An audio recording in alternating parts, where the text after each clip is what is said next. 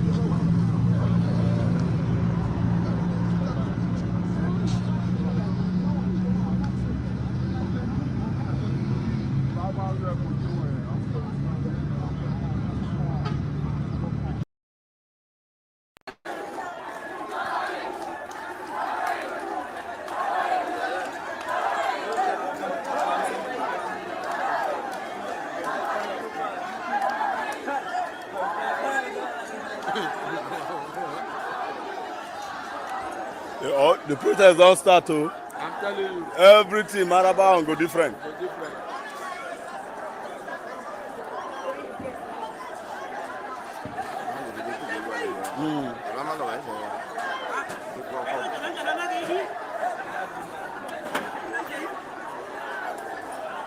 Let go be this man now. Let this man stay one place now. Waiting for other security. You know one thing? If you hear their language, you are not be able to any level. If another person now, we know they hear, they for not be that.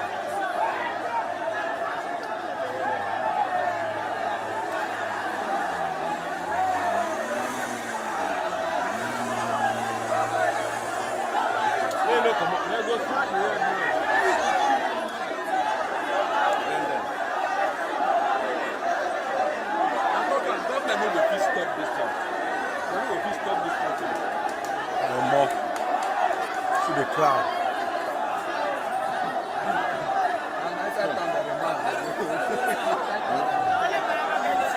Police where they that place, I don't know they keep all around the Abuja population. Whether police and Moko Junction, where they here, you know they see people. Whether Moko Junction on the top, and they see people here. As in population of police go that junction on Moko Junction, and they see maybe they know how they cross. Police also are guiding them. Police are with them. Yes, yes. Look at yes, yes.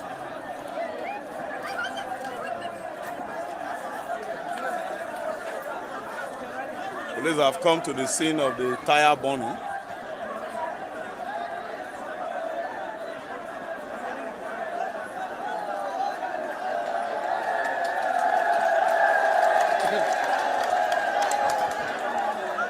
This is the only thing they can do.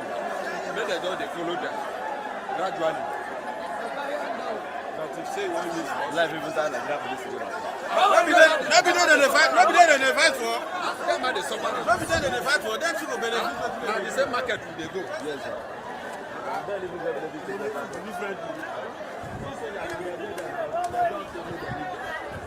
Soldiers coming. Now that's the tire burning. Yes, any other one I want to.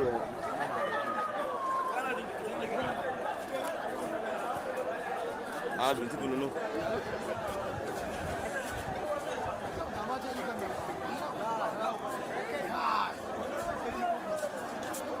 Police have cleared the tires.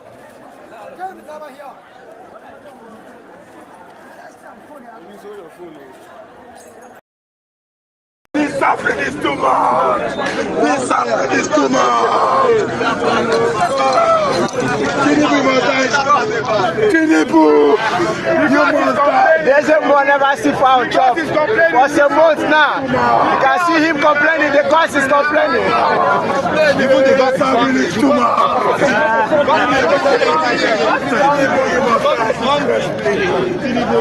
You can see even the native doctor never see food now chop. May the pastors come and join this protest. The imam, all of you.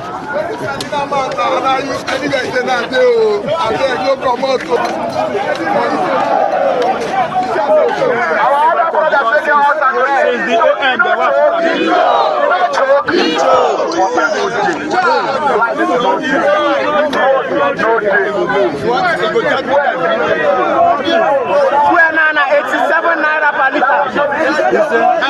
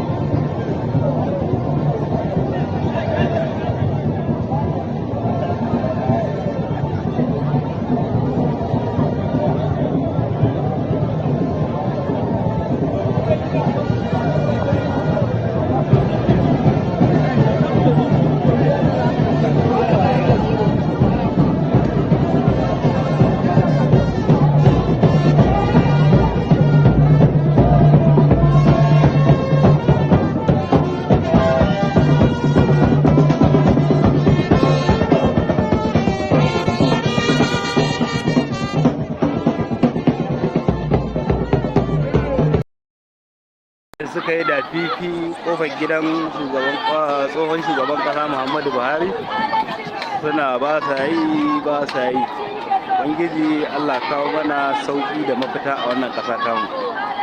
Mutane ne ga sunan sun cacirindo a kofar gidan Buhari, kofar gidan mai girma shugaban kasa Muhammadu Buhari. Mutane nan 'yan daura sun yi da fifi, an kashe hanyoyi da ke fitowa daga mai aduwa zuwa daura da sauran wurare baki da. Wannan daura ce ake fama da wannan iftila'i na tsadar rayuwa. Ubangiji Allah kawo mana sauki wannan musiba da muke ciki. Mutane nan suna ta yi nan gidan Buhari ne, ko gidan Buhari ne nan muke ga mutanen nan ake ta wannan musiba. Allah kawo sauki. Yanzu haka nan ana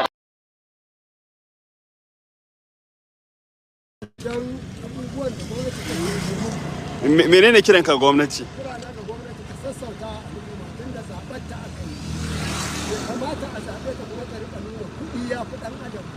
To Allah ya ba mu fita. Na gode ba.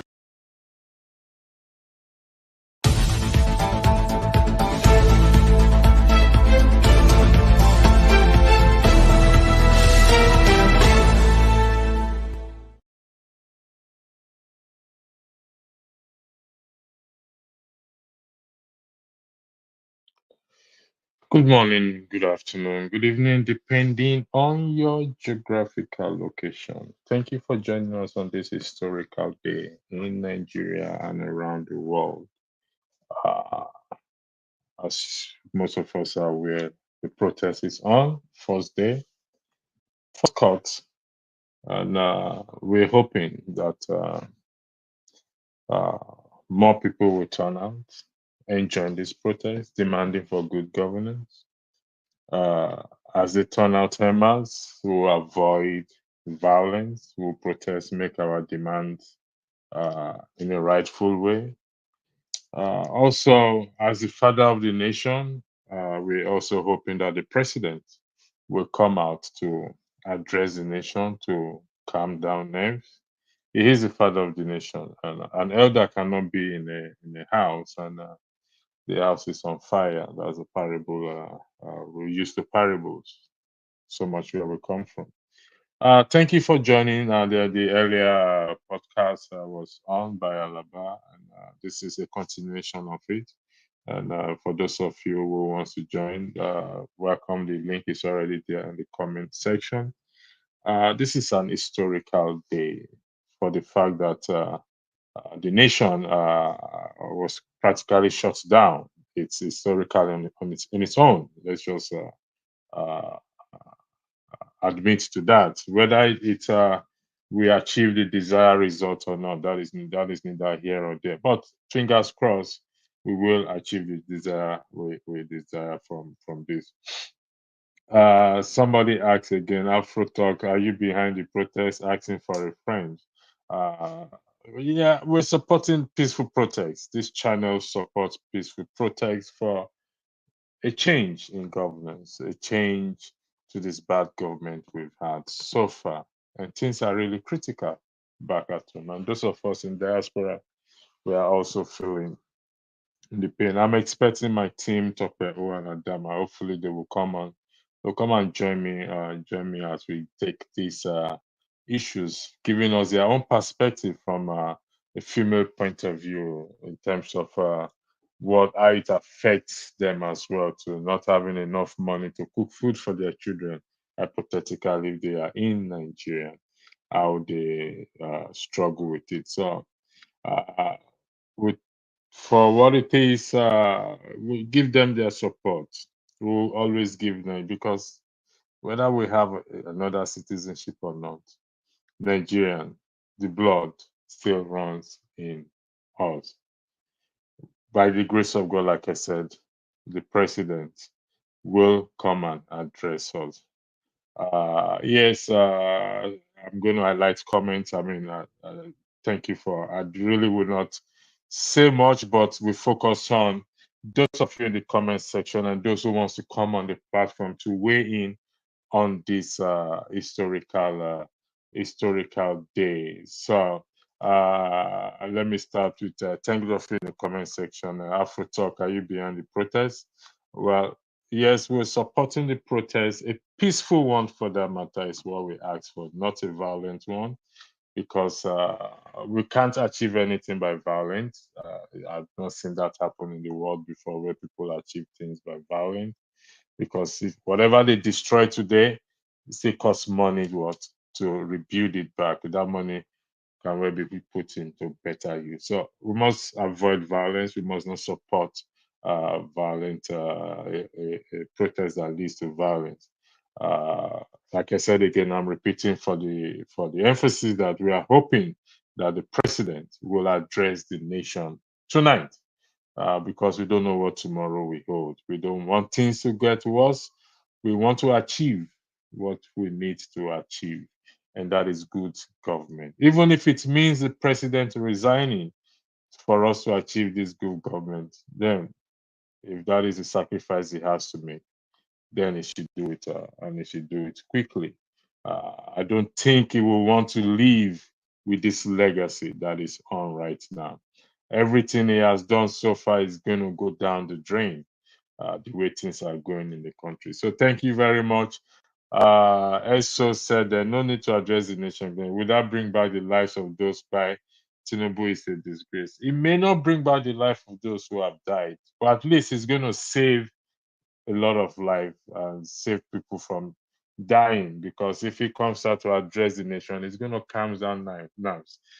The words of the president are powerful, regardless of whether we agree with him or we support him. It's what there was a president. Where the words of a king is, there is power, authority. So I think it would be better if he comes out to address the nation, so that nerves should be calmed down. Besides addressing the nation, it should now start to look at how to fix the nation, because really truly things have not worked. It's not going on well. Petrol price per liter now is it's very high, and 40,000 cannot even buy my son is necessary toiletries, and so I have to fix my own end here as well.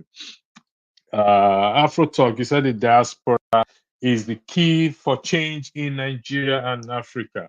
Please, how is that, please? This is a very nice point you raised, to be highly appreciated if you can shed more light on that, or the point. What we need to do, we in diaspora, what we need to do to support those on the ground there, what we need to do to bring this change. It needs to change. I was taking a study recently on why are we not getting to this place that we have? Why are we not changing the trajectory of things? Why do we keep regressing instead of progressing. And I said this as to myself, God, it seems we are our own enemies doing ourselves, because if we want to fix this thing, we will fix it. Afro Talk HQ, please help us by telling us what we need to do. We take your comments seriously. This is a somber mode, a time where we support uh, our fellow Nigerian friends and family back at home. Not a time for us to fight at each other, not a time for us to curse each other, not a time for us to say you're my friend or not. We are all in the same boat. We ain't going to leave this boat. Nobody is going to jump ship. We're going to stay in this boat together. We go down, I go down, you go down, you go down, I go down. That's what's going to happen in this regard. Thank you again, Afro Talk. I'm waiting for you. Electricity, you do not support the protest. You are asking them to go through the Senate if they want change. Yes, I stand on that. And that is just the truth. And the protest comes in different form. Choke. Like I said, this podcast is a peaceful one. So I will try my best to explain things to you. Yes, they can protest to the Senate, even though they've all run away. They're nowhere to be found. They shut down shop. So if the protests change direction, and we get to know where they are, the citizens get to know where they are in our constituency, and we go and meet them, then it will have a great effect. Right now, I don't know much because I've not watched it. I was at work, and when I came back, I had a few meetings, and the video, I don't know if where they've been to, which government officials have addressed them so far. So yes, I stand by what I said, that our Senate, it's where our lawmakers, that is where we are. But they know, and they run. If they do not know, if they don't agree with me, they would have stayed. If our lawmakers are not the problem, they would have stayed. Trust me on that one. So we can change the trajectory of things. We Nigerians, like what Fafu Talk says, say we in diaspora holds the key, or I don't know. Let me see. Let me be sure that I'm quoting him right. He said that the diaspora is key for change in Nigeria and Africa, and I agree with him to a large extent that the diasporas are key to Africa for a change. So I am hoping that the president will come out to address the nation and calm nerves down, because we still have 9 days to go to this protest. We still have 9 days to go to this protest, and we don't want it to get bad. So if the president can come out and address the nation so that the nation can have peace. I heard few people have been killed so far, have died, not yet verified. We're still waiting for people to verify that. We don't want more people to die. Enough people have died already, so we don't want people to die. So if the president, being the father of the nation, will take it upon himself to come out and address the nation to calm nerves down. This protest is planned for 10 days. 10 days of suffering. Now, shops have been closed, no petrol stations, no food anywhere. This is a country blessed with natural resources, and yet we cannot afford these things. And I don't think that is fair in the sense of where we are right now. Where we are right now, we need to fix things properly as far as we are concerned. So, yes, that is my position. Thank you very much for joining again. At Makenel, in my opinion, people like us cannot make any meaningful change. The rot is deep. The best is to talk. Well, McNally, I would disagree with you, which is within my right, to say that even though it's your opinion, to say that we cannot make a meaningful change. The only thing that does not change is change itself. Every other thing is subject to change. Every other thing is subject to change. The only thing that remains constant is change itself. So that I would disagree with you, which is my own position, and I believe you will agree with me. Good evening to you, Martinelli. At Moses Mostly, so yeah, you said Tinubu's address to Nigerians cannot change anything now. He has repeatedly made many blunders already. Be patient, and nothing is working. I think there's a phrase that says that the patient dog eats the fattest bone. Is that not the case? So patience has its own way of fixing things. But I agree with you. I think Nigerians have been patient enough, and I think it's time for a change. The president will address the nation. I'm speaking this. I've not had any word from anybody. I'm speaking this on my own authority, not on the authority of anybody. That the president will address the nation. He cannot have such a legacy in his name. I believe he cares a lot, and I believe that he wouldn't want things to go bad. So he should be able to come out and address the nation, and he will. I'm holding my breath on that. That's for sure. Thank you again, Magnelli. COP27 might be the same situation. INEC is full of Jagaban, bag men and women. Well, there's still time to that. We will change it. Moses Oyeboye said Tinubu is not the president of Nigeria. He's an imposter. This is why things are not working. Well, whichever way you see it, imposter or not, he is the president. His name is there as the president of the Federal Republic of Nigeria. Maybe he will do the right thing and step down because really things are not working. That is why people are really protesting out there.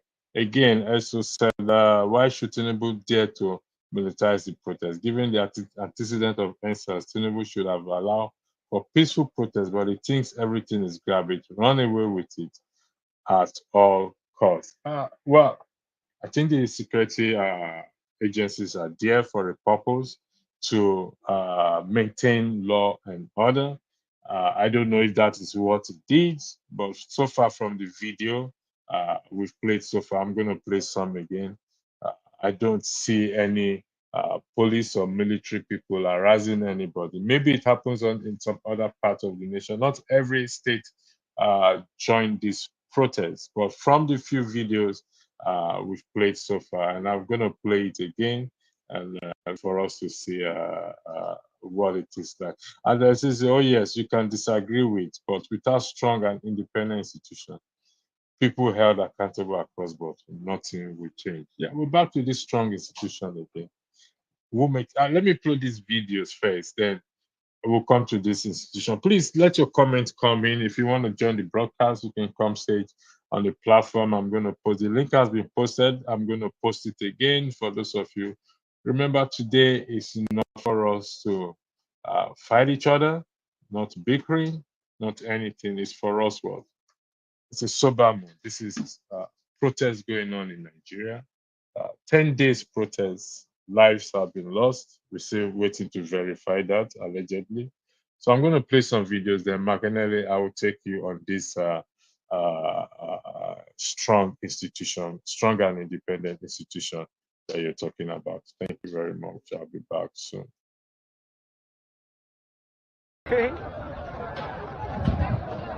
Hello. Aje a ce min kuje guda.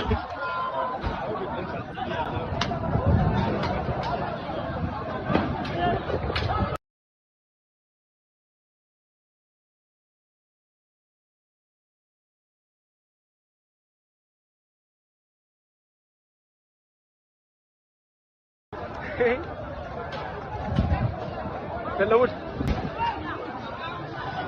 Aje a ce min kuje guda.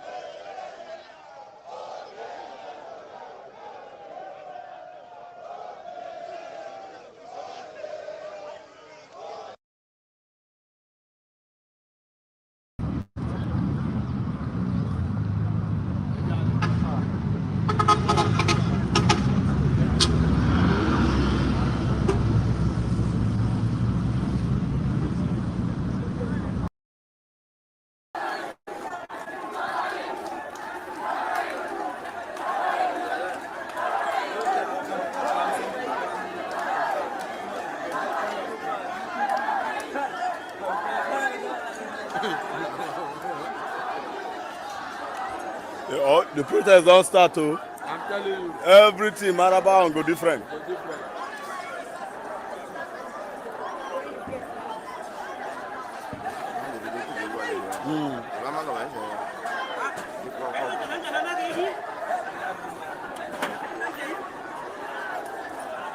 Let go be this man now. Let this man stay one place. Now whether the other has security. You know one thing? If you hear their language, you will not be able to any level. If another person now, we know they hear, they forget to be that.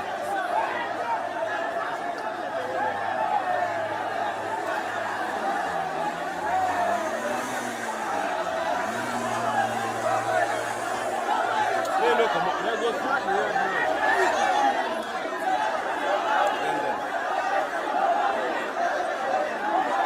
Government no go fit stop this thing.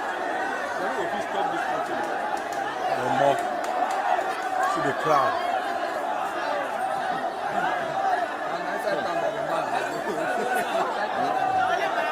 The position of police where they that place, I know some of them fit call about the Abuja operation. Whether police Mopo Junction, where they here, you know they see people. Whether Mopo Junction on the top, you know they see people here. As in population of police go that junction on Mopo Junction, and they see maybe they know about the cross. Police also are guiding them. For that place, and see them cross. Police are with them. Yes, yes. Those are yes.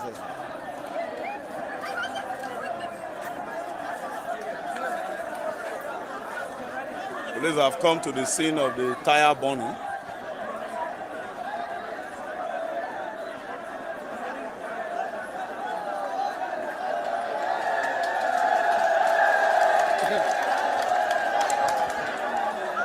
This is the only thing they can do. Make them just they follow them gradually. But if say one use Life people start like that police station. Let me know they fight for. That man they suffer. Let me know they fight for. Them two go benefit. Now the same market will they go. Yes, sir.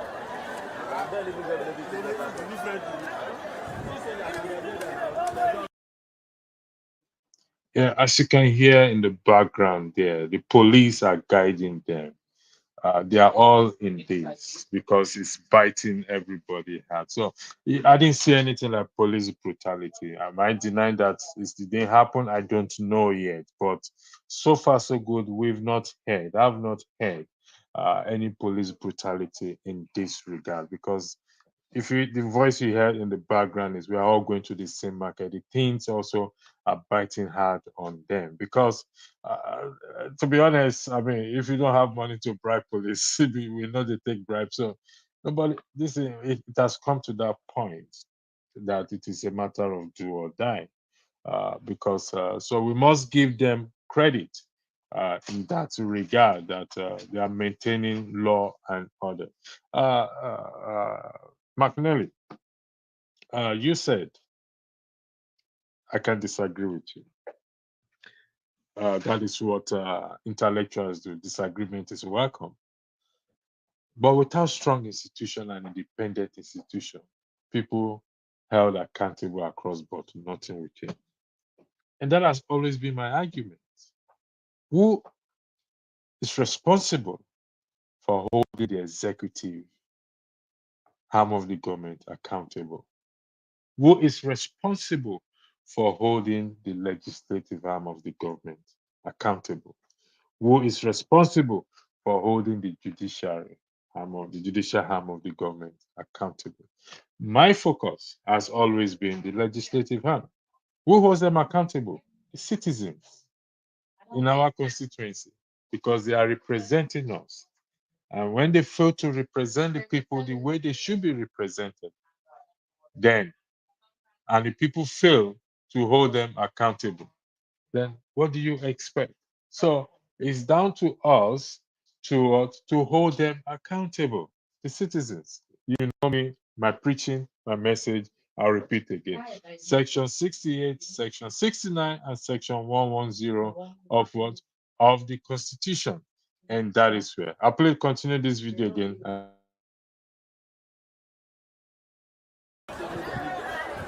Soldiers coming. Now just the tire burning. Yes, any other thing what I want to do.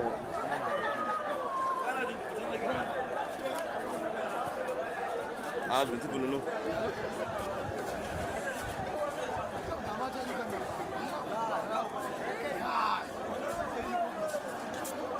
Police have cleared the tires.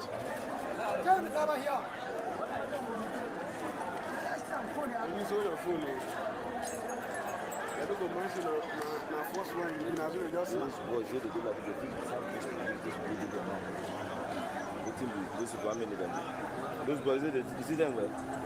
They're not fear anything. They are ready to die. Hello? How many people will feed you? Wait. How far now? 10 to 15 people. Yourself, your body will not tell you. I haven't noticed that from Maraba here. Everywhere they block. They protest seriously. Blocking issues.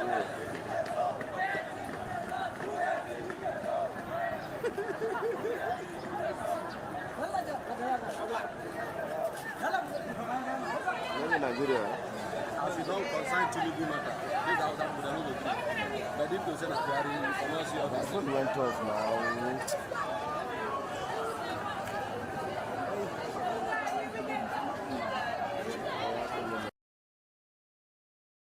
This suffering is too much.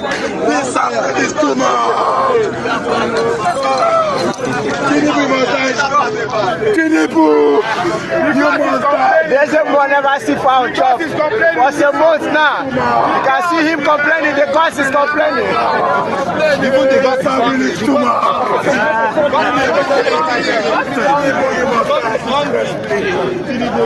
You can see even the native doctor never see food now chop.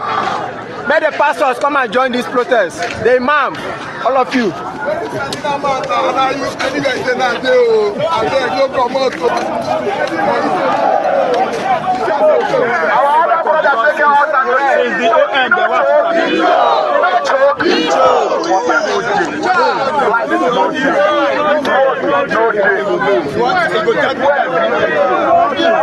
Fuel nana 87 naira per liter.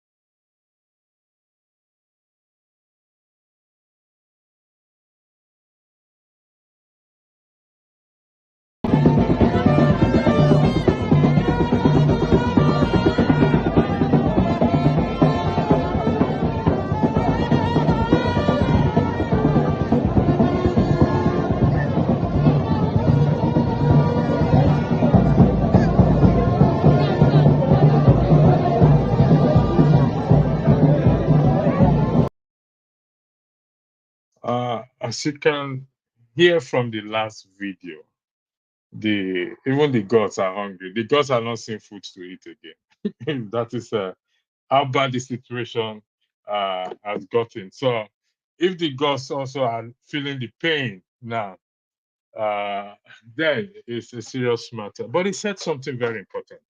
And even though it come across as a joke or humor, it's said the pastors and the imams should also join in this protest. And so far, so good. I've not heard any one of them. I've not seen anyone, heard or seen anyone. I am here as the pastor covering this protest, encouraging it, peaceful protest. And I hope others also will ask their members to come and join this protest. You see, when we give way or we don't want to participate in, encourage and participate in good governance, know how it's going to affect every one of us. The matter as it is right now, Nigeria has happened to everybody, regardless of, irrespective of who you are. So encourage your members to join this protest. It's one thing to pray, it's another thing to act. Even the Bible says faith without works is dead. So we can't base everything on prayer. Encourage your members. Tell them this is all about us. We need to support one another.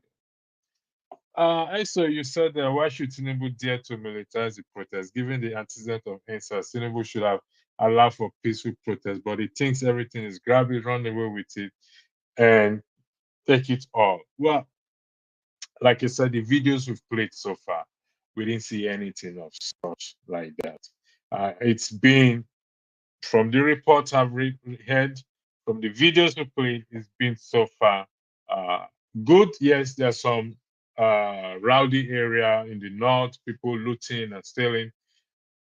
It's expected in protest. It shouldn't be, but it comes with it. However, we cannot deny the fact that people are suffering, they're bitter, they're angry. Let's take our fight to what? To the right channel, which is what we are doing. Uh, which is what we are doing here right now. Uh, Thank you very much for those of you who are joining us. Niger, Niga, you call your name, please. If you want to come on, please kindly turn on your camera, and I will bring you on to come and weigh into this issue. So, Macanelli, again, you said, yes, you can disagree. Okay, I think I've taken this before, and I've already weighed in on it. Ojebeke said instead of Tinubu to step down, it is best for him for Nigeria to go. Well, I share your sentiment. I won't call it sentiment. I share your view. I think the best thing for him to do is address the nation and step down and form a unity government or an interim government, whichever name they want to give it, among men of integrity, men who can. I mean, if he needs to bring all the political party together, Kwakwanso, Peter Obi, Shore, I hope Shore will humble himself and join himself, because you can't sit on the fence and be drumming all the time where people are down there doing it. So the world does not revolve around him, and I hope he understands that. That is my own opinion in regards to this. Thank you very much again for joining this wonderful historical day here. Moses, I heard from an online broker that 22 states are already involved in the process. So that's a good thing. If 22 states are involved in the protest, that is a good thing. We don't expect everyone to be, but if it is true, thank you for that, Moses Oyebobe Williams. If it's true, 22 states involved in this protest, then it is a wonderful thing.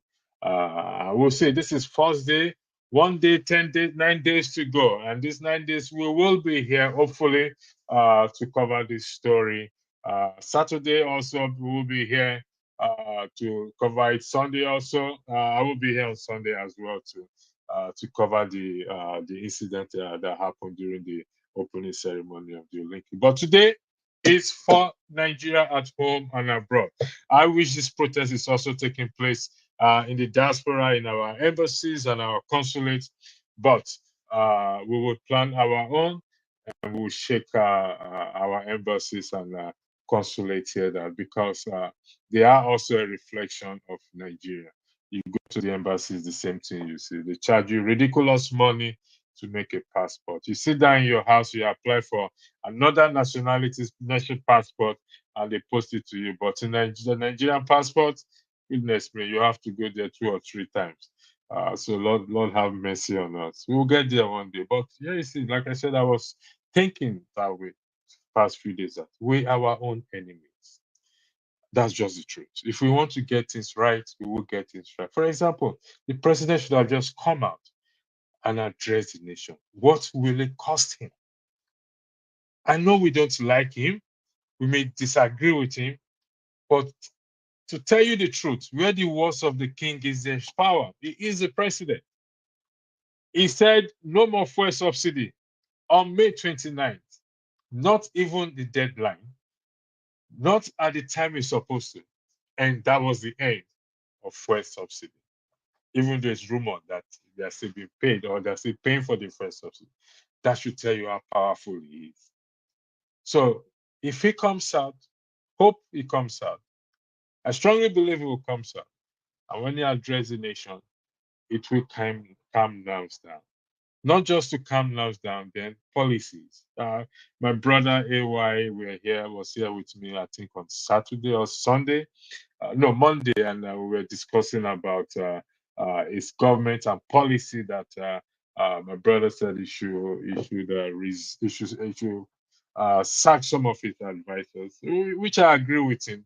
But for crying out loud, if the head is rotten, you don't need. It's not just about the tail. You have to start from that very top. So he should resign, and hopefully he will do the right thing. Because sometimes, like I keep telling people, sometimes when you walk away from a situation, it helps a lot. Uh, let me say this. In honor of Onyeka Owelu, who passed away, I think 2 days ago or yesterday. We all know her. She's a great musician, actress. Some of her songs inspires us. But she's gone. As popular as she is, she's gone. So sometimes we just have to think about this thing that life is I wrote life is we know that life is a stage and it's not forever. It doesn't last forever. And because it doesn't last forever, then we all have to what? We all have to sit down and think twice. Because if the president ever think he's going to be there forever, he knows very well that he's not going to be there forever. And I hope he will do the right thing. I'm looking for a quote. I hope he will do the right thing. And one, first of all, address the nation. Two, step down. And three, form a unity government or a transition government made up of men with integrity, men with honor, men that people can vouch for and turn the nation around. That is what we need him to do. It's not easy doing the right thing. But when you and I choose to do the right thing, it's a legacy that we will leave behind for generations to come. And those who have left legacy behind, good one. There's good, there's bad. Talking about good legacy. We talk about them today. Even the bad ones, we talk about them today, but not in that light. We talk about Hitler today, so but not in a good light. So thank you again, Moses, for that information. Please kindly send in your comment. For those of you who are in Nigeria, exception will be made for you if you want to come on the broadcast. You don't have to turn on your camera. But for those of you in diaspora joining us, you must have your camera turned on. Those of you in Nigeria, you want to send us videos, the email there that's shown on the screen there, you can send your videos to that email, which is rudolphokonko@aol.com.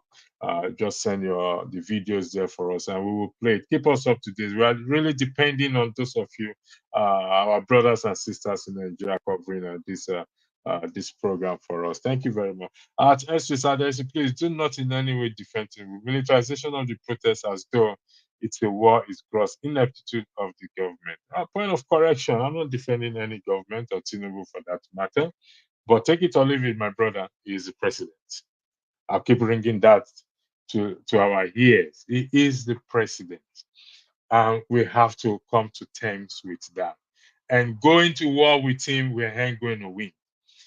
It's all about conflict management and what speaking to his conscience. It's human being. Trust me, when I say it's human being, it is human being, and he has conscience. And hopefully, all we need to do is to speak what to his conscience, the way we speak to each other's conscience. Because if we go to war with him, where will he get to? Where has this administration gotten us today?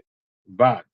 And we know at this point, all we need to do is what? To speak to his conscience and for his conscience to kick in and start to do things right. Can he turn things around? Yes, he can if he wants to. The chances are slim, but we still have to give that benefit of doubt. Even Judas Iscariot at the point His conscience pricked him, but he couldn't apply it very well. He went to commit suicide. So, as it is, every human being has conscience. There's nobody that doesn't have conscience. Don't let anybody deceive you, my brother or my sister. Every human being has conscience, and something pricks that conscience. So, I'm not defending him. It's not in my place to defend him, but it's in my place to tell you that he is the president and he is the one that needs to do something. So that is where we are today. Thank you again for your comments. It's highly appreciated.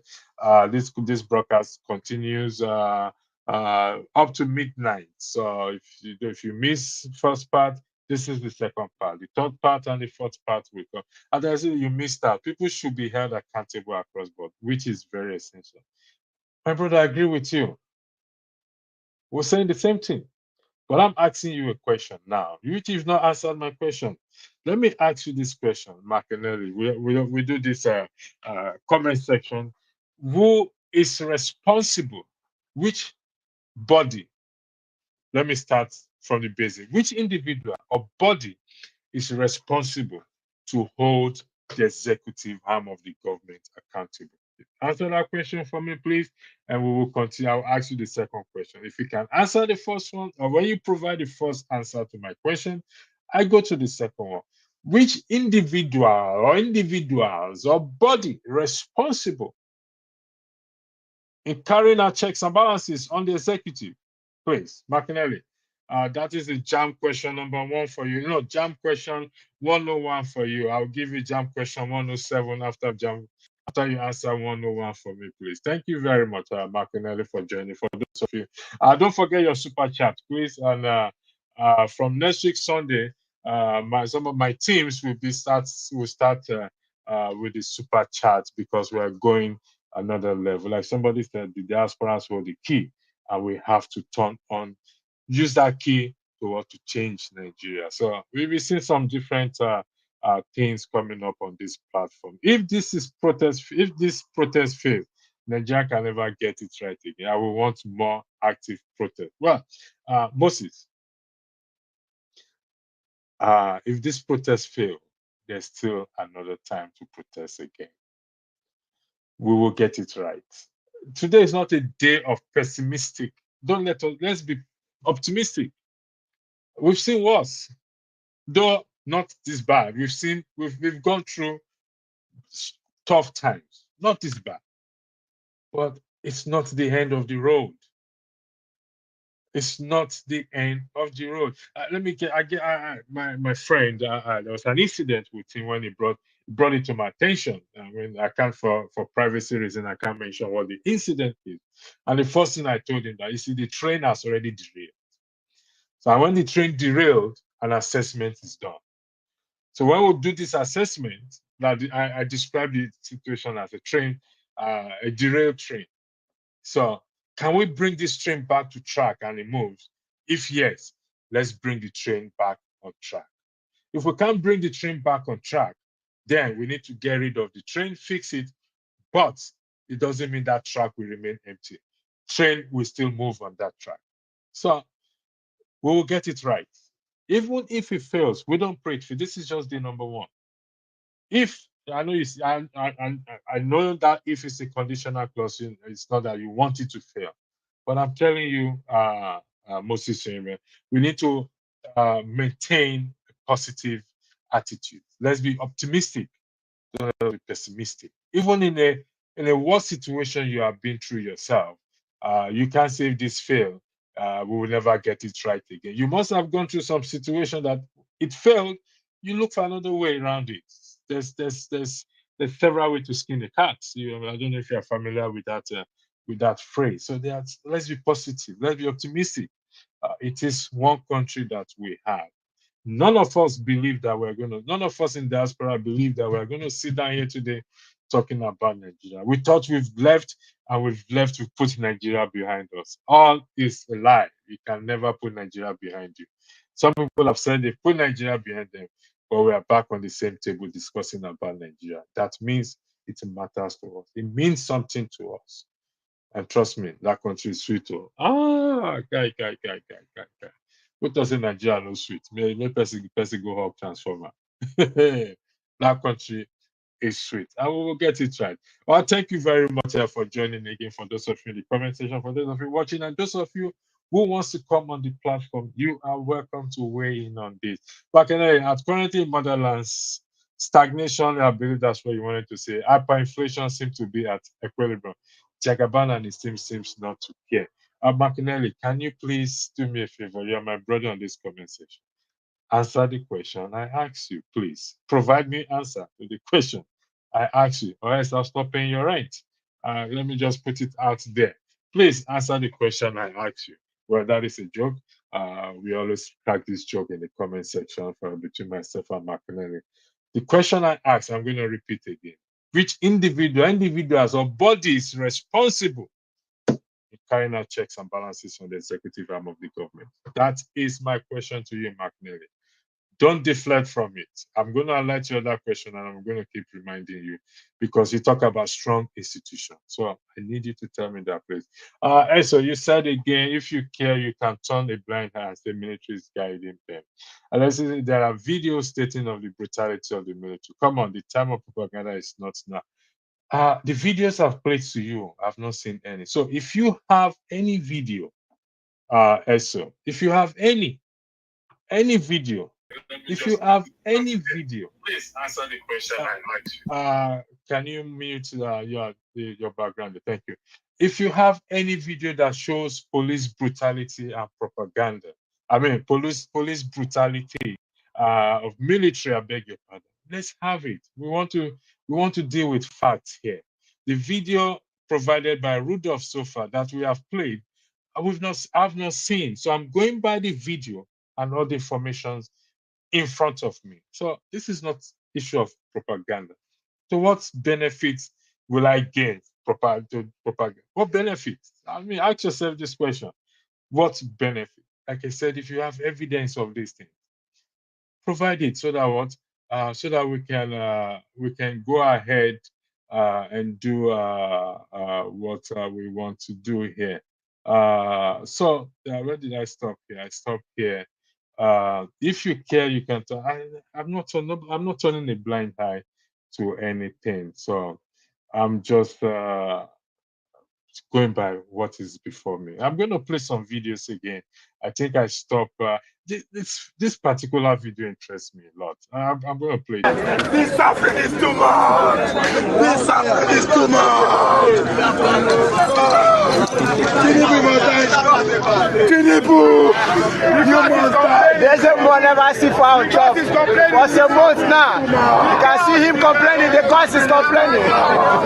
Even the God suffering is too much.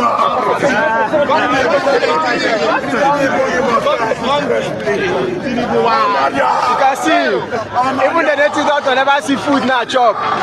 May the pastors come and join this protest. The imam, all of you. Our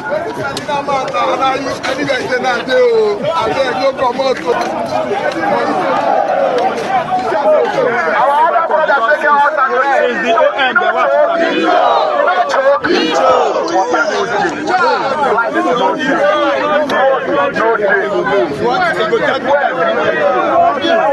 we are now 87 naira per liter.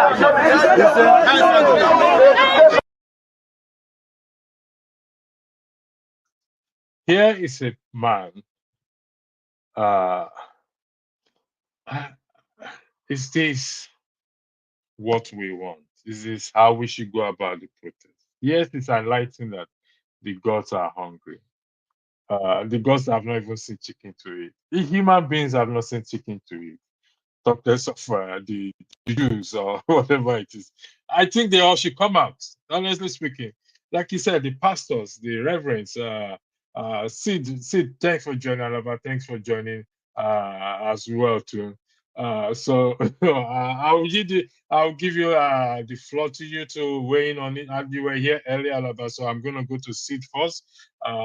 You moderated earlier, so you have more insight in things than Sid. Sid, the floor is yours. Thank you very much. Yeah, no worries. Thanks, Electricity, and good day, everyone, and everyone watching. I think it's a good thing that people have come out in different parts of the country to express their self. Uh, but the big question is it going to gather momentum where the pendulum shift? The president seems to have put across his machinery of propaganda across trying to win the gatekeepers and to see whether he can stem the tide of the protests till today. But the truth remains that the protests, due to the way the president has put all the roadblocks, has created a fear, because that's the strategy that was used, creating fear, propaganda that is going to be violent, it's going to be this, and trying to make it as if people should not go out to protest. But if you notice in all this, the president has been very silent because he is a silent operator. He doesn't like to showcase himself until what he has determined is done. Then you see him come out. So if you're expecting President Tinubu to come out and address you, he will never do that. He never did that for the elections. He tells you that he gives people to talk for him. He has his stooges all around doing whatever he wants to say. All he wants at the end of the day is to get his desired result.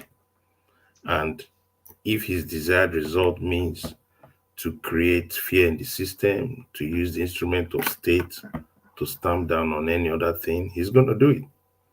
And would scream, shout, talk, do all what we can do today. He's not going to budge. He has instrument of state. He has the imams, the pastors, the traditional rulers. He has them with him. He has the police, the army. They've been threatening Nigerians. Don't show up if you do this.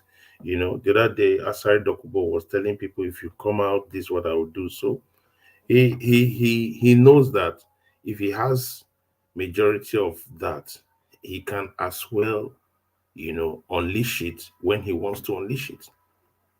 So he has put a lot of fear in the environment.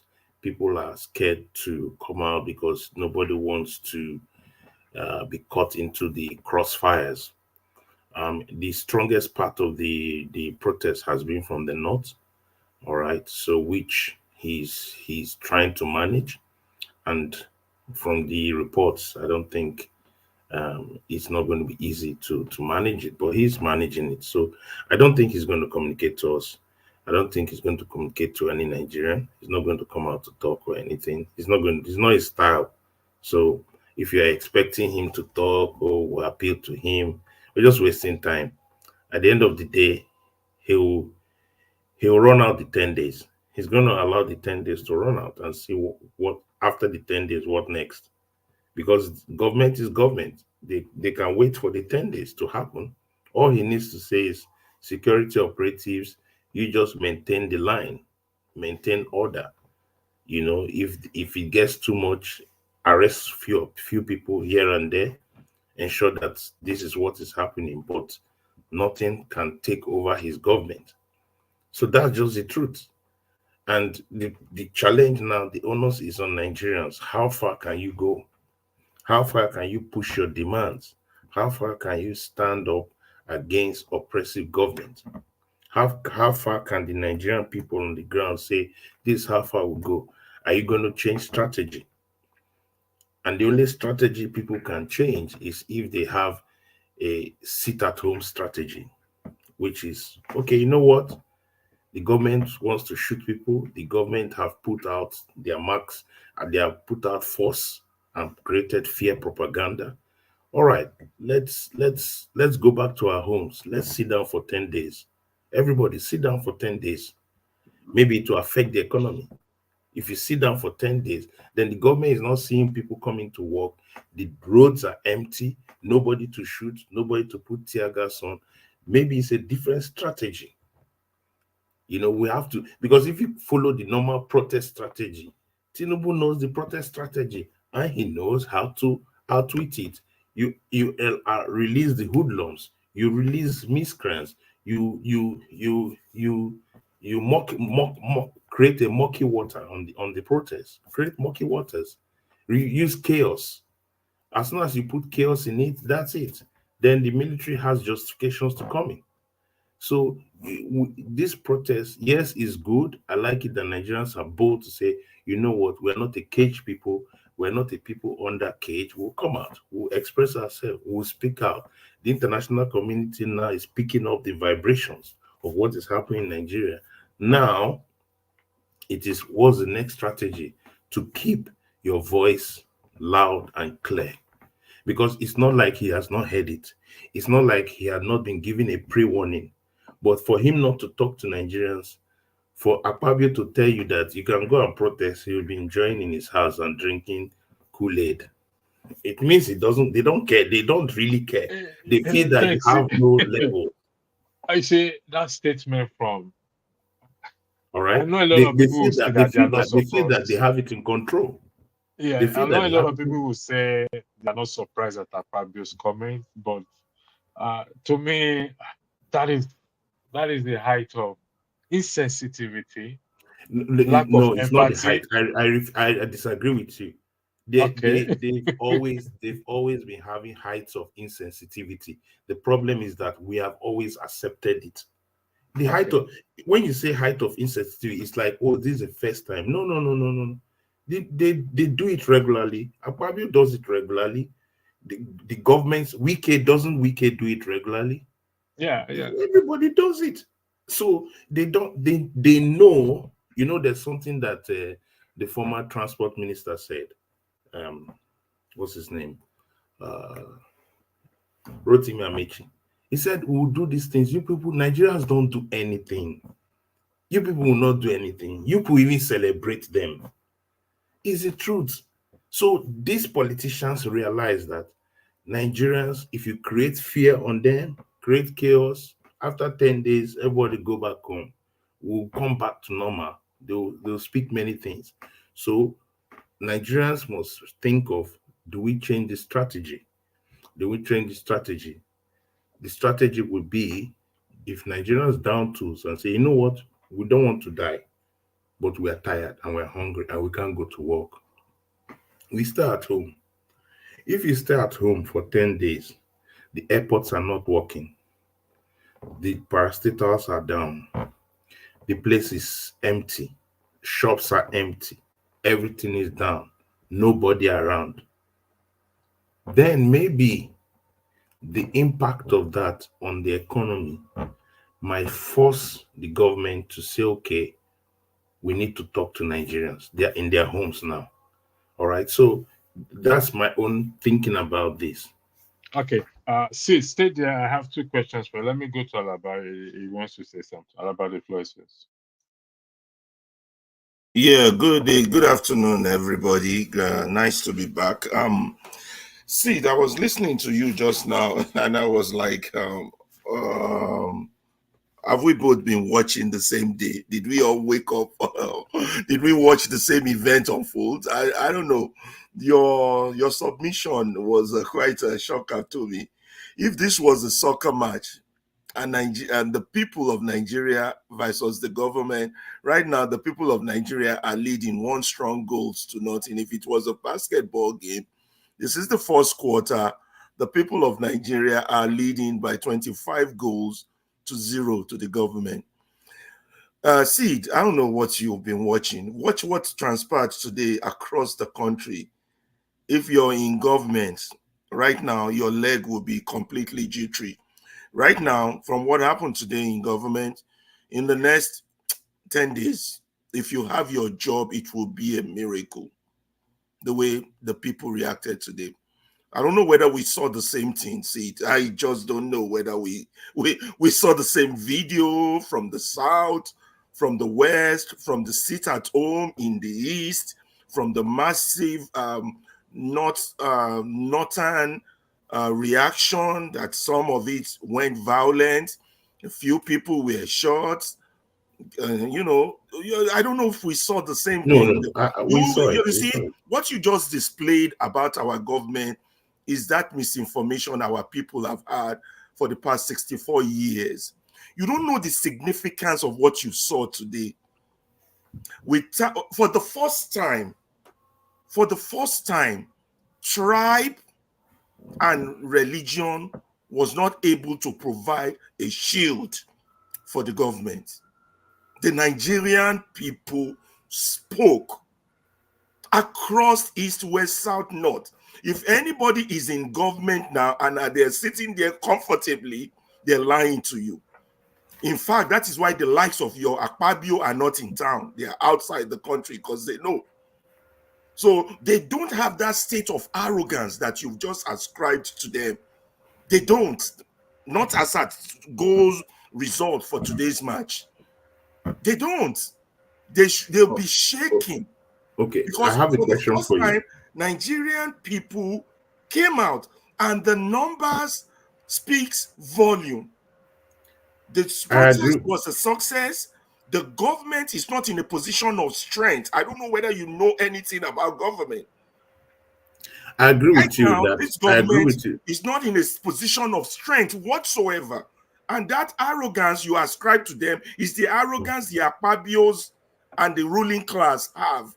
And right now, they're coming to terms with reality, and political realignment is internally taking place, whether you agree or not.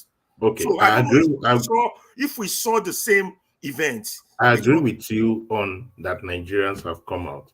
I also agree with you that Nigerians have spoken and have been speaking before today. They've not been speaking before today. Wait. Let's not mix. Let us not mix. Let us not they've mix. Been speaking and they came out to mix speak things. Wait. Look, electricity is there. Electricity, main matter in life is the process of recall. You know why electricity's I know electricity. Let me land. Okay. You know why electricity's main mission cannot work? Because Nigerians do not have the office of the citizenry. Today, by virtue of miracle or something, whatever happens, they showed that. And don't think that is going to go back into the shell. It's going to be more emboldened. So I don't know what political analysis you saw to give that submission. You just gave a submission of a typical Nigerian big man. We are still in charge. That's a delusional submission on the part of the political elite. Hold on. Everything is about perceptions. Now, first of all, I agree with you, Nigerians have spoken. I agree with you, Nigerians have spoken loudly to the government. The question is, has the government heard it? Has the government heard it? Listen, wait. Whether let me land so that or they know here is to their own detriment. Okay. It doesn't matter. But right now, people are taking back their own destiny, and they are letting them know loud and clear it belongs to us. Now, you don't even know if the protest will get what right now is good governance. Tomorrow, it might be Tinubu must go. The next day after, it might be everything must go. You already don't know what level. Already in some parts, they have already said Tinubu must go. A lot of people who were cowed in by military display today because of the success will be emboldened by tomorrow. You have to understand political dynamics. Good. So what I'm asking you, Ferreira, is this. Also, remember that the government too is playing their game. They're also playing the watching game. They're running out of options. That's what I'm telling you. The government is running. Look, those who make peaceful change impossible will make a violent one inevitable. Do you understand the word inevitable? The people are on a train of inevitable right now. The country is on the inevitable train. You got to understand that. The government has played its own card of impossible. So guess who's that's why I used football analogy for you. Who's leading in the game? We're halftime. The people are leading. Leading in the game does not mean that you win the game. All right, so Okay, that's we where don't you have to agree to disagree on that. Make no, your no, no, no. submission. I did not disagree with everything you said. I've heard what you said. I align with what you said, but I'm just trying to let you know that most of the time, most often, the reason if it was a government, if it was a government that is listening, if it was a government that thinks on its feet, they should have started re-engaging with the Nigerian people. But it's a government that does not care. And Because Napoleon would happen to them. They will meet wait, their Waterloo. It's not even that's up for debate. They yes, will I'm not meet saying that. their I'm not saying Waterloo. that. You know what? I'm just Napoleon trying to. meeting his Waterloo. I'm not arguing with you on told that. you the key word, English word. It's a game of inevitable. They are on the train of inevitable right now. I'm not arguing with that. Impossible game. What I'm trying to say is this: that at the end of the day, government will still want to push the envelope. Let them. Knowing Let fully them, well that with the unity of hunger. Electricity has always been, me and him don't agree politically, but it's always been pushing one point. What is the Nigerian common purpose? Seed, they found it. Hunger. yes. I'm not agreeing that they have not found it. I'm not arguing that not found hunger it. has united us. I'm just Where letting tribe you know and that religion cannot break us. I'm just trying to say that. Are we sure that the government of Tinubu will succumb to the demand at this stage, of it people doesn't matter as long as the people remain strong. Without instruments of force, which will create fear, and the people will be pushed back. When it gets to some stage, Tinubu those is are not the scared as to I'm do telling that. you, they are making political realignment, whether you believe me or not. There might not be force, but with the strength the people have showed today, believe it or not, there is political realignment going on in that country.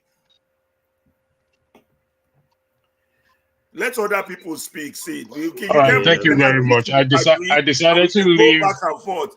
I decided to leave the argument. We're engaging. No. I'm moderator. I decided to leave the argument to flow. I'll come to you, Alaba. I'll ask you a few questions. I'll ask you a few questions, but let me give Ejiro the floor first, please. For those of you backstage, except you joining from Nigeria, can you indicate in the comment section? If not, you just have to have your camera on, please. KJ, I know you're trying to join. Your show is starting next after mine, so just a reminder to you not to delay, please. Thank you, KJ. Okay. I know you are listening to. Go ahead, Ejiro, the first. Thank you very, very much for this wonderful opportunity. You see, for me, let me start from where the last speaker stopped. If you look at the response of the government so far, the build up to this protest that is happening today in Nigeria, you would say that the government, I'm not sure there has been any government in the history of Nigeria that has been this jittery when it came to this issue of protest. First, they used tribal sentiment. Initially, they tried to pinpoint the protest on Peter Obi, the leader of the Labour Party opposition, and then overnight, these people went ahead to secure a so-called court order, restricting people to trying to confine people to a particular space where they can protest. And the question is, where in the world does that happen? And this further also show how irresponsible the judiciary has become in Nigeria, and how I'm looking for a word to qualify the bunch of judges we have in Nigeria today. How jobless, how seemingly jobless judges have become in Nigeria. Because ordinarily, when you're approached with such, a kind of a matter to say restrict people to a particular location, are we talking about rally? In Western countries where we are, don't people protest? Don't people go on the streets? Will Nigeria be the first? You know, and then you have overnight some funny order from the court saying people should protest inside the national stadium in Abuja. Then is that how it is done? That shows you how irresponsible, how jittery, how scared the government has become, because they know that they have messed up pretty much, and they do not know what can become of this protest. And we can already see this is day one, and you have so many people already coming out. I think the government should have an introspection, especially the president himself. You know, have an introspection and ask, what exactly is the issue? People are talking about subsidy. You claim you've removed subsidy. At the end of the day, it is discovered that you still pay some money. I mean, look at the whole mess. Who is deceiving who? I understand why Said may be a little bit, pessimistic. Of course, it has always been that way. But I think if you look at the way things are going now, if they are not careful, things will get out of control. And whatever happens, the Tinubu government should be held responsible, because it's sad when you look at what is going. For the first time, people are protesting. Not those days we used to think protest is about infrastructure, good roads, and all. We are talking about the very basics. Food. People are protesting out of hunger. I mean, it is that bad. It is that bad. No responsible government should even be able to come out and say they are in power. They are trying to do one or two things when your people cannot feed. It is that bad. I mean, where does it happen? Why? How did we even get here? That's a question we keep asking ourselves. How did we get here? I think we all would take responsibility for that. Okay, hold on one second, Alaba, please. Madam Gladys, thank you for the show coming in. Let me take Madam Gladys first. Madam Gladys, the floor is yours. Thank you for joining us. Give us your take on the current issue that we are talking about. Electricity, you might want to ask her if this is our first time, so we can welcome our family. I think I will do that I'll do that. You have to unmute yourself now, please. Thank you very much.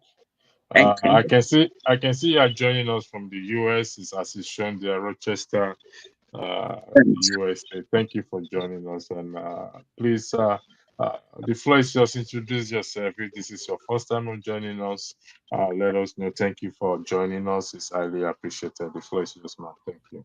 Thank you so much. I actually want to say one or two things here. The situation in the country has been long overdue, because in the past, people thought it was just a particular set of people that were actually going through these pains. And if we look at the way things are actually going now, in the past, we had actually blamed a certain part of the nation as being the people causing all the problems in the country.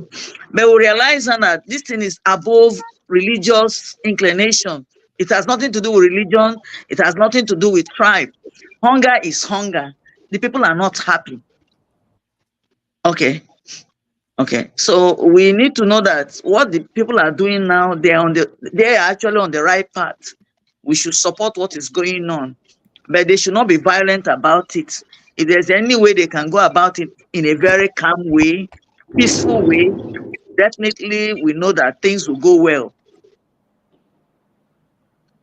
And we actually expect the government, if Tinubu can come out and address the people, it will be fine. That is my suggestion. Yes. Thank you very much, Ma. Again, thanks for joining. Is this your first time of joining us? Yes, this is my first time, but actually I've been joining online. I used to make comments and the rest of them. Okay. I hope you will join. You will come more often, because our women, we want our women to have a voice here. We are creating that room for our women because let's be honest, the women kind of feel the pinch more, particularly the ones in Nigeria, because they are the one that goes to the market and they are the one that does all the running. They know what things are like, and so we encourage you. Thank you for joining. Thank you so much. We hope you will come often and weigh in on issues, on such issues, including women issue. Again, I would like to say on behalf of the platform, thank you for joining us. I will still come back to you if you are still here. And yes, I'm going to wait. I'm enjoying the topic. That's why I said let me join, because I've not seen any woman coming out. So it is not only the men's show. The women are also feeling the pinch of what is going on. Thank you. Exactly. You see, what you said is so profound. The women are not coming out, and we want them to come out. So please, Ma, can you give a shout out to them for them to come out? Maybe when you give a shout out using a woman's voice or a mother's voice, they will come out. So the floor is back to you, please. Thank you. Thank you. Can you please give a shout out to the women to come and join us, please? Okay, yes, women should come out to join what is going on now, because the women are very supportive. They should not just be only at the background. The women can come out to talk on topical issues like this politely, to lend their voices, so that the government will know that the women are also going through the pains the men are going as well. Not just to leave all our men. We need to support our men. Thank you so much. Thank you very much, Ma. And for you women listening out there, you heard that. Don't leave it for us alone. Come and support us. We may disagree on how much we give to you a month, or as market money or feeding money or whatever it is. Some of us don't even give, but this is about the nation. This is about our children and our nation. So thank you, Ma. Again, I'll come back to you later on. Let me just go to Mr. James. Mr. James, welcome to the platform. The floor is yours. Thank you. Yeah, thank you very much. Can you hear me? Yes, you're echoing a bit, but we'll manage it. Go ahead. I'm in the classroom. I'm sorry. Just tolerate. Go ahead, Mr. James. Don't worry. Go ahead. Thank you. I want to thank Mr. Ferreira. I was following him this morning, but I was at work, so I could not join him online. He did a very good job. Over here in the Gambia, people are a little bit frightened because it's just too close to Nigeria to experience such a thing that has never happened in the Gambia before. And besides, some of them, among the educated ones, they feel that should Nigeria slide into anarchy, they will be badly affected for one reason.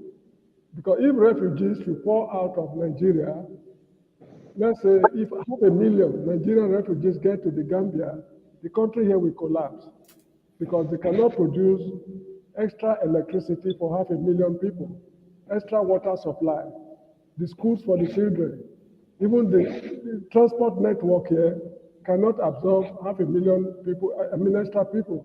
So these are things sort of frightening them when they hear what is happening in Nigeria. As for the days of rage, I remember I slightly disagreed with Ferreira on the previous program. I was talking about the notice they gave the government. It is that notice that made the organization of this protest very difficult. They gave the government a very long, what we call latitude of freedom to really prepare their resistance against the movement. If they had been taken unawares, they would not have been able to pose this resistance they are facing now. But however, William Shakespeare said, all is well that ends well. The boys, they've really demonstrated, they've done what we could not do when I was a young man.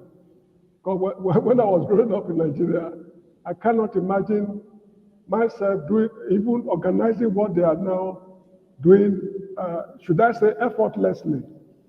Let me put it that way. Let's see how it will turn out. It's a pity that people like me who said that the protest should be called off. Ferreira will still remember, I said it should be called off. because of the notice they gave the authorities. But despite that, it was not called off. They were able to resist the reactionary moves of those in government. Because we cannot continue like this. For the past 40 years, I've been living outside Nigeria. Because of this nonsense, these boys have taken, they've taken the responsibility to put an end to the unadulterated nonsense, as I would call it. So I think they deserve a pat on the back, and more grease to their elbow. I would have called. Thank you. I would have called. I wanted to call Ferreira on the phone, but I did not have his number. Okay, I'll put it on the chat. I'll put it on the chat box. Okay. Thank you on so the much. chat, private chat. Thank you so much. Yeah, electricity. I want to attempt to answer your question. How did we get here? But before I do that, electricity, if you have a pencil, you could help me jot down this. Some things were coming to my mind as possible question for our audience. One, this protest, I'm not using the right. The protesters time. I will not be able to jot it to down. do that So anyway. I have them jotted down. But you can write it down in the private. Write it down in the private. There are quite a few. Copy and highlight it. Yeah, I would do that. Yeah. But for one, I was thinking that to take full advantage of the situation the protest is now and not letting it go to the waste, how the protesters can tie up loose ends. That's one. Two, if we argue that there's political alignment taking place, who are those doing the alignment and why?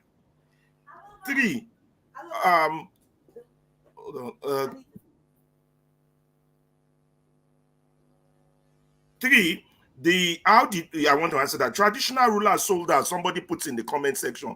It's not just traditional rulers, it's everybody. You understand? Everyone sold out.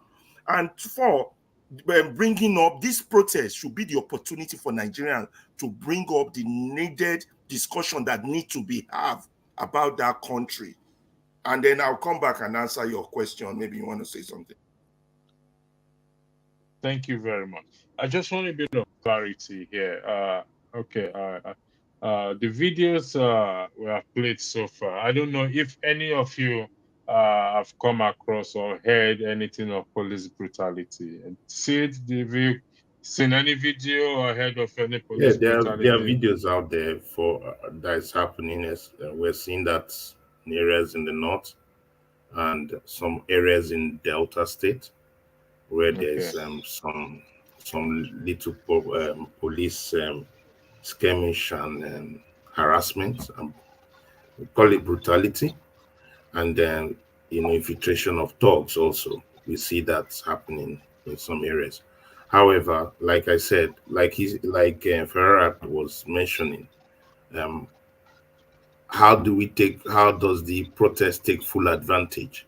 Because I want to look at it from another angle, that yes, telling the government when to protest, giving them time, is also very important, because what it did was that the international community was watching.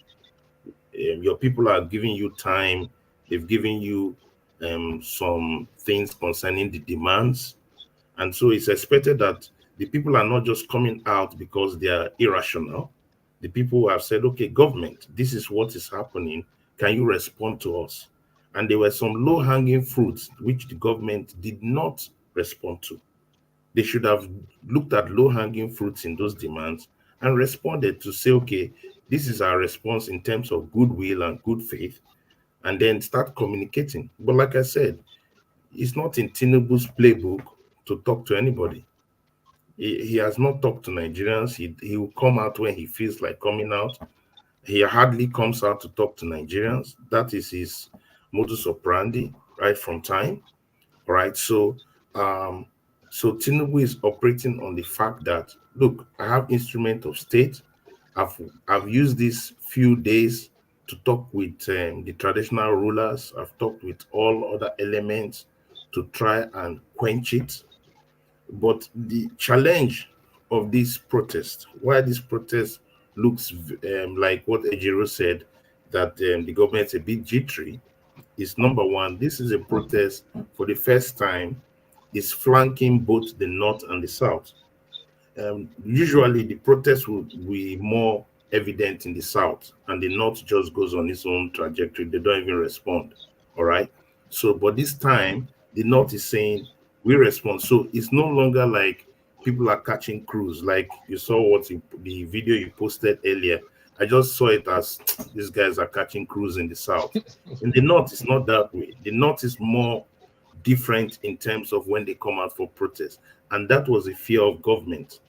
That was a fear of government that if the North begin to move through for this protest, and there's a coalition, the North and the South coalesce on one common goal, then a government is under intense pressure. And that's why he was trying to push back on the efforts in the north to break it down, to see how the north can really hold its people, Kano, Kaduna, and all those areas. And that is where there's been real issues. Can they take full advantage? Yes. Let's see what happens as the days go. Ferreira says it's 1-0 to the people. I want to agree with him that it's 1-0 to the people. However, we're talking of a 10 days impact. Can we sustain it? Can it be sustained? And what will it look like? Will the government be pushed to increase force and push back the people? And that is the challenge, because the government has been using the propaganda of fear, of destruction, of this, and they want to find a way to push back on it. So that is why I still stand that one of the ways to hold government is to down tools. When you down tools in critical areas of government, then government will feel that economic impact. Government will feel that economic impact and may be forced, because it's who will blink first. That's what's happening. And Tinubu feels that his commander-in-chief, he's not going to blink. He will do it at his own time. He will use force. He has instrument of force. So if we're expecting Tinubu to come out and talk to us, I think that's just being. But Sid, before I go to Mr. James or Madam Quality, yes, in the past, Tinubu have not addressed the nation. I think the only time he addressed the nation, I think was it. No, it hasn't. May 29th last year. That's May 29th. You can't find May any other. 29th, when he said the first subsidy is gone. And I think October 1st during Independence. I don't have recollection him ever addressing the nation. He doesn't. But don't you think there is hope that he will address the nation, given to? I don't think he will. I don't think he will. He would. I think he will wait till the 10 days, because you see, we're dealing with somebody that he understands protest, he understands pressure, he has been in the midst of it. He understands how to create it, how to unsettle it. All right. And I'm not saying that makes him superhuman. No. He just knows that, okay. And if you notice throughout, what has he been doing? He has been applying all the pressure, financial pressure, monetary demands, putting things, sending rice here, doing this, just to deflate it, creating propaganda of fear. That if you come out, even push the worst part was to use the instrument of state, push the military to come out from their barracks and address Nigerians and give Nigerians a veiled threat. All right. The man in the South threatened openly. He threatened openly. We saw Asari Dokubo. He threatened openly. So when you create that, the people are somehow starting to think, if we come out, this is what will happen. They remind you of Lekki. They use a veiled way of reminding people of Lekki. So it creates fear in the environment. So, but Nigerians have been able to come out and say, look, we are peaceful. We are not here to fight anybody. We are just making demands that we are hungry. There's a problem in the economy. the place is tanking in, and it's not only from one state of Lagos, but it is everywhere. All right. Some places they sit at home in the east. There's been largely just people just staying indoors, because most times once there are issues, they will say it's the east, is the Igbos that are creating the riot. That was the propaganda that was being put in place. So the eastern guys are saying, you know what, let's just hold on and let's watch. But the major issue has come in from the north, which they have not been able to contain. And the more you hear of people being shot in the north, because that's what's going on now, some people have been shot. If that escalates, Kaduna, Kano, Bauchi, if that goes beyond normal, you can't contain it anymore. Then the South will now be emboldened. You realize me? The South will now be emboldened. Yeah. But I don't think Tinubu will come out. Tinubu is not going to come out. You will still see spokespeople keep talking. The spokespeople will keep talking. So Tinubu is going to wait out for 10 days. Tinubu is going to wait out for 10 days and see what happens in 10 days. If it keeps increasing, then he has to find a way to talk to Nigerians, because there's nobody to engage with. There's no youth person that he needs to engage with. All those things that he has played his first cards very early, and the money cards have not, the people have realized that that's not working. So he has to now talk to the people, but that will maybe after 10 days. And depending on the rate at which the protest is going nationally. If it's increasing massively, then after 10 days, he has to talk. But then you don't know what will happen after 10 days.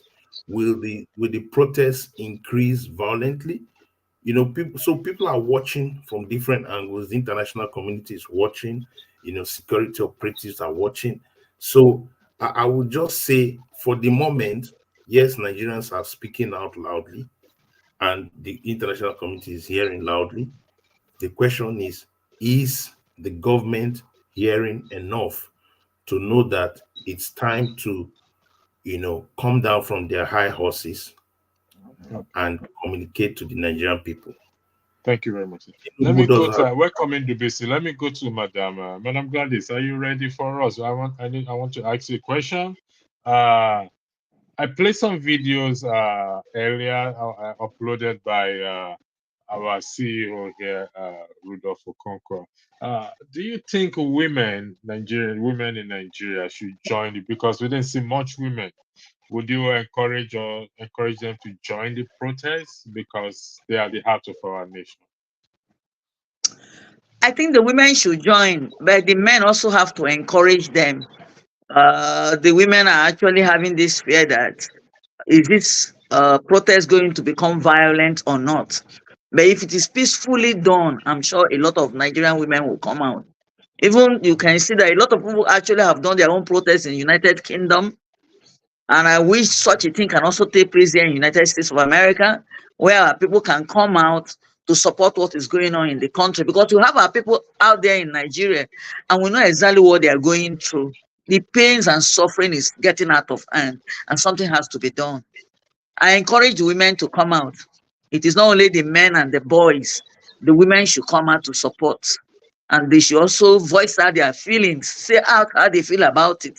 Because the women too, they are also going hungry. They're hungry, not just the men. That's my Thank you very much. Yes, I'm going to the 10 days planned protest. And Sid, you made a very important point, in the sense that can we hold ground for 10 days? January 6th was just one day, and it was, even though it's condemnable what their action, but it only happened in a day, and they went to the heart of the nation, where the lawmakers are. Now, Alaba is not here, so I'm not going to weigh in on what is said earlier in terms of our disagreement, because I needed to ask him some questions. He made reference to that we don't have the office of the citizenry, I need him to shed more light on that. Mr. James, you are our scholar here, our historian here in this platform. I mean, Alaba said we don't have the office of the citizen. Given to your in-depth knowledge of, would you mind to weigh in if that is accurate, that we don't have the office of the citizen? That's his word, quote unquote. We don't need, sorry, my voice is echoing because I'm in No, the no worry, we'll classroom. manage it. Go ahead. Manage it, Good. Mr. James. We Go don't ahead. need office of the citizen. We don't need it. Because if there are key people in place running the affairs of the citizens, these people can easily be victimized. And once they are caught off the scene, the citizens will be in disarray. So we don't need a formal office called the office of what's it called, the citizen. Forget all about that. The way things are at the moment, you see, the social networking is an office of its own, which nobody can do anything about. That is what we should build on. We should fortify it, make it more efficient than creating an office of the citizen. So that's how I see it. Let me quickly talk about three things. When we talk about peaceful election, demonstration, people have been emphasizing that it should be peaceful, it should be peaceful. It is not the demonstrators who are violent. From what we have seen so far, there seems to be an outside force, probably, I want to believe it's the government, that is sponsoring people to turn the demonstration to be violent in order for the aims of the protest not to be achieved. So when we are talking about peaceful demonstration, if the government want to make it violent, they have all the instruments of state at their disposal to make it violent in order to terminate everything once and for all. So it is the government, the international community should concentrate on when they are talking about violence in demonstration. Then the second point is, we don't need Bola Tinubu to give any broadcast, national broadcast. It's useless. Because those who organize this protest, they've given him almost a month, if I'm not mistaken. For the past 1 month, what has he been doing? He has relied on traditional rulers, pastors, imams. And one thing I want people to know is this. The level of comfort of traditional rulers in particular is unimaginable. They are wallowing in what I call stupendous amount of wealth. Because when it comes to crude oil allocation, ambassadorial appointment, and what have you, they are an integral part of the equation. So going to them to discuss the problem of the youth, to me, it is senseless. It's as senseless as reporting the native doctor to the devil. That is how I see it. Then the last point I want to make is, people should not see Mr. Tinubu as a superstar. In the history of Africa, we've had so many superstars that were humiliated by the people, people's action. One of them was a Central African Republic called John Bedel Bokassa. Maybe most of you were, I don't know if you were born while he was in office. He was Alpha and Omega of Central African Republic. He was swept out of office through people's action. From the Nkrumah of Ghana, despite all his accomplishments, it is the people of Ghana that called him to order because there was monumental corruption in his government. There is a book, I can't remember the title. If I remember before the end of this program, I will post it on the private chat. Outlining the corruption in the government of Nkrumah of Ghana. The people of Ghana were able to do away with him. Here in the Gambia, we had the Ghana. Electricity. I don't mean to interrupt, Mr. James. Can you just give me 1 minute? Alaba, you have to Very wait, important, please. because I'm outside, to correct Mr. James. There was one statement he made. You wait, Alaba. It's You will very, correct him. believe me, electricity is It is very, important. I know very what you important. want to say, Alaba. I know Yeah. what you want to say. It's been highlighted in the comment section. It will be corrected. I know what you want to say. It will be corrected. Okay. Okay, thank you. All right. We had the Ghana in the Gambia. The people removed him from office. In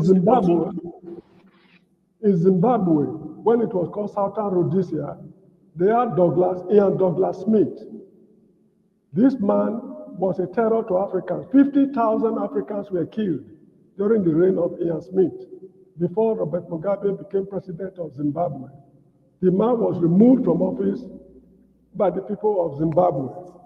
Colonialism in Africa was brought to an end through the effort of Africans. No present African head of state can be more draconian than the colonial authorities.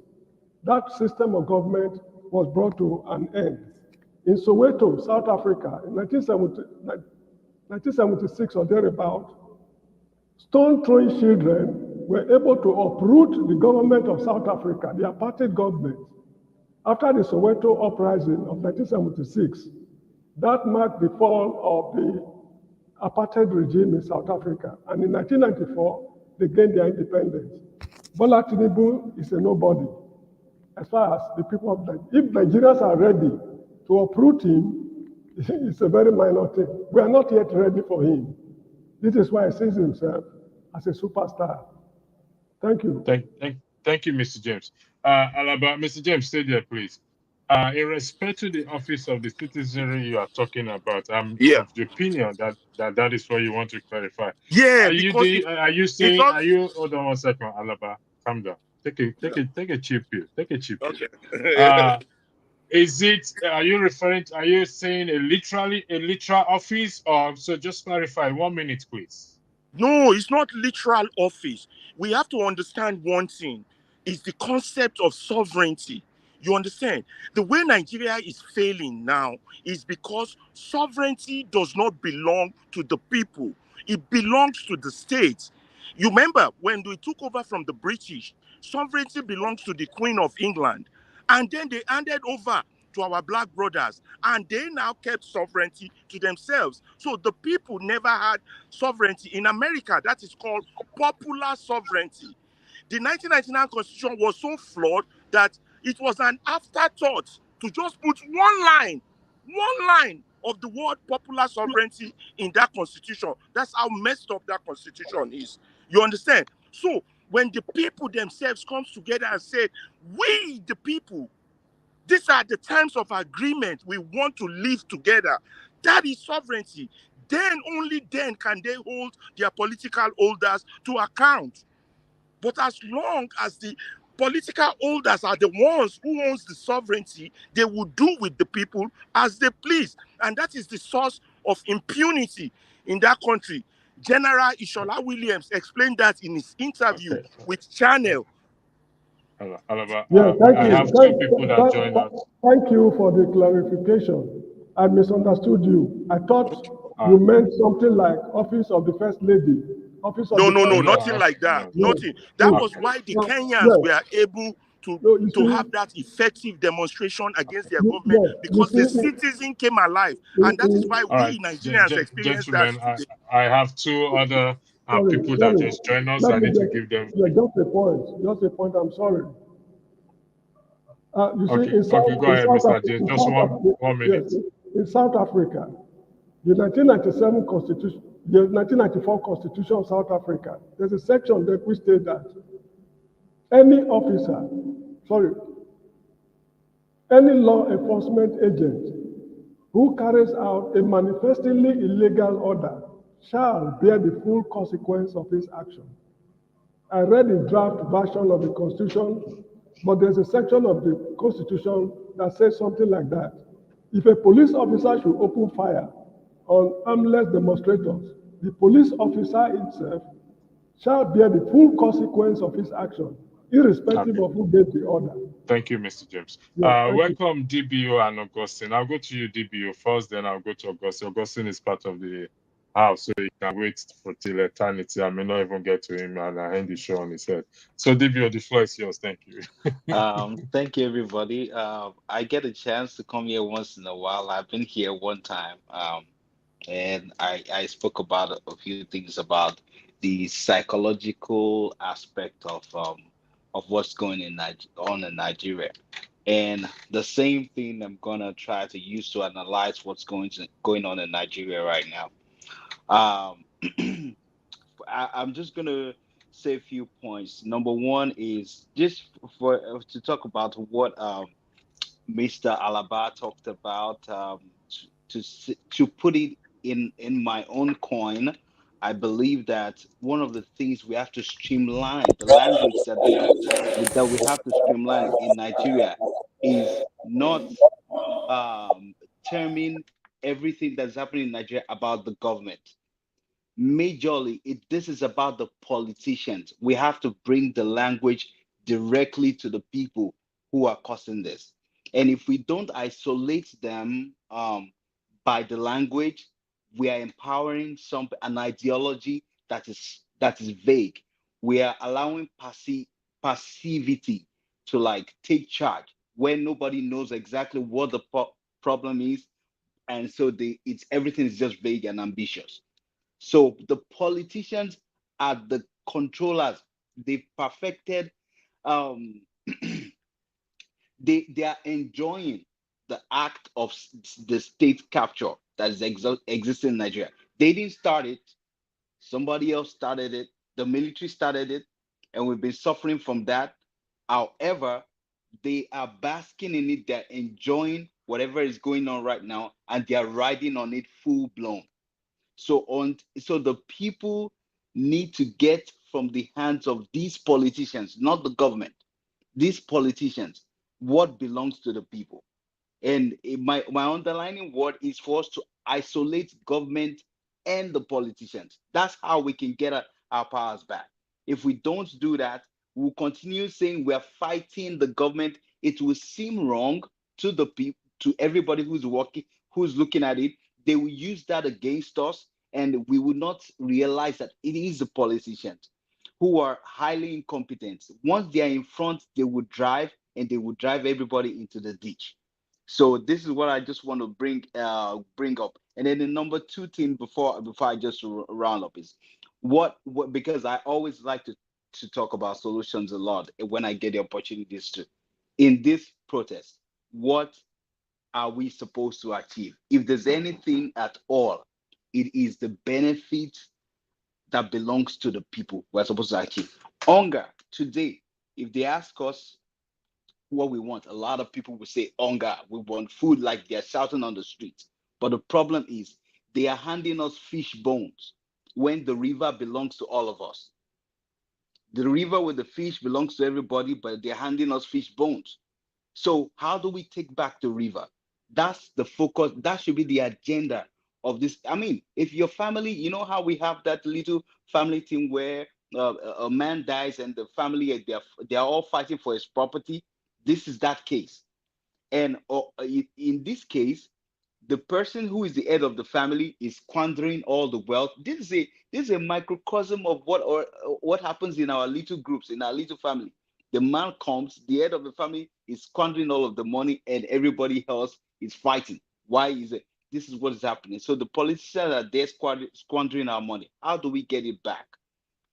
We have to be deliberate and be concise about what we want. One of the things I think in this case, as this protest is going on, is that we have to, they keep lying to us that the benefit system, the data system in Nigeria is not possible. If we have been falling for that trick, but it's actually a trick by them. They say, oh, it's hard to collect the data is not accurate. Let them give us a 90% accurate data. We don't want 100%.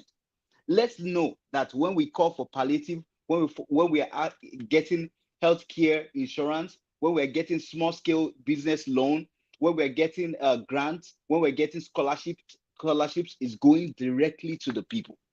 And we can know for sure this people, if we get only that from this thing, from this protest, we have gotten a lot.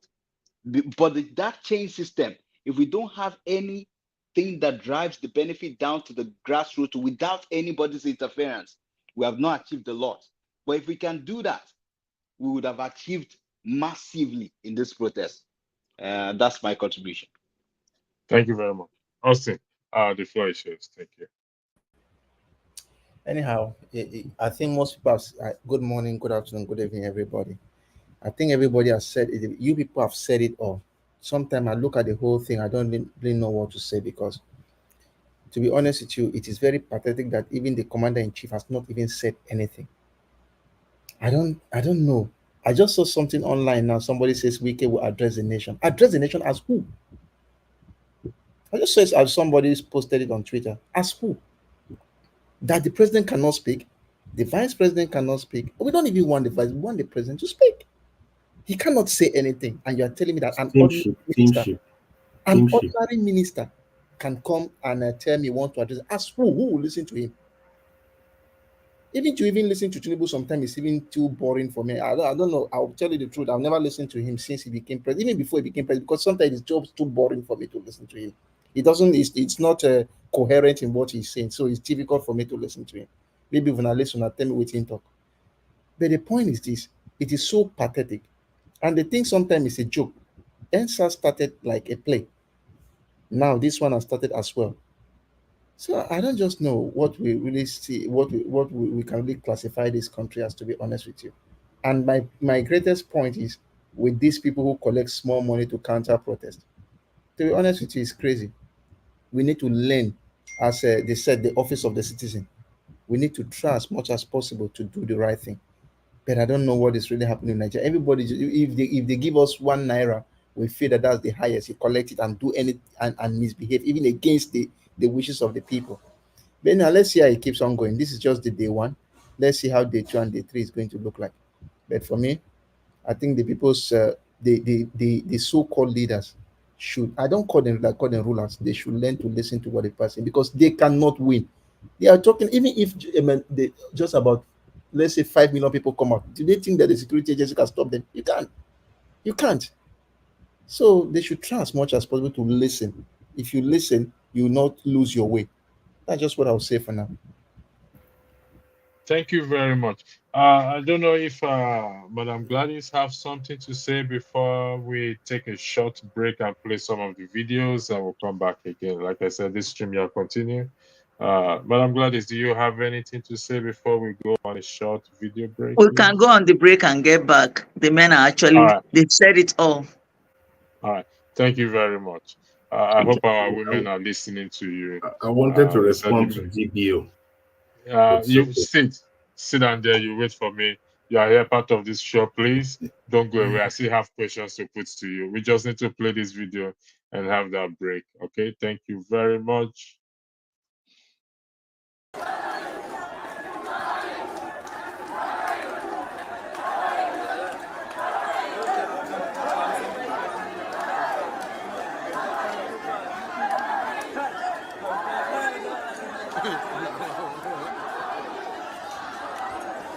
The protest don't start to. I'm telling you. Everything Maraba and go different.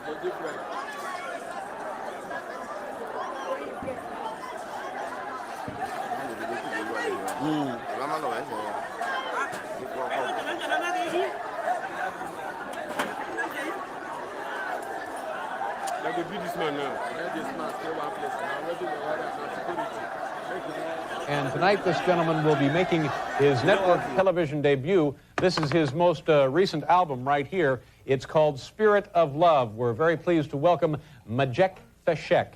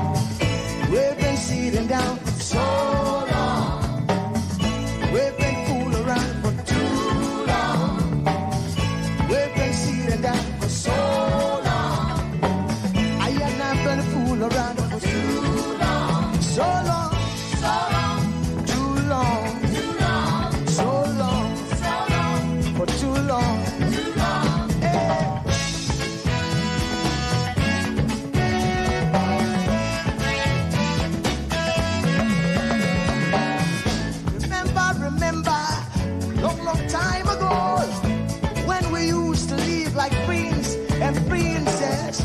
Remember, remember the pyramid of Egypt, when we used to live like prince and princess.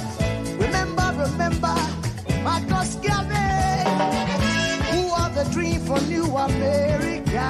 Oh, remember, remember Martin Luther King, who are the dream for New America. They say you are black, they say you are brown, they say you are black, they say you are brown. Only the angels of Jah is white now. Only the angels of God is white. So long, too long, so long, too long. We've been sitting down so long. We've been a fool around for too long.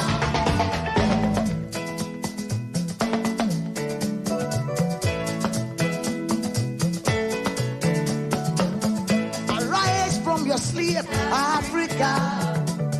Arise from your sleep, America. There's work to be done, Africa. So much work to be done, America. But if we unite, hey, we will be free. So long, too long, so long, too long. Pressing down for so long.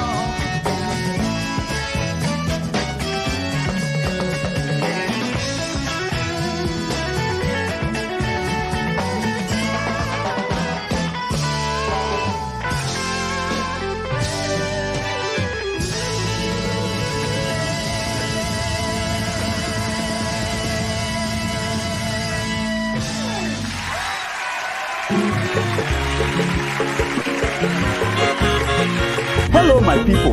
LEMFI, the International Money Transfer Service, is here to provide you with a simple and efficient money transfer experience with no fees and the best rate in the industry. If you are in the US, UK, and Canada, LEMFI is here to serve you and help you transfer money to over 21 countries. In all ramifications, they are better than their competitors. We at the Dr. Damages Show are happy to partner with them to satisfy your needs. To that end, anyone who signs up with them using the referral code DOCTOR will get $30 cash back the first time you send $100 or more. From now until July 10th, 2024, LEMFI will enter your name into a raffle draw where you can win an iPhone, Apple Watch, MacBook, gift cards, and others. For an icing on the cake, the first 20 people to use Dr. Damages code DOCTOR will get a signed copy of one of his books, This American Life Safe or Chimamanda, The Adventures of Little Mermaid's African.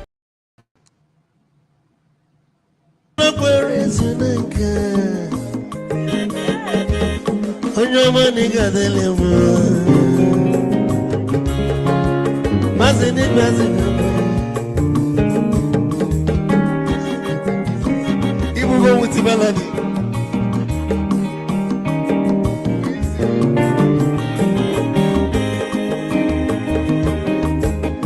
You got to know where you're from. Odogu natural noka. Is it one them nigga delemo?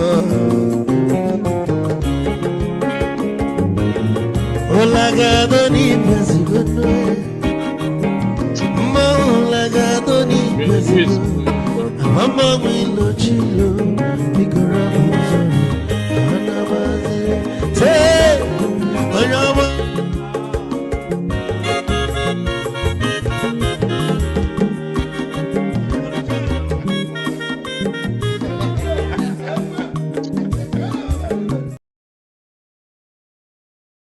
Olagado ni pesigo, nasa boy. Olagado ni pesigo, mama mi lo chilo, bigora muzo, anabazi.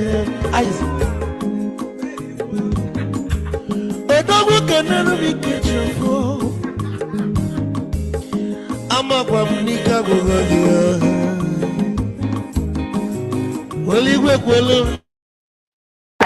Thank you so much for watching. Thank you. Have you subscribed? Yes, you. Have you subscribed? You.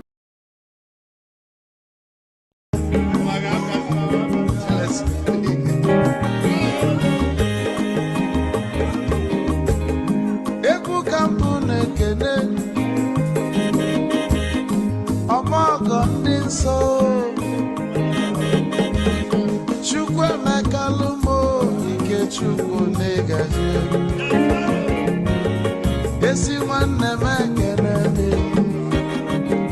ịlapụlụ ife niile na-eme wee bịa nke gosili na anyị na gị bụ nwanne wisdom ga-adị ka nye gị maịkị ka ogobanya bụ egwu isili mmaksi ọ bụ na-etiri egwu a malụkwa malụ n'imego m ife ọjọọ wee sị gị nwanne m ife ọkụ na-echọlụ na ngeme wisdom onume ekene gị agbamanwụ iyo iyo biko lapụ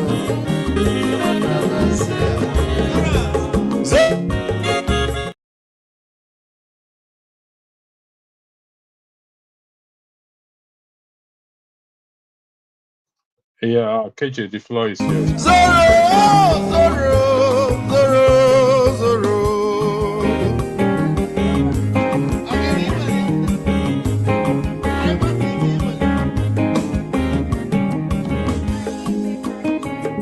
That's the getting myself in.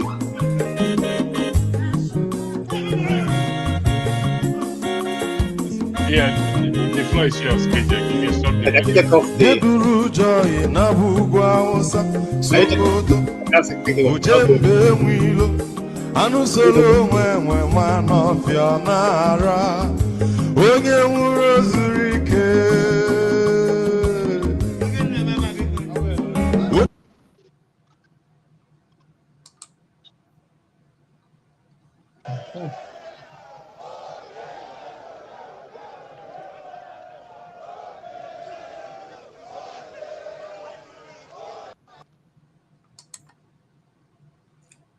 Okay, thank you very much, gentlemen and lady who have been speaking all this while. My name is KJ, and I'm standing in, or sitting in rather, for Dr. Rudolph. Dr. Rudolph has been away for a while now, and we're just trying to hold forth for him. And someone asked me, is he trying to write another book? I said, perhaps he's on the last parts of the paragraphs of the books. So when he is back, I'm sure that you have something new to give to us. But this afternoon, we'll be discussing something rather very present to every one of us that we have followed over the years. I mean, if you are above 30 years, you must have come across one of these issues in Nigeria growing up. And today is just going to be another one of those sections. We're going to be discussing this issue. Before I came on, I heard Ferrari say Nigeria has not been speaking. Nigerians have been speaking. I agree with you, he said. Nigerians have been speaking in fact, when we were children, Nigeria started speaking since that time. We remember the likes of Sonny Okosun, who sang Which Way Nigeria.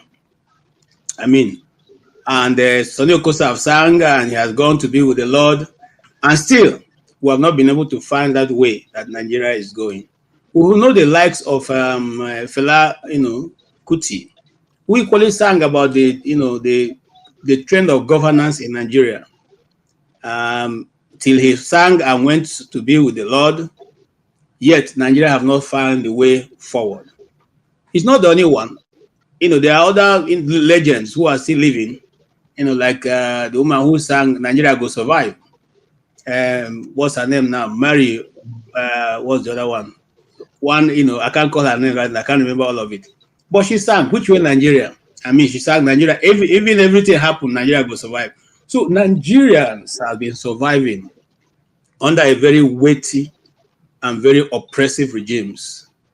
But there come a time when enough will be enough. Will this be the time? I don't want to rush into conclusions because a journey of 1,000 miles begins with one step. But when you start with one step, know that you have 999 other steps to take before you get your destination. Today being the first of those steps, we want to thank all those who are peacefully staying in the streets, those who are saying this time we will be able to achieve our aim before we, think of any other thing. I want to thank all of you who have been here with this channel, trying to analyze what is going on in this present time in our country.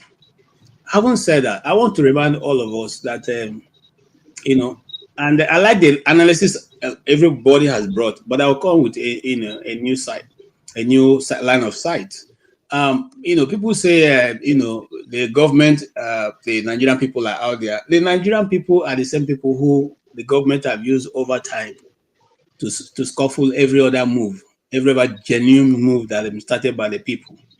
So we have seen, like the game of chess. We have made our move.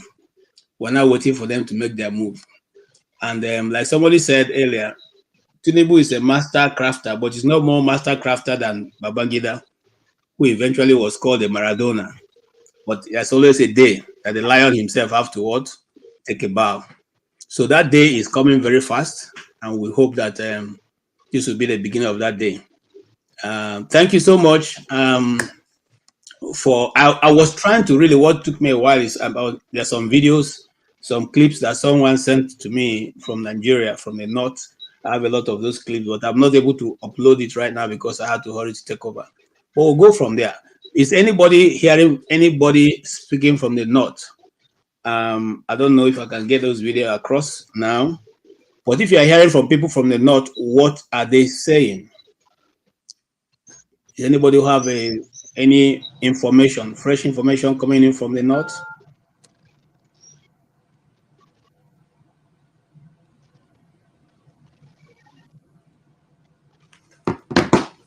Hello, can you hear me? Of course. Yes, we can hear you. Of course. No.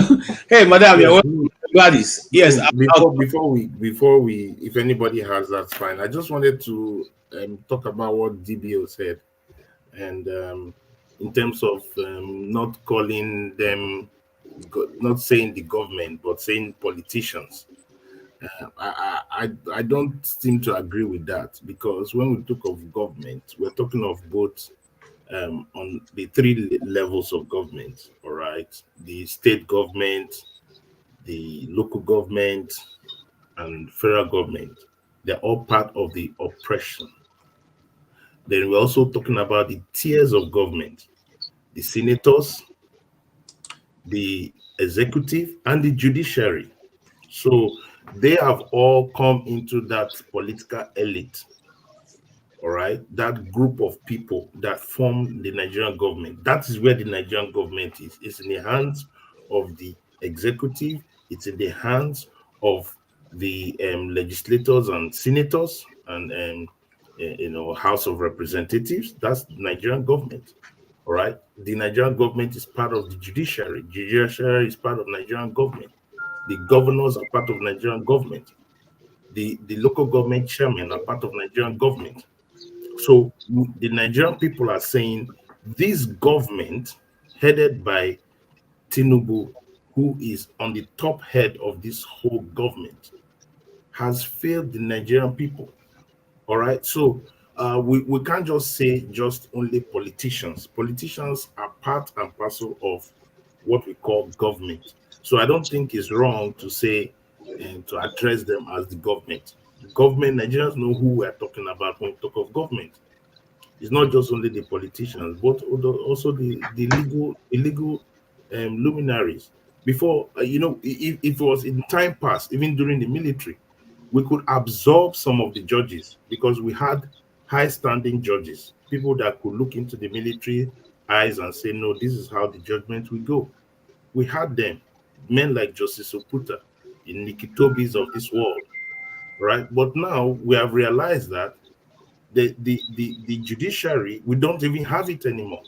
We cannot boldly say we are sure of our judiciary. Our judiciary is already in the pocket of Mr. Tinubu. So if you look at it, we're addressing the whole government structure, both executive, senators, and all levels. So I felt where you were just trying to just say politicians, no, we're looking at the whole government structure. And if you look at the demands of the people, is that we need to have a new re-engagement. The people are saying we need to have a new re-engagement. We need to come down, and it must be, this government must bring forth a new discussion so that we can know the way forward. So the people are coming to say we want to have an engagement with the government. And who is on the top of the ticket? Mr. Tinubu. He is the executive. He can bring everybody together. So that's I agree. I agree with you. I think there's something that we missed, I think, or rather was not fully explained into my mind. And I'm not trying to push my opinion, but I'm just trying to bring another, the sovereignty of Nigeria still lies with Nigerian people. There's no way anybody can tell me otherwise. Yes, in time past, the Nigerian politicians have tried to claim that mandate, but the Nigerian people have not relinquished the sovereignty of their country to anybody who is in office. So you cannot tell me because you are in office, you have now become Nigeria. You have not become Nigeria. Nigeria is still Nigeria. Nigeria is made up of people, not politicians alone. People, the people of Nigeria. That's what the Constitution says. At least the Constitution we know. The people of Nigeria, and that people of Nigeria lies the sovereignty of Nigeria. We can take it from you if we want to. We can give it to you if we want to. And so for those, and I'll be going into this a little bit, because you see in Nigeria, when people, I'm coming, I can see you, DBO. When people take office in Nigeria, they assume they not become leaders. No, you are not a leader. You are an political office holder of the people. You are not a leader. So the guy who is what's his name, Kalu from the guy who is the deputy speaker, you are not the leaders of the Igbos. So don't give yourself an authority that nobody has installed onto you, and then begin to address the people and say, who are you? Who are you to a nation of 70 million people for you to get up and begin to address them? You have a 4-year term, and that 4 years after that you go back to wherever rubbish are coming from. Don't get up and begin to just talk to people anyhow. This is the line of thought that Nigerian politicians have in their head that makes them think that they are next to God, or they're even higher than God. You are not a leader. The people know their leaders. If you ask anybody in Nigeria, whether Yoruba, Igbo, Hausa, Jukum, whatever tribe they know their leaders. And those people, when they need an opinion to be formed, they know where to go and get it. So if you have an office to run, don't assume that you have become a leader. You have become the leader of your people. No, you are just occupying a 4-year term for which if God graces you, you complete it. After that, you go back to who you are and who you are. Until these narratives are changed and the Nigerian people take authority where they're supposed to, knowing that the people who are in government are your servants, we will still continuously to battle to get them to do what they need to do with our money. And that's why people go to thank them for making bore wells or for making roads for them, which you didn't do with your money. That's the reason why you have voted in. I have not seen anywhere people went to in the developed world, in the first world, to go and thank a politician for having done a road for them, or haven't been able to put street lights, or haven't been able to build a community, and then they go and thank them and dance for them. I don't know if any of you have seen anywhere a man is going to commission a place and you see the people of that community gather and dancing for them and praising them, and after which they will give them chicken and goat and this thing, and they will, defraud the people. And this nonsense got to stop. It got to stop. I'm telling you the truth. We must have to. You see, what has happened to us as Africans is that when those so-called colonial masters left, our people took over that positions and became themselves the colonizers right now. So we are now being colonized the second time by our own people. And they occupy those high offices and have stewards and servants around them, drivers and all whatnot. Okay? And policemen doing their lawful duty, carrying bags for their wives and and holding umbrellas for them. That's why they've come to a position where they assume that they are the authority and whatever they say stands. We must have taken away that power. We must bring them back to where they're supposed to be as servants of the people. And when we feel that they're not doing well, we kick them out with no mercy. We kick them out. Although you can say, of course, the politics and the arrangement have been killed to favor them, because nobody can tell Nigerian people. And that's why I said to Ferrari, Nigerians have been speaking. Nigerians spoke at the last election. It was not heard. Nigerians spoke in June 12th. It was not heard. Nigerians have been constantly speaking, but nobody listens. They do what they want to do. The time has to come when, if they don't listen, we make them listen. It doesn't have to be violence. We can occupy the street, sit in the street, and nobody goes anywhere. And that would be it. That would bring a change that we need, and then they can listen. Thank you. I'll hear you out, Mr. DB. Oh. Hello. Can everybody hear me? Yeah. Thank you. So I just want to see Nigeria, the whole of Nigeria from top to bottom is corrupt. The policeman is corrupt on the street. The clerk, the cleric, the clergy, everybody wants something for something in Nigeria. Whose fault is that? Leadership. Whose job is to correct a nation? Whose job is to drive a nation towards something? Leadership. Who are these guys? Let me break it down to realistically. If we have to solve this problem, we have to isolate the people that are really causing this problem.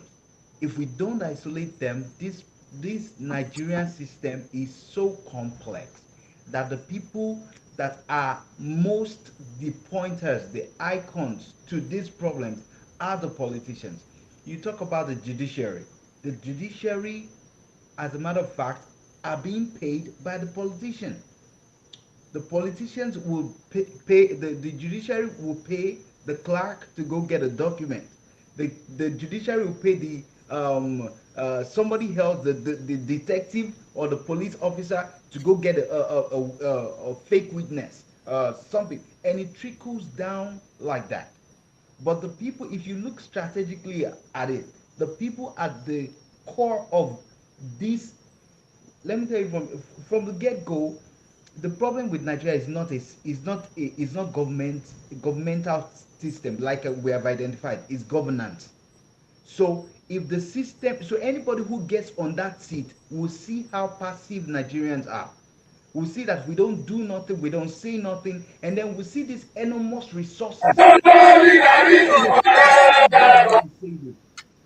That the governance system that we operate in Nigeria is a 200% trust on the leaders. 200%.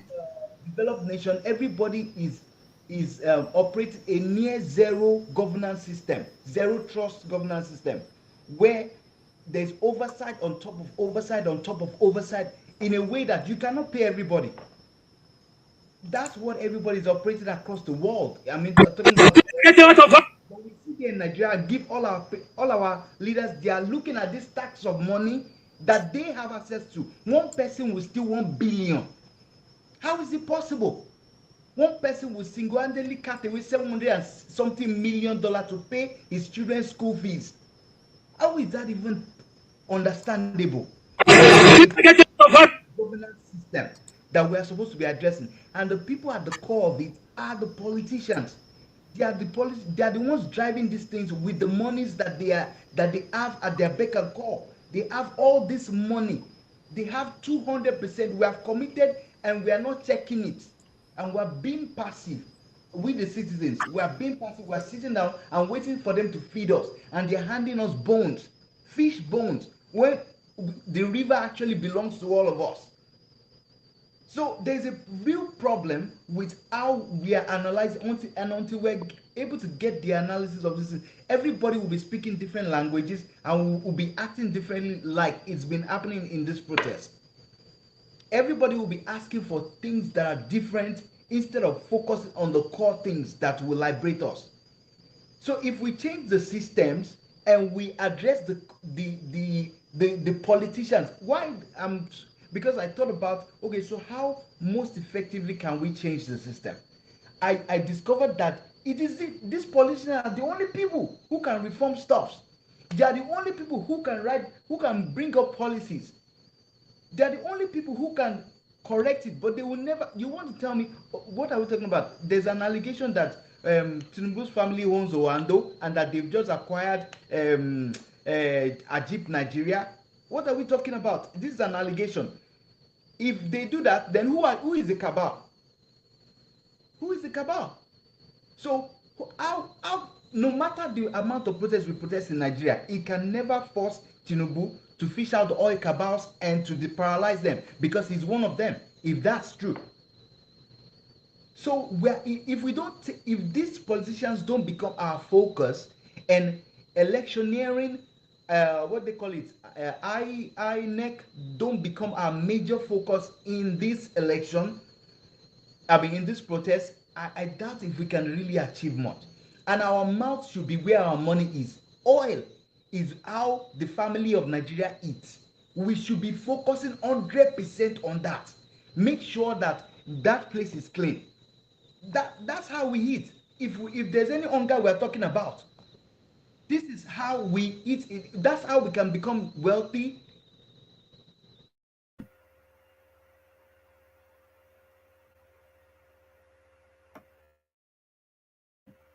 You're mute. You're mute. Yes, thank you. Thank you so much. I was just trying to get some video in also.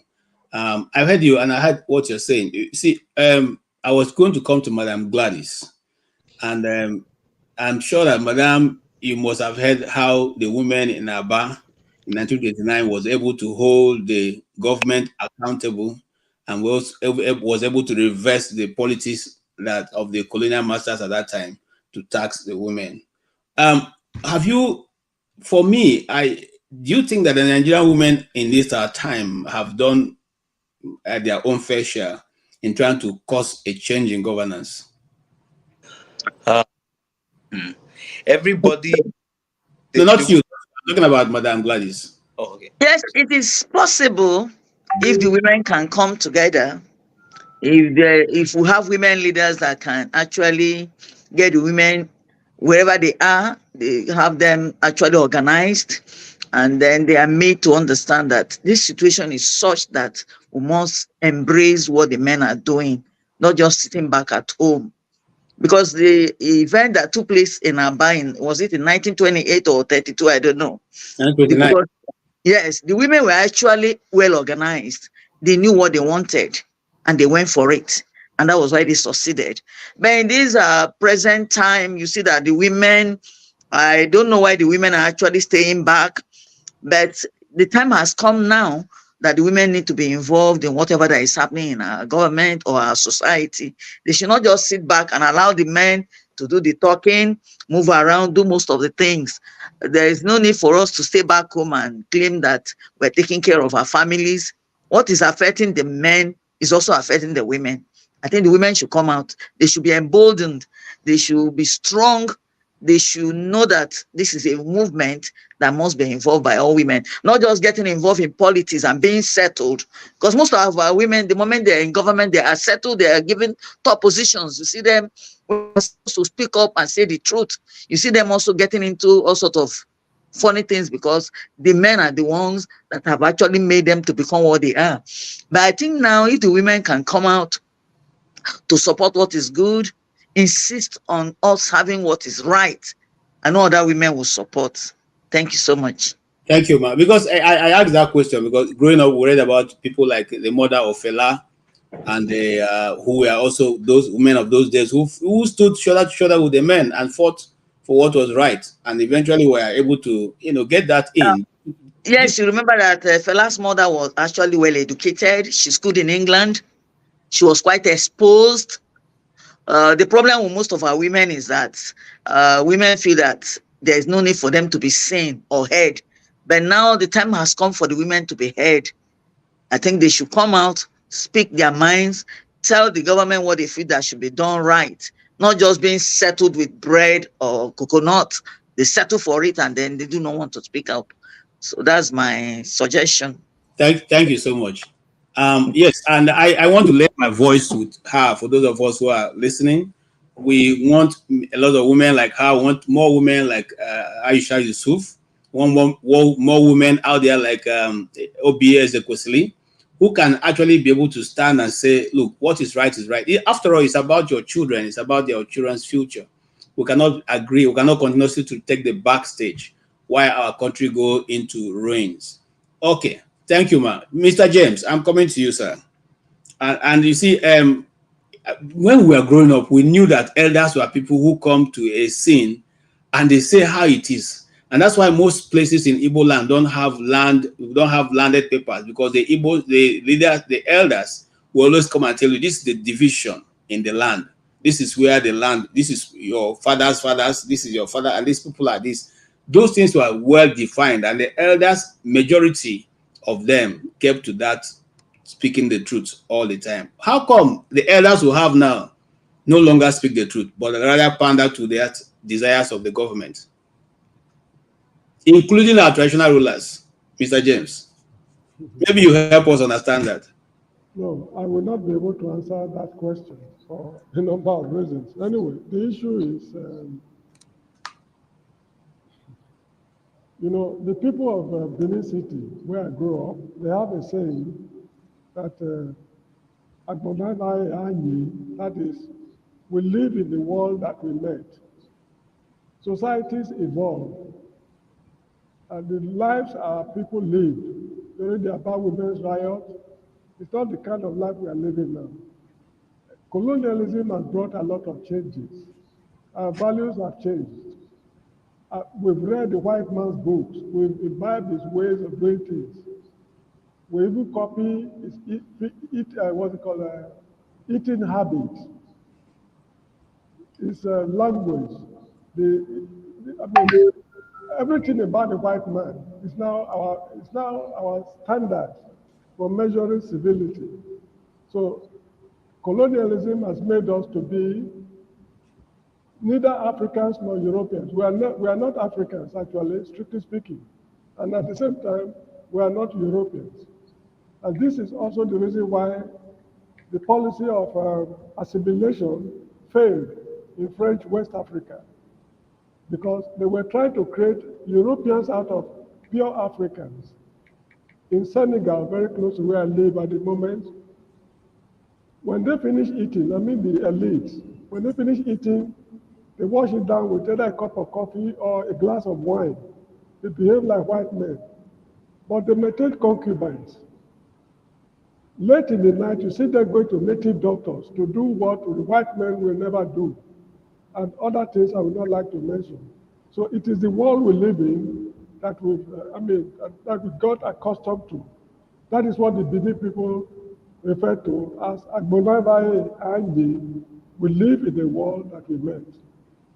It's not our fault, and at the same time, it's also our fault, because it is our duty to retrace our steps. But the task is Herculean. I know what you are talking about. In those days, you cannot even tell an old man that you are lying. It's inconceivable, because an old man cannot lie. Just like in the Christian Bible, there's a verse which says, it is impossible for God to lie.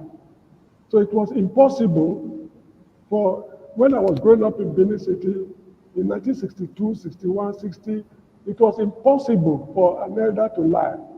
So if an elderly man should, let me say, you metaphysically put it to you, do you mean I'm lying? You say, no, sir, you are not lying, but it is not so.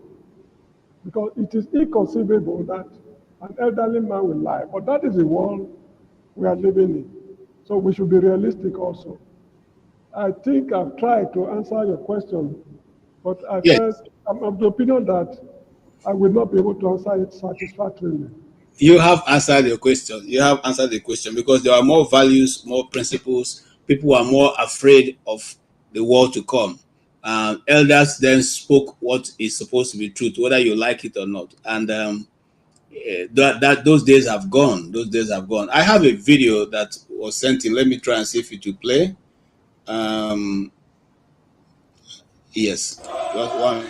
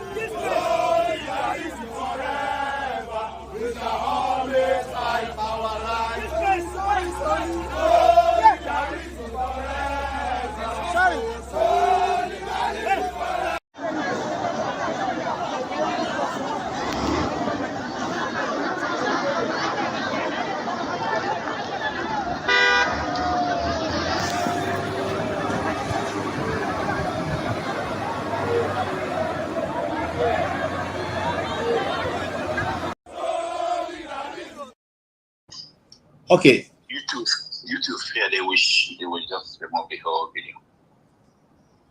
Okay, sorry, I'll remove it.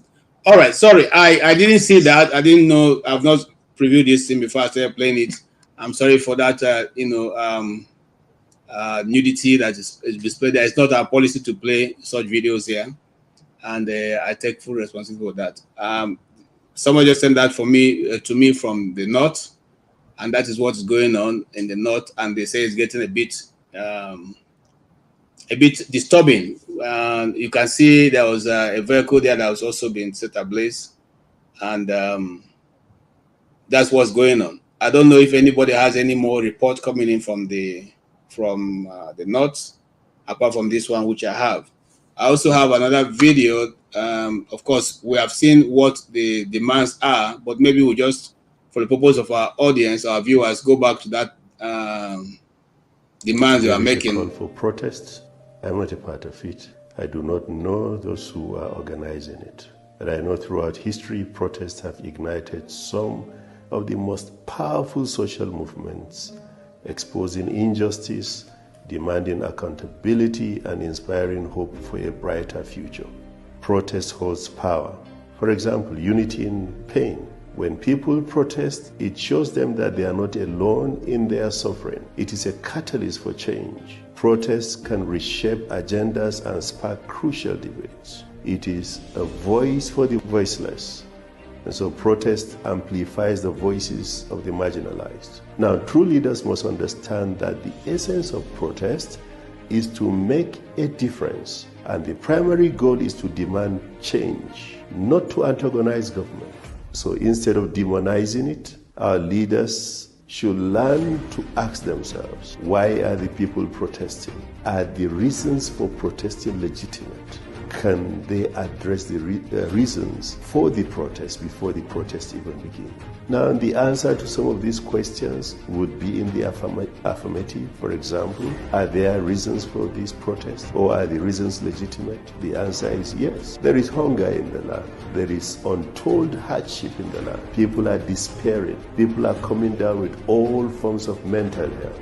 Now, I may not know the organizers or if there are hidden motives behind this protest, but I know this. Success in protest requires proper planning and clear leadership. Ethnic, regional, and religious sentiments only hinder progress, as we have seen in the past in the example of NSAS protest, where the North refused to join the protest against police brutality because for them it was a protest against a Northerner. Yet a day is coming when protests will be unstoppable. Try as hard as you may, you can't stop it. On that day, the people will unite under a common bond stronger than religion, ethnicity, or regionalism. People will be driven by a shared humanity. Before religion was, before region was, before ethnicity was, we are human. On that day, religion will falter, ethnicity will falter, regionalism will falter. Why? Because hunger, hardship, and suffering bind the people together. Hunger will break the chains of religious, ethnic, and regional divides. It will dismantle the manipulations of the elites and the political games that have subjected the people to suffering and untold hardship. The power of the people is formidable when they unite by their shared struggles. What are the struggles? Hunger, not religion. Suffering, not ethnicity. Hardship, not regionalism. Pain, not politics. Do not test the resolve of the people. I call on our leaders to do the needful by addressing the underpinning reasons behind this protest that is being planned. And honestly, just go to the streets and you will see that there are legitimate concerns. People are hungry, inflation is high, life is coming to a standstill in our nation. There is hope for Nigeria. Do not despair. This nation will work. Let us unite together and get it work. God bless the Federal Republic of Nigeria. Thank you.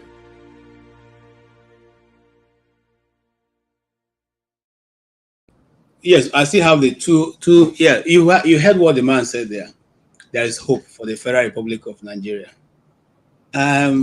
Sorry, I'm not an advocate of, but do you think there's still hope? Madam, I'll come to you. Do you think there's still hope for the Federal Republic of Nigeria in a nation where the presidency or the presidency don't even bother to address the people in such a crucial time, don't have regard for the people who put him in that place because the people don't matter to him? Do you think we still have a sovereignty that we can say there's a hope that's coming in future? When will this hope come? Because I've been hearing there's hope since I was young, and now I'm getting old, and I yet cannot find that hope they're talking about. What did they say, man? Yes, I think there is still hope. Because we cannot say that we have gotten to the dead end of the situation.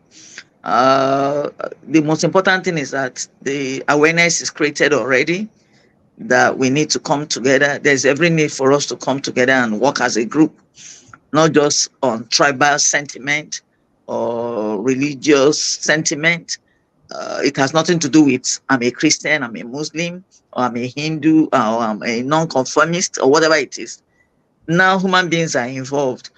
And from the look of things, the people are becoming more powerfully engaged from what we have seen so far, though we are also watching on the tube to see what is happening in the country. I've seen that people are now tired. They've gotten to such an end that they want the way out. And the only way out is just through these protests. Like I said earlier on, we pray that it will not become very violent. It remains a very peaceful one. Protests have taken place in so many countries all over the world where people actually went out, demanded for changes or that things should be changed, and they had adequate results. We foresee that Nigeria is going to be good. Things are going to change. Thank you, man. All Thank right, you, sir. your take.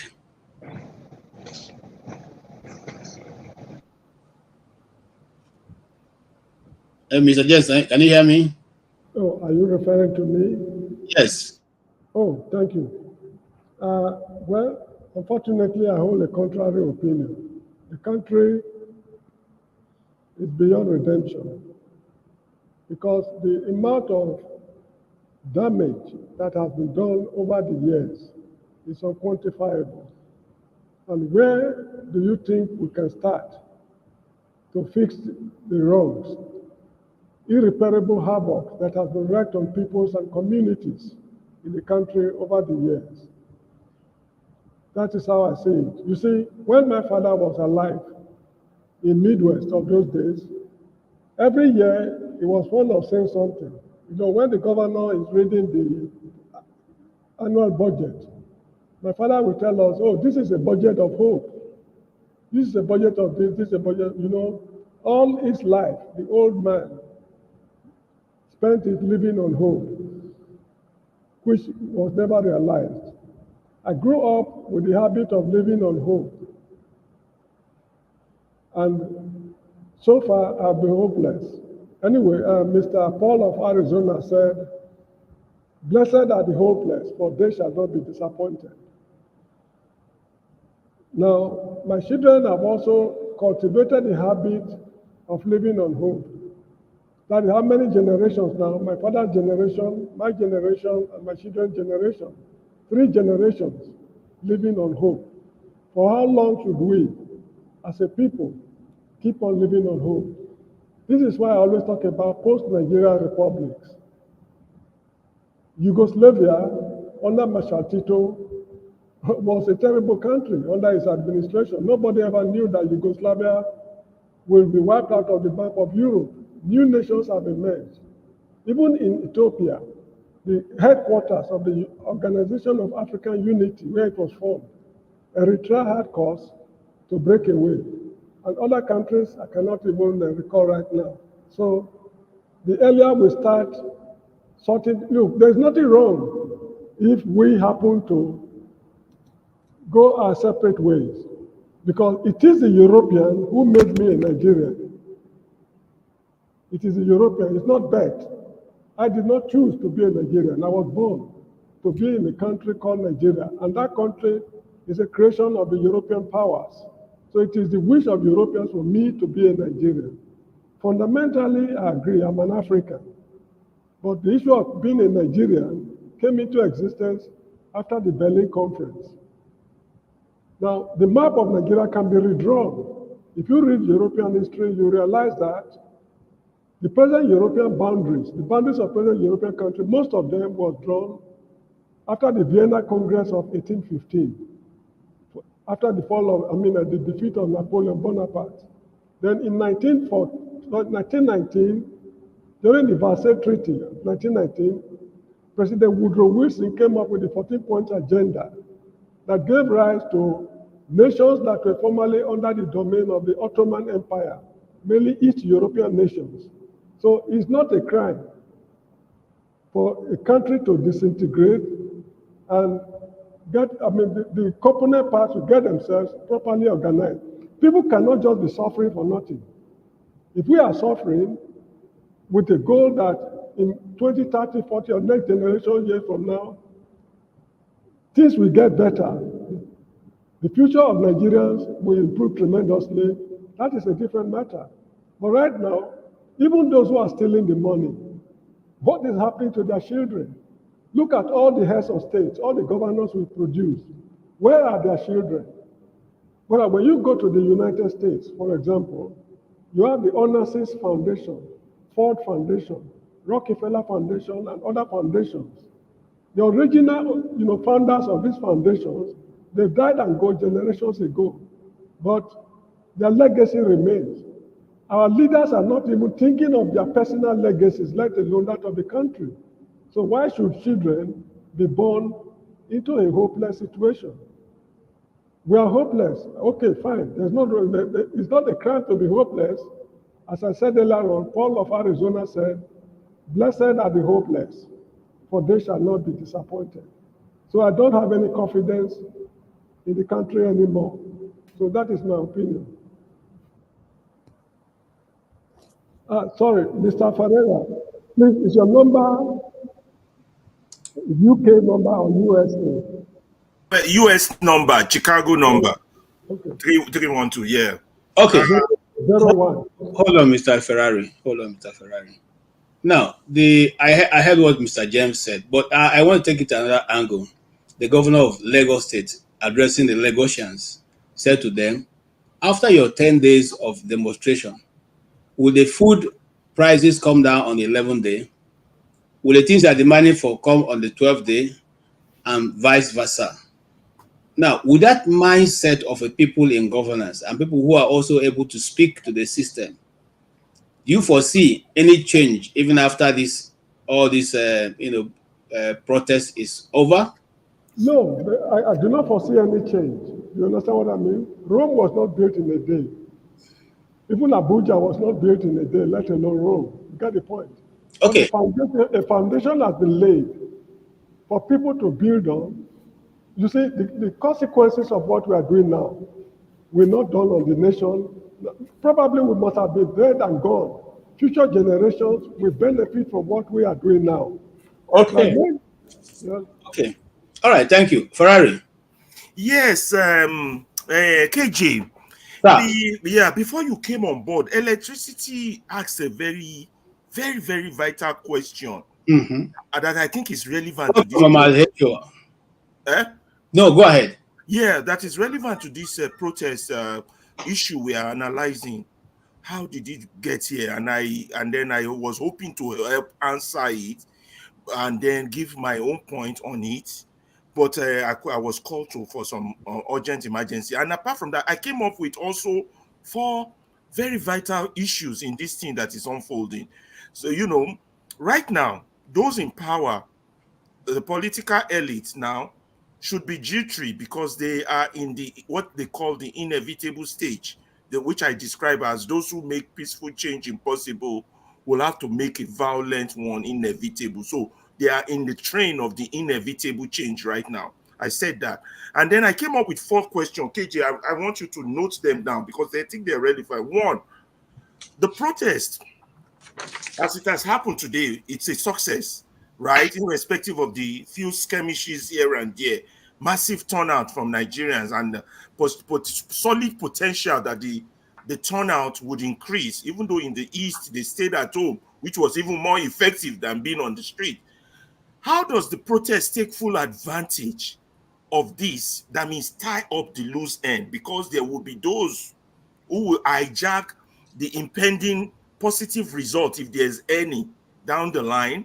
That's one. Two, right now, number two, right now, political realignment will be going on among the political elites. You understand? When I mean realignment, they have to protect their financial interests. So they would be doing whatever realignment possible to hold on to it. You understand? The question is, who is doing the realignment? We need to be able to identify them and why. Third, KJ, traditional, somebody put on the comment section, said the traditional rulers were sold out. I said, no, it's not just traditional rulers. Lawyers were sold out, journalists were sold out, judges were sold out, teachers were sold out, doctors were sold out, every one of us. What's the third? So what's the question? No, the question there is that, do we identify the sold outs in us in order not to prevent future reoccurrence as we move forward? Then number four, this protest, this is the opportunity that should be used to bring up, I typed them out in the comment section in case you're searching for them. This is the opportunity that should be used to bring up all the needed discussion that this country needs. The issue of popular sovereignty, which we haven't have. I know me and you differ a little bit on that. Popular sovereignty, power belonging to the people, not to the politician, not to the state, not to the governor, not to the chairman. You understand? Not to the head of state, not to the president. Popular sovereignty. The issue of constitutional reform, restructuring, the issue of balance and equity, and most importantly, the issue of judicial reform and impunity. This is the time we don't sweep any discussion on the table. If these people realign and wants to say, okay, this is their solution, we have to say this is, because he asked that question, how did we get here? And what electricity is not looking at, you're looking at somebody, a crippled man is carrying a load and is bent, and you are saying, that load is bent. You're looking at the top, you're looking at the load, you're not looking at the bottom. You understand? How did we get here? We got here basically simple on selfishness. Right from day one, from the first coup to 1999 handing over. The first coup, Nursi was not supposed to take over. The ruling party was supposed to continue. Selfishness, it took over. Other things went wrong. The counter coup, selfishness. Then we handed over 1999. Everybody knew. Obasanjo knew. Okay. Let me finish. Hold on. Obasanjo knew. Goodluck Jonathan knew. Hold on. Constitution. Larry, hold on. Now, what's your fifth question? So we can write it down. Oh, the fifth question is that this opportunity, are they going to use it to start a national discussion? Yeah, I've already that structural problem. Yeah, that's four of it. Yeah. So the fifth one is that how we got here is we have to go back and address how we got here, because it's the structural foundation is faulty, and that has to be the opportunity to discuss it as a collective, including those who are agitating for separatism, regionalism, and all the other nism that exists. All right, I thank you for that contribution. I don't want to give an opinion, but I think that our problem didn't start after the coup. Our problem started before the coup, because I agree. When the so-called colonial masters left, Nigerians themselves became the colonial masters. They took exactly the positions of the colonial masters. They inherited their cooks, their quarters, their vehicles, and behave exactly like as if they are now managing the country for another nation, not managing the country for their own people. That's where all the problems started. Because if you are managing, I don't know, can I come to my house now as I'm living in this house now and I'll begin to steal my own things? I'll steal it and take it from my house and go and put in my neighbor's house and come back and stay. That's what we are doing. That's what the Nigerian politicians are doing. That's what they've been doing over the years. That is why, even the ones they stole, they can't even invest it in Nigeria. They take it out to go and invest in another man's country and come back and stay in darkness, and stay in a system that's not functioning, because that is the only place where you can exercise your muscle as a big man. As a Oga don't enter. Oga they drive jeep. Oga they wear agbada. Oga they wear Oga is, don't play with Oga. Do you know who I am? Who has ever been working somewhere in any of this outside Nigeria? Somebody asks you, do you know who I am? We tell you to go to hell. Who are you? I mean, it doesn't care who you are, But that is what the system we have built. I'll come to Mama Hecho, and you have heard the things that my dear brother have narrated as the issues. While you're bringing your own thoughts to the table, you can equally identify any of those points and maybe make your own contribution to them. Welcome, Mama Hecho. Yeah, greetings to everyone on the panelists, and greetings to our viewers and those who will view it later. I'm not here to discuss problem because we know the problem.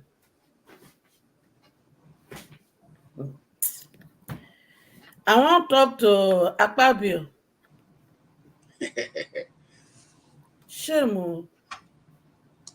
Because you talk like say, you see this bread where we not they buy, now you they control her. But I want to remind you something. What happened to Senator Ifeanyi Ubah? Say as he jet with his family go Obodo Oyibo in London. And even when he reached there, he sing pretentious church song of victory to us. But I hear say sleep, not wake up. So you, Akpabio, you can even sleep this night, you not go wake up. And that food when you say una they eat for house, you not go eat them again. So you see this punishment una give my children. How far? Una rig una self into power. We tell una say the blood of the innocent go hunt una. I want to ask una one question. Una not say as una they make policy when they disgrace una. Una not see am. Una not see am. I want beg una, Nigerian youth. No matter what, sustain your protest. No matter what, sustain this protest. I'm not sabi say Nigeria country, it gets security like this. I don't know say we get over 300 ammunition tank. I don't know say our police and our military, they feel they look for protesters, catch the overnight, even when they don't know their house. I don't know say DSS, they get sense that they call intelligent. Because if you people really have this, and you have allowed insecurity to sustain Nigeria for all these numbers of years, as soon as they go sleep this night, make una sleep in shame. You people should sleep in shame. Because it is obvious now that this security in Nigeria is being perpetuated by the military, by the police, and by the Nigeria politician and wicked government. Are you people not ashamed? Are you not, you are just disgracing yourself and showing your impunity and wickedness to everybody. They say breeze blow, fowl yansh, e open. My children are not protest. Una begin dey run kitty kata, kitty kata, kitty kata. Is when you people decline your protection during Goodluck Jonathan period.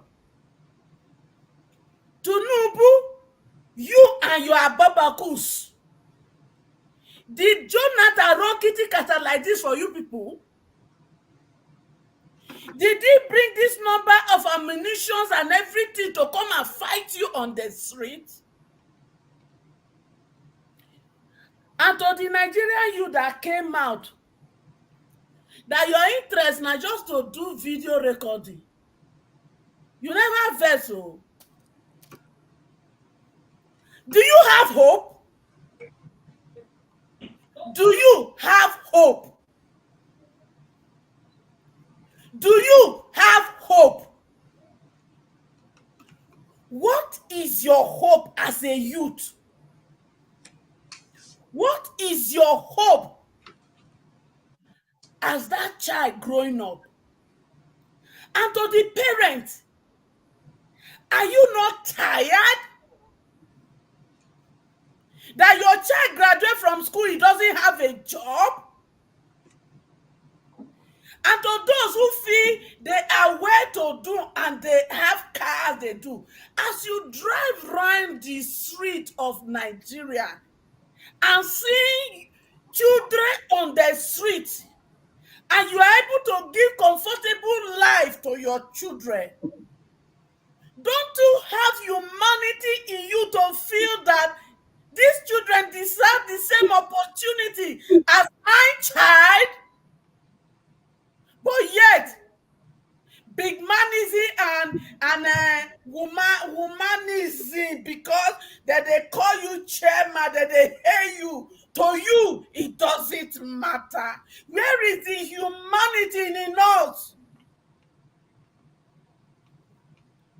Nigeria, home and abroad, this is our fight. Because wherever you dey, at least for one thing, the weather not dey favor you and me. Because if na winter, we go wear plenty cloth. If na summer, the heat pass oven. Okay, man. One way or the other, e no favor me and you, because the place when we come, we get weather when it suit our situation. Yes, ma'am. Yes, ma'am. Thank you so much. And all of us. Thank you so much. If Nigeria better today, or we hear say better leader don't enter power, I know say many of us, if not 80%, we go carry our kaya, go back. For those of us who get pikin for here, we know say Nigeria not good, make we take them go home. Now born throw away, we born throw away. I rest for now. Thank you so much, Mama Hecho. Thank you for that. I mean, it's well thought of. I just hope that people, can listen. Whether you think the protest is successful or not, I think it's too early to begin to call that shot for now. So no matter what anybody thinks, Nigerians are saying once again, we're not satisfied with the status quo. We're not asking for a change of government. We're not saying because it is Tinubu that is there. We're not saying because we want the military to come in. We are simply saying Nigerians are hungry. They don't have education. They don't have good road. They don't have water. They don't have work. That's what the people are looking for. They're not looking for your Mercedes. They're not looking for your duplexes. They're not looking for your touring the world with government money. They are simply looking for how to survive on day-to-day basis and be able to live a free life. That's what they're asking for. And I don't think the purpose of government is for the people. It's for the people. It's not for you. It's not when you are a local government chairman who cannot even have 3 square meters, and then finally you are elected, and you now see yourself as a god of the local government, and people can no longer talk to you. You now have policemen and soldier men guard your house, guard your wherever, and then you live at the expense of the people. The same money is supposed to come in and use to develop the people. That's what Nigerians are protesting. We're not protesting. If you like, let Tinubu be 100 years old. If Nigerians put him there or he decided to get himself there, let the poor man have food to eat. Let the Nigerian, the real Nigerian, because you see, there's a Nigeria, there's real Nigerians. The real Nigerians are the ones who are on daily basis toiling in the streets of Nigeria, under the sun, under the rain. They are looking for how to survive. They are earning, an honest living. They're not looking for government handouts. They're not looking for what their uncles or whatever relatives in government can do for them. Those are the people who are concerned about. Those honest, struggling Nigerians who are not depending on anybody to survive. I don't think that is too much for any set of people to ask. More so that whatever you are using is supposed to be meant for the people, not for you. And I agree with what Mama Hecho have laid out and laid it very fine. He who has ears, let him hear what is being spoken about. I had righteous man here. He has gone. I wanted to find out exactly what the situation is in Nigeria. But I see Ken. Ken, you are in Nigeria. I can't. You are muted. You are muted, Ken. Okay, go ahead. Sorry? Can you hear me now? Yes. Okay. Good evening, everybody. Good evening. You are in Nigeria. You are in Nigeria. Yeah. Okay. Situation report. What has happened? What time is it there, and what is happening now? No, I'm not in Nigeria. I live in Germany. Oh, okay. You are in Germany. So you can't give us anyway. Let's hear your opinion. Sir, this Nigeria situation, even you people when they born and they don't try. Right from the day when they born, my father complained. 30 years and 31 years now they go to Nigeria today like this. This Nigeria situation, a lot of people don't even know the kind of damage when Nigeria don't let it damage. Before I come up for Nigeria 10 years ago, as a politician, I know a lot of things. All those people, all these politicians where they look like this, they be zero. They don't even get heart for human being at all. They as a politician, for a shop, na me dey hold on. This man go come. Ask to no food. He no go give us 100 naira at that place. Will chop food. When they contest for House of Assembly, the problem of them for Nigeria is the bank. Our Nigerian banks are very corrupt. Now then they give this politician. Me and you go bank, see me the bonus money. Bank no give. A politician want do election. Now bank they come the beg them, see me they come for them. And that is what I tell them. I witness them. They are waiting and witness. Bank they come, they give them money because they don't let you know once they lose the election, they will pay them back. That's when they try to run election, you don't they buy half down. If you lose, if all of them they work hand to hand, and they come use me and when all of us they grow up in Nigeria, they use the lead of take all of us. As this protest they go on, all of our pastors and we talk, but on Sunday now, a lot of pastors will go to the 10 members, see me the pray, God will tell you money from heaven they give them. Then we want me dinner 10 years. On Sunday, if you don't go say everybody, nobody is from each other with religion. You go to your church, so when they go work, go their work. If you don't work, you don't go church. Government make everything. Say if you work, if you don't even get one, government will support you.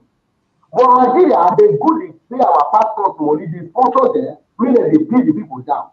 If this protest, like get some pastors, not all pastors from Nigeria will come out and tell their members, say, not go and go protest. No worry, they wait on the Lord. Let us keep praying for the leader. All those remember, all of them will do that because I did you have focus. But that the Jew will come back, they'll come give her money, he with the family will chop daily bread. They'll chop 2 times a day. In fact, 5 times a day. You when they wait on Nigeria, maybe they don't give you apple, and they don't come. You will die. See, they wait on Nigeria. Me, I swear to God, there, and they tell people for that, if they give, you still tell me know our politics. If they give me one, they tell me you Nigeria. First of all, I go close churches so that the people go realize, yes, they need to face life. God knows they call the dash for money for account. God knows they call the dash for money for account. Say, if you don't wake up, say God will come put $10 billion for your account. You know they happen. But this our politicians, they make our pastor to pay the cities because brainwash us. We something we don't even know our rights again. We Nigeria don't even know their rights again. We don't even know our left and right. Nothing. First people don't win council or everybody for that street with the worshiper. My chair. Ordinary people for me chairman, they will call the worshiper. See this protest now. How Nigeria politicians say no say people say talk go destroy the protest. Protest never happen. On I say on intelligence tell on I say they will destroy the protest. Say no go dey peaceful. Okay, the intelligence I went tell on I say no go dey peaceful. It's to get the name of those people wey no go make the protest dey peaceful. Make their friends come and make their arrest them. Now ordinary thing wey Germany dey do, UK dey do, everywhere dey do am. If you get better intelligence, say okay, this person wan destroy the country, then go arrest am. Why you go just come out for national TV dey talk say I get intelligence for source? They put as source, they get source say this protest no go dey peaceful. And if you watch wetin dey go on now for Kano, as you watch this thing, thank God I no go work today. I no go work today. As they watch am, Kano was peaceful in the morning, but in the afternoon, e turn to riot. But now people now come dey loot now. They say that they loot now for government property. But me and you know the way Nigeria be. Even all that when they talk for Kano, our politicians have day. If you not day, 50% day. So make sure say tomorrow make them for even talk about news say okay, wait, the intelligence will confirm it work. They say to election to the protest for Lagos. That I will take this form. Thank you, Ken. Who put that bomb? Nobody know.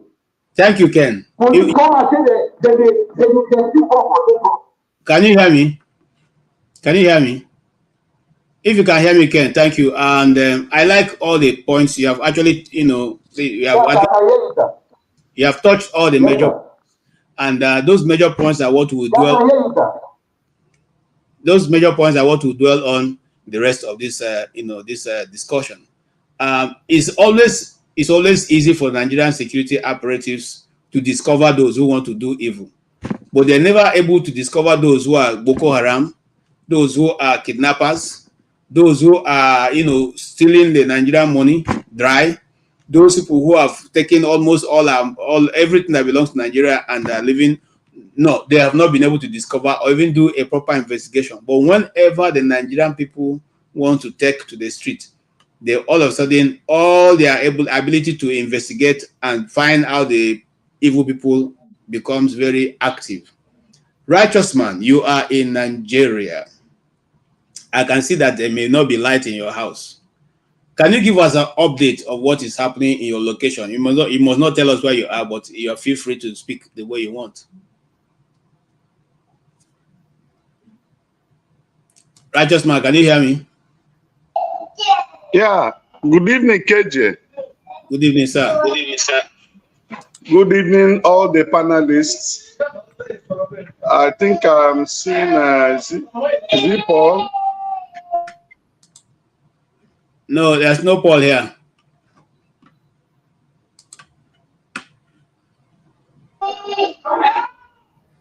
Yeah, Righteous man, can you hear? Yeah, can you hear me? Yes. Can you hear me? Yes, we can hear you. Okay, we've been having serious problem with network since yesterday. It's very difficult to have a sound network since yesterday.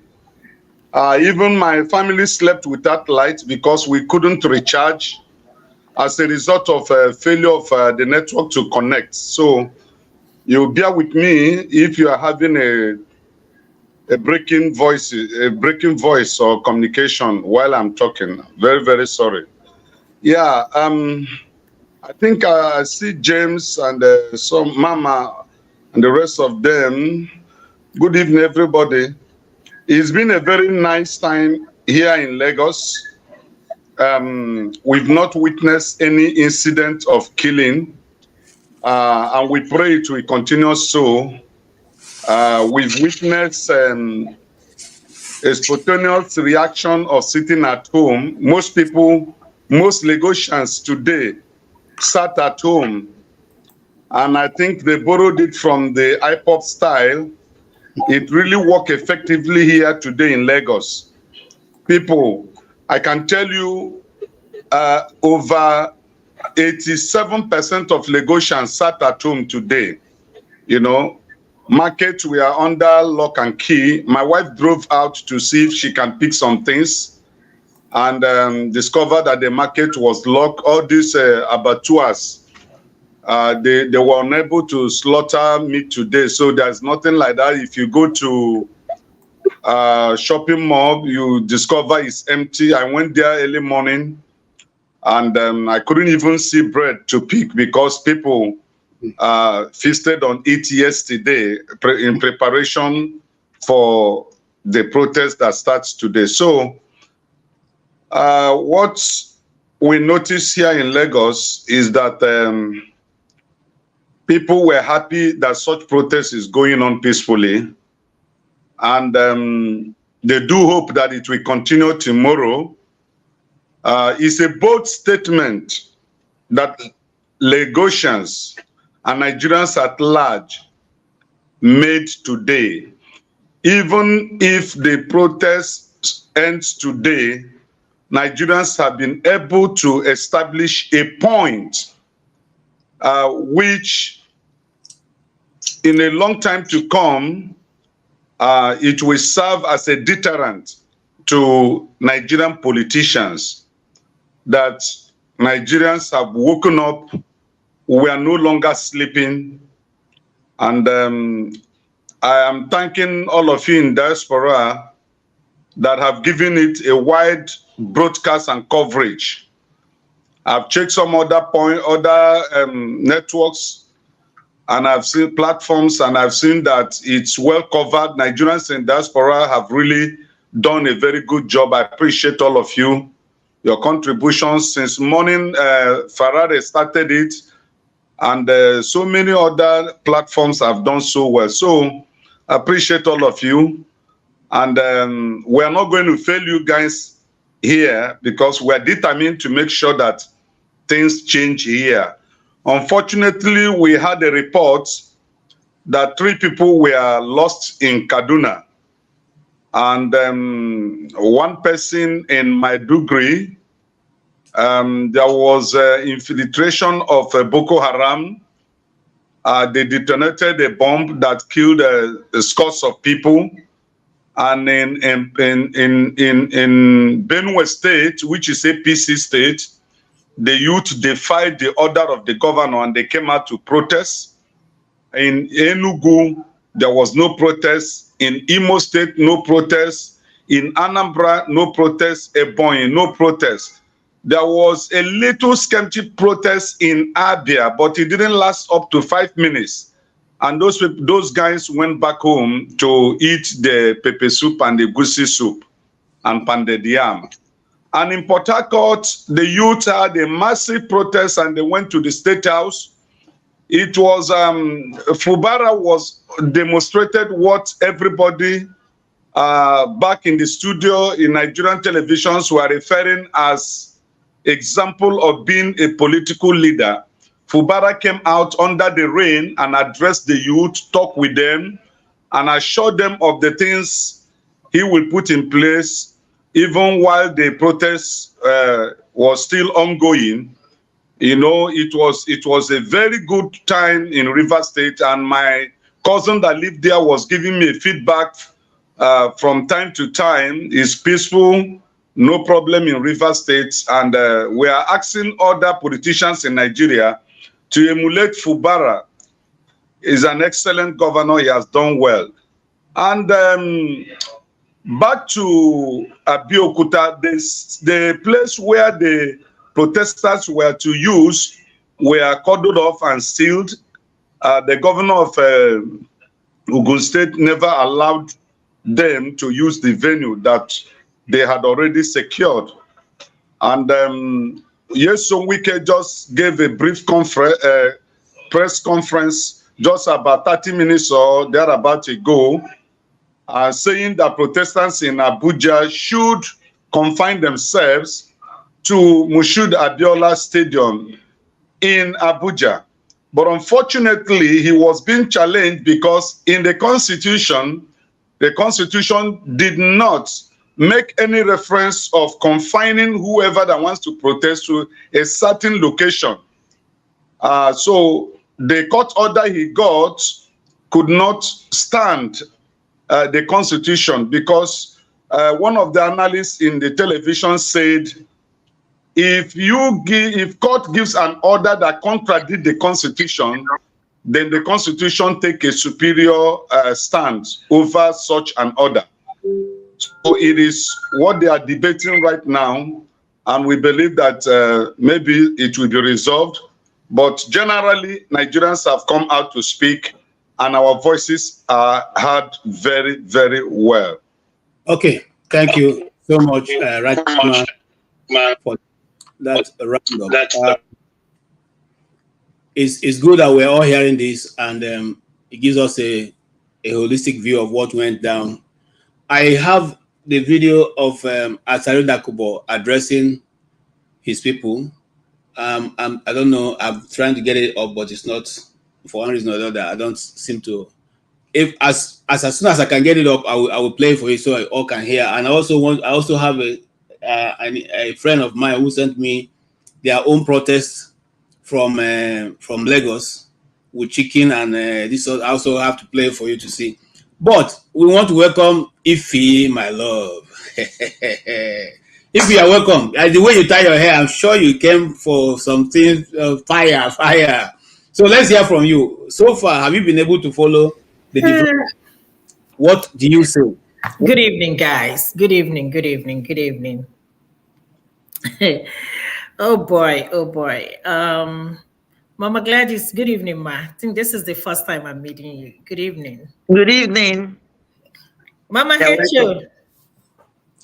In fact, we are blessed. We have three beautiful ladies with us. They bring their voice. And we encourage all ladies to come up, because we want to hear from your own end what's going on.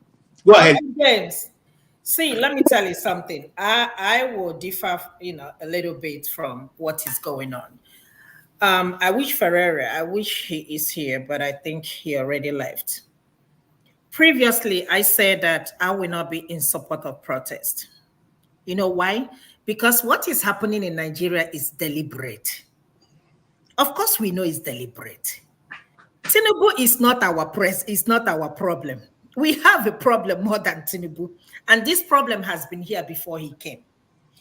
People will say that, oh, he made it worse. And my question has always been, even including this country where I live now, I've been here for more than 20 years. It wasn't like this when I came here. Things are getting more expensive. Does that mean that something cannot be done? No. But what I'm trying to say is, a lot of people were saying Tinubu must go. To go where? Where is Tinubu going to go? Tinubu will do his 8 years. Let us be realistic. There are people who hold a group of people that are holding Nigeria hostage, and they're not going to let it go. So the only way we can protest from January to December for these people to let Nigeria go, unless there is a foreign intervention. But as I'm talking to you, nothing is going to happen. Give it 20 years to come, nothing is going to happen. The 200 people or the people holding Nigeria hostage, as long as they are alive and as long as they are in government, even if Tinubu dies today, the problem will continue. Another person will take over and we keep going. Let us start from your government. Let us start from the councillors. So all these people shouting things are hard, things are difficult. Yes, I'm feeling the pain here, including me here in America. I don't need to say this, but I have to One of my patients, I have to give her, one of my patients $200 because they cut off her lights. And she was crying. She lost her job and all that stuff. And we talked extensively. And I told her, I said, look at my country. I wish you can get on internet and see what is going on in my country, Nigeria. What I'm trying to say is this: whether we like it or not, I am not a fan of any politician. I will never be a fan of any politician. Ifan, what's his name? The Oba guy that died. He's from my country. We were all together during the convention. He was here for Newi convention. In fact, I was even mad when he was speaking. Okay. And when I woke up on last week, Saturday, immediately I, saw that. I texted my uncle. He said, no, it's a lie. You must be lying. This cannot be true. Unfortunately, it is true. That is how life is. Abacha died. What happened? Did he make Nigeria better? No. Yaradua died. Did he make Nigeria better? No. What is going on? Nigeria continued to get worse. So if Tinubu leaves government today, Nigeria is not going to get better. I can understand where the protesters are coming from. But what I'm telling you is that one person is not holding Nigeria hostage. When I'm telling you that what is happening in Nigeria is deliberate, like Mama Hecho said. So we have all this military tank. We have all these ammunition. And we are still talking about Boko Haram. And we are still talking about unknown gunmen. And nothing has been done. Me, myself, I was even shocked. I was like, oh my God, we have all these soldiers. And we're still talking about defeating Boko Haram. It means that it is deliberate. There are people that owns this country called Nigeria, and they are not willing to let go. They don't care if half of Nigerians die trying to liberate Nigeria. They are not going to let loose. Whether we like it or not, if you know how you're going to secure your area. But you see this battle, it's not ending anytime soon. So for some of you saying that, oh, Tinubu said a subsidy, we all agree that the subsidy needs to go. But the question is that there was no measure in place. People talking about what is a stupid man? What's his name? Your Senate president. You see, these people, they don't have no conscience. Because somebody in his right sense of mind will open, he doesn't have a filter. He has diarrhea of mouth. Opens his mouth and just say anything he wants to say. And this will tell you that these people, they don't care. I cannot survive on 70,000 naira. Me, I cannot survive. I'm not bragging about it. As me, we live for America now. I don't want to say the amount, but there are amounts that I personally cannot survive. But how are you going to tell somebody you're going to live on 70,000 naira? One bag of rice is almost 100,000 naira, right? They're going to buy beans, yam. Somebody came on Daddy Freeze yesterday. One beautiful woman. She was crying. She said she went to the market with 200 and something thousand. And she showed what she bought. One yam was 15,000 naira, one new yam. And she bought two. That is 30,000 naira. So you can imagine rice, oil, and all that stuff, money gone. How many people in Nigeria can you say that make that amount of money to go to market and spend 200 and something thousand?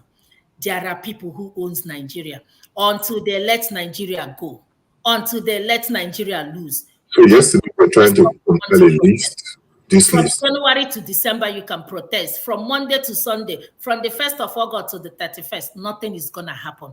Believe you me, I am not in support of them. But until you get the grassroots of the problem of Nigeria. Let us own this government. Those who want to protest can protest, but let us be there eating. Am I right? I must thank Niger Delta. Okay. Hello. So let me for the final word. You're talking about Asar, what's his name? Dakubo. What the idiots? Dakubo. The fat idiots. In a country where things work, is that man not supposed to be in jail? You're gonna come on national television and threaten people, and nobody's saying anything. And you are telling me that you're gonna go protest, and nobody's saying anything. This is the same man that came out and against Tinubu, call him all sorts of names. And I don't know, because I'm not gonna say that he was bribed because I don't have the evidence. Allegedly, he was giving money, and he openly came on national television and tell you, if you do anyhow, you collect anyhow, I will give you woto. And the people are keeping quiet. These are the people intimidating Nigerians. And you are telling me that you're gonna protest. Akpabio is still talking about how he's gonna go to Benin to campaign for APC governor I think on the 7th, on the 21st, I think sometime in September for the election. And you think these people, they have your interests at heart. I think honestly, some people are wasting their time. If they don't address the issue of Nigerians, the stakeholders, when I mean stakeholders, there are people that owns this country called Nigeria. It's not me and you. We are just citizens roaming around because we don't have, when people say we have stake, and I said, how can you say you have a stake in Nigeria? Tell me who will listen to you. So let us be honest with ourselves. I agree there are things that are very difficult. It pains me. I get emotional. You constantly get a message from Nigerians, asking you for money. If I open my phone, sometimes I just pretend as if I didn't see the message so that I don't read it. Because if you read it, you will say sin, meaning that you saw the message and you ignore them. I let it go because you can't solve everybody's problem. We that are in diaspora, we have a lot of issues too. But what I'm trying to say is that I don't have a stake in Nigeria, even though I am a Nigerian, but I don't have any mouth in the sense of the policies. Talking about revolution. For revolution to come in this country, come Nigeria, there must be, of course, I'm sorry to say this, but there's nothing like peaceful revolution. If you're expecting that to happen in this country, it's not going to happen. If you're expecting to overthrow Tinubu from this government, let me tell you, this man doesn't care if half of Nigerians wipe out. He will stay in the government. He will do his 8 years, unless he died before his 8 years. Other than that, my sisters and brothers, we are wasting our time. All right, thank you so much. If you have spoken a lot of people's mind. Tell the truth. If I was Tinubu, I will not give up power. It's not go come from my place now, and I go come collect that from there. That's the truth. I'm just telling you how a typical Nigerian would think. But it does not stop you from being able to sit down and have a conversation. All we are asking for the Nigerian people is to have a conversation. What is not working? What is working? Is that not how CEOs behave? Is that not how people get to be big in, you discuss and have a discussion, a dialogue, a true dialogue, and adjust the parameters on which you operate. But you can't just sit down and you insist, you get all you can and can all the can and sit on the can. And then you hope that everywhere will be quiet. It doesn't happen that way. It doesn't happen. If it happened that way, those places where they steal the Nigerian money and go and keep will not be lucrative as they look at it. It's because those people sit down and they think as leaders. They will try to do the best for their people. And like I said earlier, I want to reiterate, Nigerians are not looking for you to buy them free cars, free houses. They are looking for you to be able to make them be able to go out and work, give them electricity, give them water, give them good roads so I can carry their products from their farm and go and sell.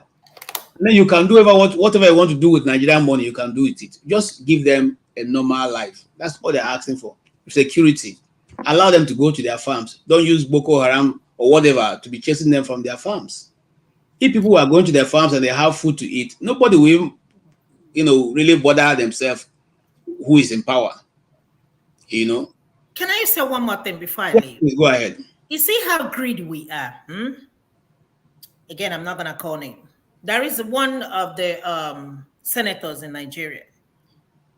My friend's husband is his very good friend. When I mean very good friend, he has a house here. I live here in Atlanta. Nobody's living in that house. That house is paid for. He doesn't have a job, but because he's a Nigerian politician. And my friend's husband advised him, why not rent this house out? He had packed 2 Mercedes there. Mind you, he doesn't live in America. He's not an American citizen. Neither is he a permanent resident. That's just to tell you how greedy these people are. And this is the way they loot money. And taking it further, I'm going to talk about my uncle, but because nobody knows him. He called me one day, we were talking about this politics of a thing, because he knows that I'm so much interested in politics. He said to me, Ife, you see these Nigerian politicians, they are wicked and heartless. They are wicked and heartless. Guess what he told me? He's doing very well. My uncle is what I mean very well. He's doing extraordinary well. He said somebody called him a politician. He refused to call his name because I would go mad. He said a Nigerian politician called him. He wants to loot money. He's going to give him $20,000. but he wants him to loot the money under his name. Up to today, he refused to tell me who the person. He said, you know, some things you just want to keep it to yourself. And the amount he's calling is ridiculous. And I asked again, Uncle, what is he doing? Nigeria is a politician. As a politician, it's not an occupation. He said, well, in Nigeria, it is. That's So the truth. 30,000 would have been my uncle's portion. And being the man of integrity he is, he said, no, I don't do that kind of stuff. No, I am so sorry. There are thousands of people suffering in Nigeria. I don't want to be part of the causes people are laying on these people every day. I don't want to be part of it. Can I ask you a question?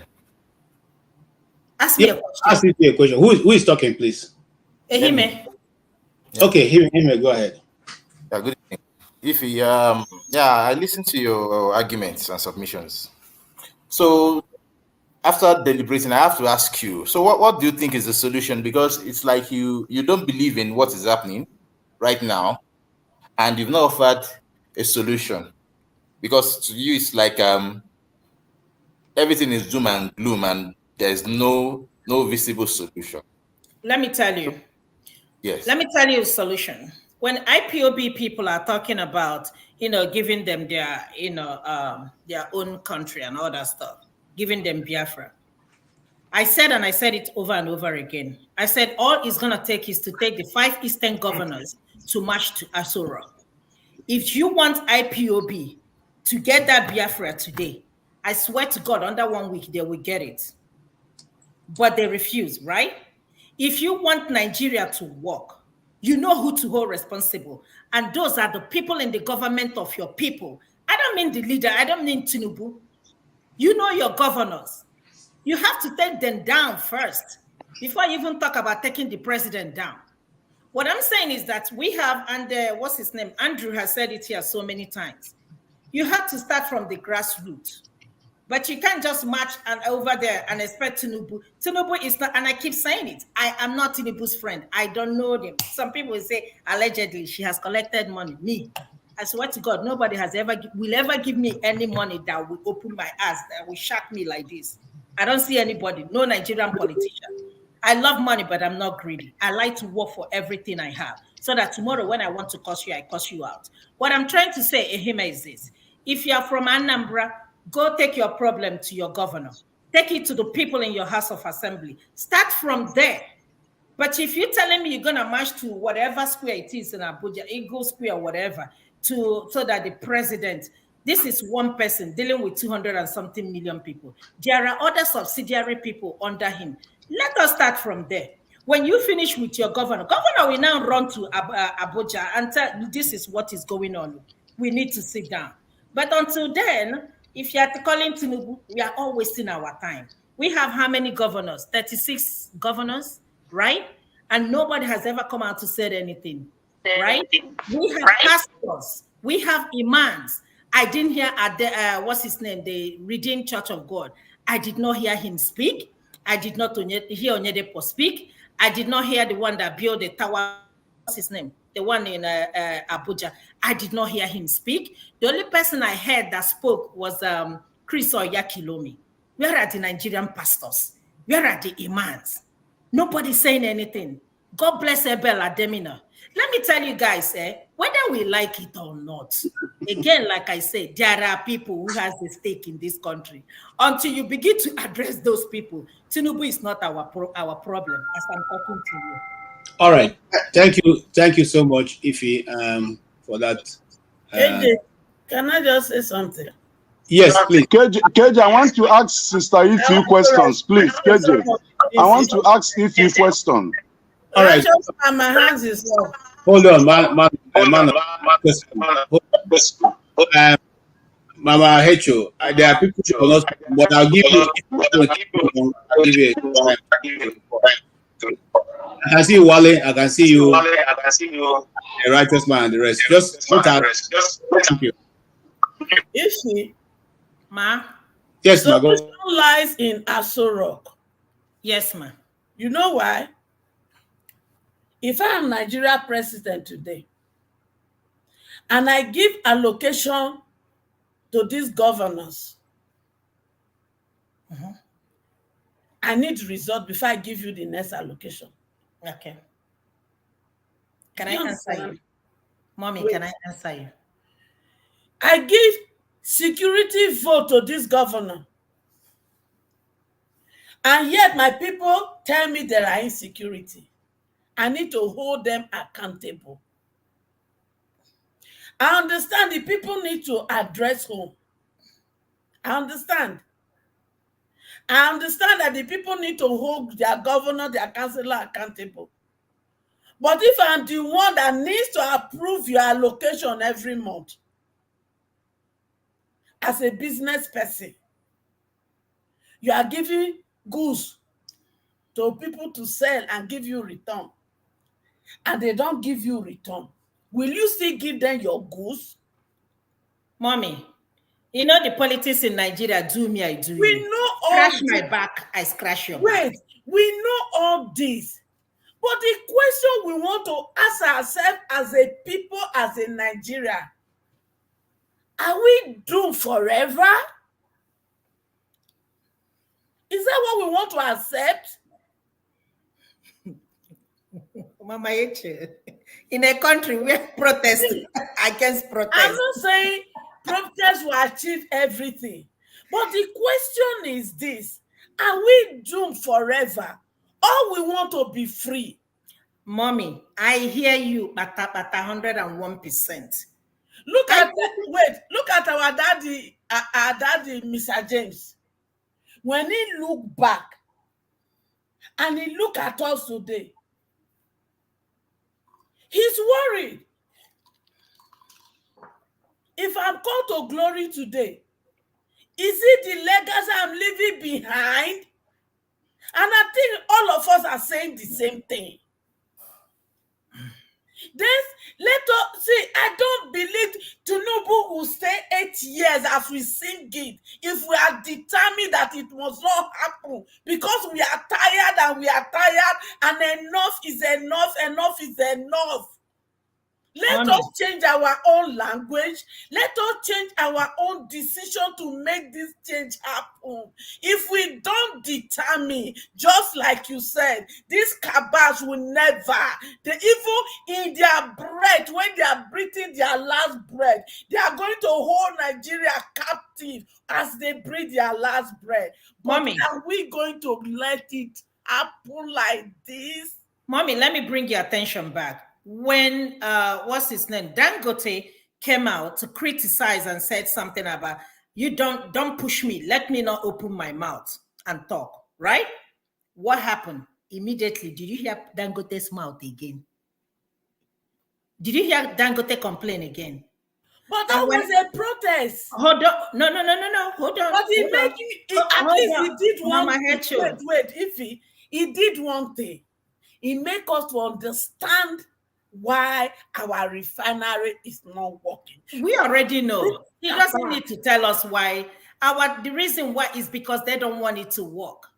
I know. But at least the more revolution we know about Malta and the refinery over there and those who are behind the refinery. Mommy, that is the more reason we have to be angry for this change. Mommy, let me tell you something. Even the stake I'm talking about in Nigeria, it's not only Nigerians. There are other foreign bodies that have a stake in Nigeria, mind you.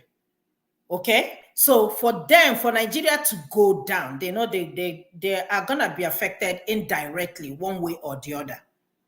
So, and that's why I said, even if this country called Nigeria burns down, a lot is at stake for people holding us hostage, including the foreigners.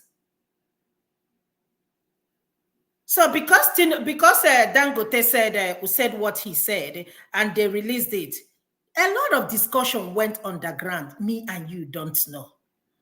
It's not going to take a long time for us if they want to fix this refinery to fix it. It won't take them 6 months, 1 year. But again, it's just because the stakeholders refused. They will milk and milk and milk. Remember what Obi said one time during the campaign? He said that somebody told him that, he has wealth and wealth, that he is tired of money. These are the people drilling from our country. He did not mention name. Thank you so much. Thank you, Ify. Thank you, Lecho. Let us be realistic. We have a long way to go. I want Nigeria to work, but we need to be realistic, honestly speaking. Ferreira is asking exactly what is your point now? Do nothing because we have a wars in Ferreira, I mentioned your name here. I said, come, let's talk. Don't worry, Whether you like it or not. Let's move on. Let's move on. Let us start from the grassroots. Let's. Period. Other than that, your KG is my turn. KJ is my turn. No, hold on. You don't tell me when it's your turn, Justin, please. You are all people who are here before you came in. Relax. All right. Here, great. That's even better. I have a lot of people behind backstage. So if anybody feels like taking off also, that would be good. But here we are. We are trying to sort a problem. Everybody's view is important, especially when I'm the one handling the program. Everybody is important. Your view is important. Much as you have something to express, another person also have something he or she wants to express. Let us give that room and listen to one another. It's not a fight, okay? And then let's not think we are the most important person on the panel. We are not. Even me, I'm not the most important person here. I'm just simply moderating. All right. Yes. The Ihime, who I don't know, you or Wale. Okay, let Wale go. Then we'll come back to you. Wale, go ahead. Thank you, Mr. KJ. I was just about to say you like to kind of push me aside and go. But anyway, that is just on the... At least you didn't say it again because I didn't push you aside. I brought you in now. Well, you brought me in, but anyway, let's leave that. I'm more or less interested in listening to people. But sometimes, when you listen to people, you just want to put your own in. But without dwelling on the problem we all know. Because I don't like to kind of think of problem. We all know it. But what is the solution? Two things I'm going to quickly say here without taking people's time. It's one, we are all guilty of what is happening in that country, directly, indirectly. And if you search ourselves inward, if we look inward critically, we will see that we have our hands in what is happening in that country. I need to stop you there. Hold on, Wale. How, for instance, please tell me how Mama Hecho is responsible for what's going on in Nigeria. Okay, I'll tell you. This is the reason why I'm coming in. Directly, indirectly. Tell me, let us hear. Okay. My uncle is one of those policemen. Like Evie said just now, our uncle or our uncle who knew a politician who want to loot money but he wouldn't mention the name. The same thing we've been hearing from all these our police, that we know people who are behind it. Do they ever mention them? We know these are directly, indirectly. Maybe one of them is my uncle. Maybe one of them is my sister's husband. Maybe one of them is my uncle's friend. Who are we deceiving? If I happen to say to my uncle, but you are the IG of police, you say your men have carried out the intelligence or whatever, you can't pinpoint name. Who are you deceiving? And your uncle refused to follow what you have said. What will you do? Exactly. That's what I say. We are all guilty one way or the other. So you cannot tell me that I'm guilty for what. Listen, I'm trying to make you. Sorry, when you're making your points, you be more concise. Yeah. People are adults. I'm coming, sir. People are adults, and they are responsible for the actions they take. Mm-hmm. You cannot say because you are my relative, and you go and do something, and then you say, "Me too, I'm part of what you have done because you are related to me." No. Once you have come to the age of maturity, your actions are your actions. So Nigerian people have constantly been crying over what is going on. Is there anybody, any government have existed since for the last 40 years that Nigerian people have not given? Thank you very much. So you can't say we are directly or indirectly. Those who are taking the actions are different from us. So make your point from that point of view. That's why I'm just trying to let you know so I can have a wider, broader input to your answer. Thank you for your contribution. That question, the way I'm going to answer, the way I'm going to ask you is, majority of us sitting here, we live in abroad. You might have experienced it or you might have seen it on the media. If somebody committed a crime, okay, very, very simple example. When Trump was shot, the FBI director, the lady, was she the one responsible? I mean, for those who live in US, what did she do? Is she the one responsible for the shooter? But what did she do? I mean, for those who live in US, answer. Well, the truth remains, Wale, no, she didn't resign. She was forced to resign. I followed the development. Yeah, I've been newsman now. I followed the development. She was forced to resign. Resign willingly. I mean, is she the one responsible for the shooting? But she resigned. Yes, because in a developed world, excuse me, Wale, you see, I'm trying to so I don't, drive up. The buck rests on the Caesar's table. They will hold you accountable. It doesn't matter whether you are in the field or not. It is your department. You are supposed to not give us excuse. You are supposed to deliver. You see, that's the difference between the Western world and the African world. Here, excuses are not accepted. It's not accepted. You don't bring an excuse for a job you're supposed to have done. You come and give us excuse. Tomorrow you give us excuse. Next tomorrow you give us excuse. It's not accepted, and that's why they're doing better. That's why they're doing better. Let's get this in. So let's not make it look as if what. I'm not. Listen to me carefully, sir. I'm not saying they are better than also. I'm simply saying that when they give you a tax, you must deliver it. You must deliver. If you can't deliver it, you leave. That's the difference. They call a spade a spade. Okay. So when you lump it all together and say we are all responsible, I beg to disagree. All animals are equal, but some are equal, some are whatever than others. What I'm saying is, as much as we keep complaining, reading the book of Lamentation and say we are still backward, can we look inward and see the reason why we are still backward? In as much we can look away when we know the truth, then it's just a matter of time when Nigerians will happen to every single one of us. If you are my brother KJ, and I'm in charge of authority, and I give you a contract, you don't do it well. If I send you to prison, if Emma is my other brother or is my friend, he will be scared that this one, he doesn't tolerate nonsense. But you do something not good enough, I use my hand to kind of, don't do it again, and you know. That is where we start. If either we like it or not, that's how it starts. Okay, thank you. Iheme, can you you have heard what I said. Please, can you respond to that or give us? Yes. Thank you very much. I think the title for this particular session is what are the gains for this first day, right? Mm-hmm. So I want to come up from that angle before I think I can digress on how my mind takes me all around.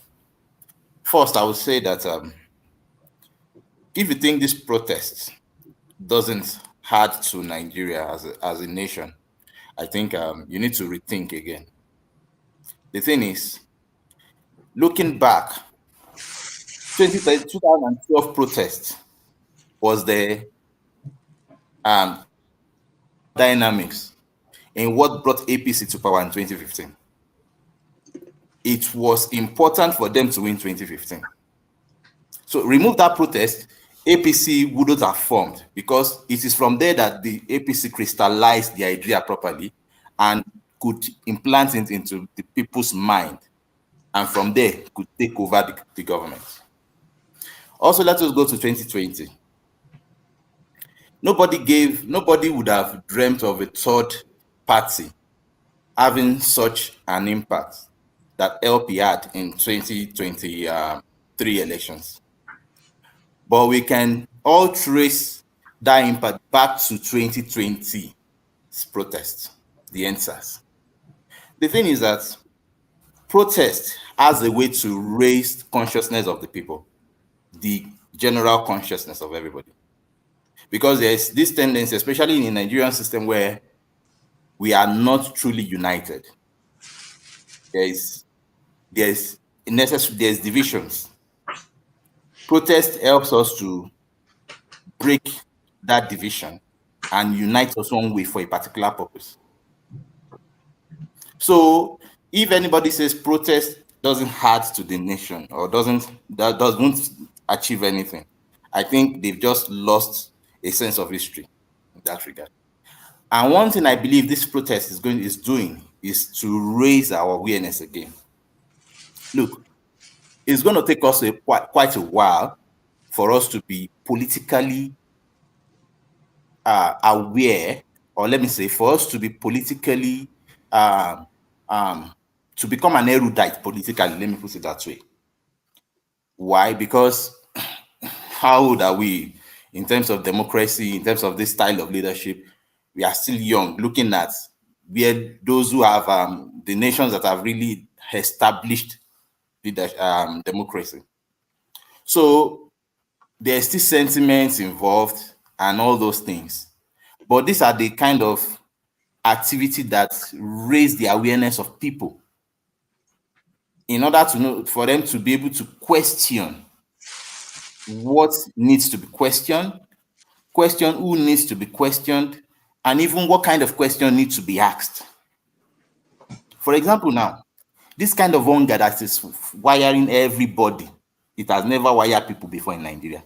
Mm-hmm. That is with respect to, I don't know, maybe the Biafra time, because then that was even war. So I might say maybe I excuse that period for the Biafrans. But as a nation, this present hunger they've never experienced. In the past, even when it was like things were bad, the poor person would still have good meal in 2 days at least. The poor person will still be able to buy egg and eat. Gari was a poor man's food as at that time. Now, Gari is no more a poor man's food. The poor man's stew would still have a shower fish in there or a pomo. Now, that stew is for those who have money, and they will even have to ration it. That's the kind of hunger that is going on presently. Some people might think it is exaggerated. Well, to some there is money, but a lot of people, they are having 001. You can imagine for some people using watermelon to make stew, using cucumber to make stew. That is to the level it has gotten to for a lot of people. And I don't think we can argue that where you're buying a tuber of yam for 7,000 naira. So what am I trying to say? This hunger is uniting a lot of people right now. There is unity in this hunger. And that's going to help them to raise questions. Now, as a person, I believe that we should go our separate ways. I have always advocated for that, and I still believe in it. Because I think the Nigerian problem, you can even see if he's confused about that. The Nigerian problem is wrong. It's so humongous that it is better that we split it. Everybody should go and solve their own unique problems their own unique way. What do I mean? Look at the way the North handle their problem. The North have a way to solve their problem either by religion. There is a way they respect it and they go with that. That doesn't really necessarily work in the South. It doesn't necessarily work in the Southwest. There's a way the Southwest wants to handle their problem. But now, let us just do it. That is just the way I see that we should go our separate ways. But fine, if you are not going, I think this is a good reason, at least, for everybody to come together and begin to ask their own persons, their own leadership, their own governors, leaders in their separate place, that, okay, what are you now doing with our money? That is just what I'm trying to say. So it's raising the awareness, it's increasing political discourse, and it's uniting the people. I think that's it. Thank you. I think look, sometimes an action. KJ, I have a question for Sister Ife, and I raised my hand. Hold on. Your mic is the one making me. Okay. While you are sorting that out, hold on, Wale. I just want to express my dissatisfaction. Everybody have their own point to say, things they want to say. You interrupted me. I don't know, maybe because I'm younger, you use that, but I'm not angry. I just want to let you know. But that's one of the things we get when we are in Nigeria. Thank you. I'm sorry, Wale, that you feel that way. Hold on. No, don't shut me down. I'm sorry that you feel that way. and I give equal opportunity to people, and you had your opportunity. But since you are not satisfied with that, please finish what you are saying. No, I'm giving you time now. All right. Take 3 minutes. I'm not the one going to solve Nigerian problem. No, Don't worry. Let people carry. must be able to allow the person who is moderating to assign, and if I feel I need to ask you a follow-up, I ask you a question. But he me answered your question and went ahead to make his own, contribution to it. Another side should be, all right. And I've lost what I wanted to say. Yeah, Jagun, go ahead.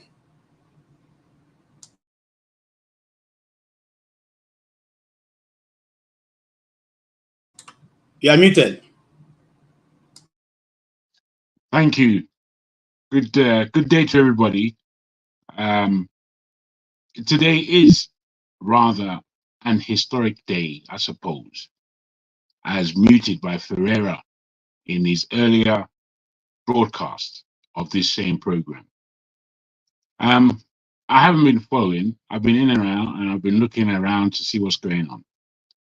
But my feeling strongly is that the prelude, my thinking on this is twofold.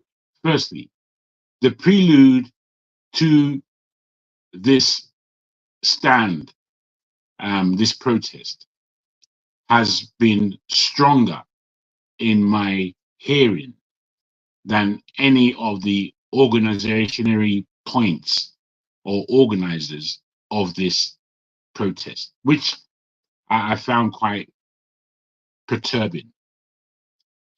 We had, from the president himself to ministers to governors to leaders of religious aspects to kings, queens, and everybody you can think of, warning, speaking against the right to protest, showing their fear and suspicion, and in many ways their guilt in not wanting to hear from a protest as to the bad governance that Nigeria is living under and has been living under.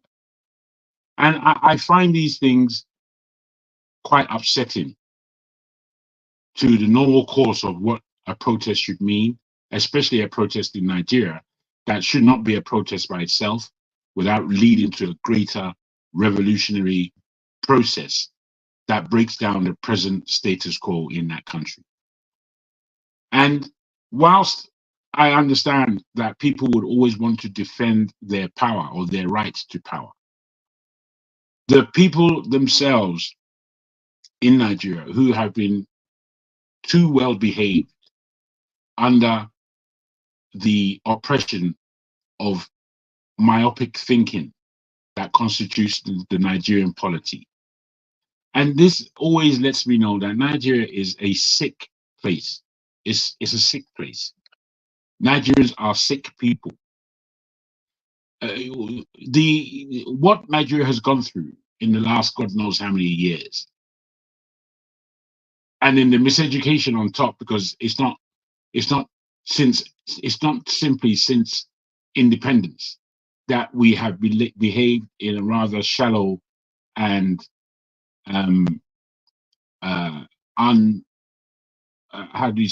unbrave, not brave way. We're not brave. We haven't shown bravity. In the world, this kind of operation that Nigeria is, it would have made ordinary countrymen, have a serious upheaval within their polity. But somehow Nigeria is able to take it, able to swallow all of the pain, able to make sense out of it even. It's quite incredible. Now, the second thing I want to appreciate is that even though I'm not so happy with the protest, I do look at the diaspora and what I feel that the diaspora should be doing in order to inform, in order to encourage, in order to join with the push of the breakdown of the government, basically. What we must admit, I think most of us here are on the panel are in the diaspora, apart from Righteous Man. And in that understanding, we have to admit that they've at least have done something. Nigeria has somewhat organized itself without the help of the diaspora. they've understood that now we got to do something. We may not know what to do, we might not put everything in order, but we've got to do something. And I feel strongly that the diaspora largely have, no, I won't say failed, I won't be so harsh, but we haven't been a part of that. We shouldn't fool ourselves that we're a part of that. We haven't done anything. We haven't put 8 penny into that. So we coming here with mouths talking all our nonsense. You've done nothing. You've done nothing to strengthen the right of the individual in Nigeria to protest. You've done nothing towards that. So you own no pride in what they are doing. What they are doing for themselves, and we better hurry up and think as to how we're going to join in to make sure that this is not a one-day occasion, that this is something that gathers pace. This is something that allows us to push further. You want to cut me off. This is the first time I've spoken today now. Allow me to say what I'm seeing. No, go ahead and round up, bro. Go ahead. Thank you. Basically, I want us to somewhat appreciate those 2 points. One, Nigeria has stood up for itself, and we better join in. 2, that our lack of historical understanding as to why we remain so docile in the face of the oppression, we have to look in the mirror for answers to that. Thank you. Thank you, Jagun. Jagun has said that we, or those of you in the diaspora, have actually done very little to what is going on. I want to remind Jagun that our de facto president, Shore, is also part of those who are on ground trying to mobilize. So I think the diaspora, no matter what, have been able to contribute a little to what is going on. However, I'll come back to you, Jabu, in a very short while. Mr. Righteous Man, you have 1 minute to ask Ify that question. I was just saying, Shore is on the diaspora. No wonder. Now, sorry, your audio. Yeah. Can I ask my question? Yes, ask your question. Just question. Yeah, Ify, do you know how many items in the concurrent, do you know how many items in the concurrent, what do they call it, that lies with the federal government? Concurrent list. Yeah, concurrent list. How many items in the concurrent list that lies with the federal government? That's number 1. Number 2, is there any law in the diaspora that forbid Nigerians in diaspora to make a lawful and peaceful assembly in our embassies to protest against what is happening back home? Okay, thank you. I'll answer the last one for Ify. Look, listen, the diaspora will just jump in, do whatever they want to do. How far people are ready to go before they can jump in. Okay, but I think there are people already doing things around the world. By tomorrow, we'll get most of the videos, and then we can be able to display it. If you go ahead.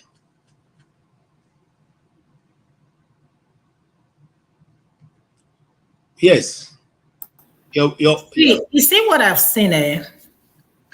When somebody doesn't say something that you like or Nigerians like, you people come up with one thing or the other. We live in the world of reality, and this is our current reality in Nigeria, whether we like it or not.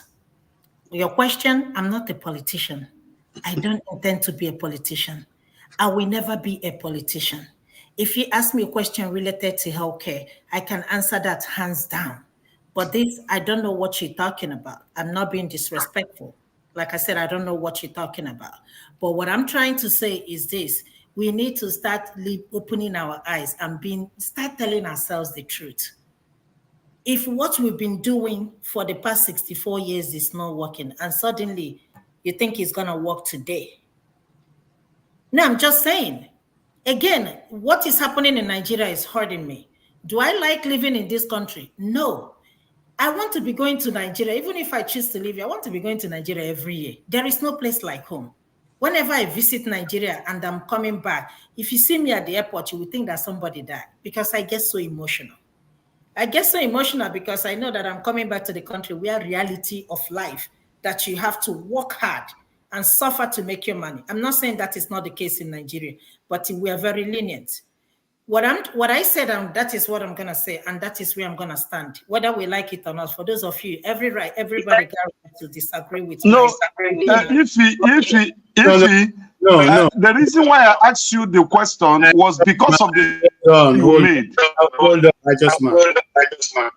No, don't turn it to please. Okay, you have asked your question. She has answered you. Let's move on. Mama Hecho, go ahead. You see, Ify and all of us in this panel, and those of us who are viewing, we shouldn't take the situation personal, or if person respond to us personal. Because the person is not actually responding to you. It is the frustration of war in our table.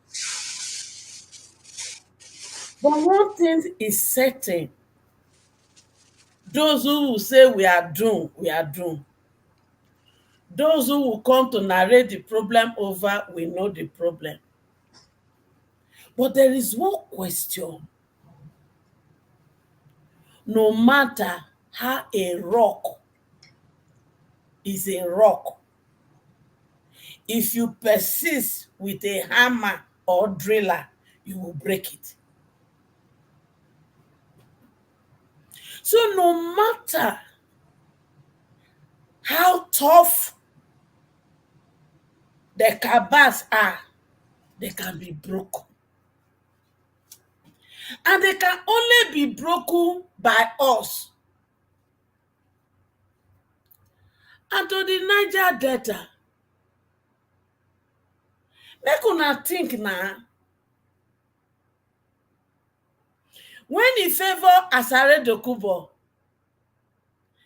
when they don't give a Ghana must go, he go come street, come tell una make una not protest. But when he not favor her, oh, Tinubu, you are a bad man. You are not supposed to be there. For how long will Asare Dokubo be fooling you people in Niger Delta? When he collect millions, he will give you sapele water, and you go come street. They follow and they buga. Say make una not protest. I bet when you follow and do buga reach your house, how far? Did you eat 3 square meal?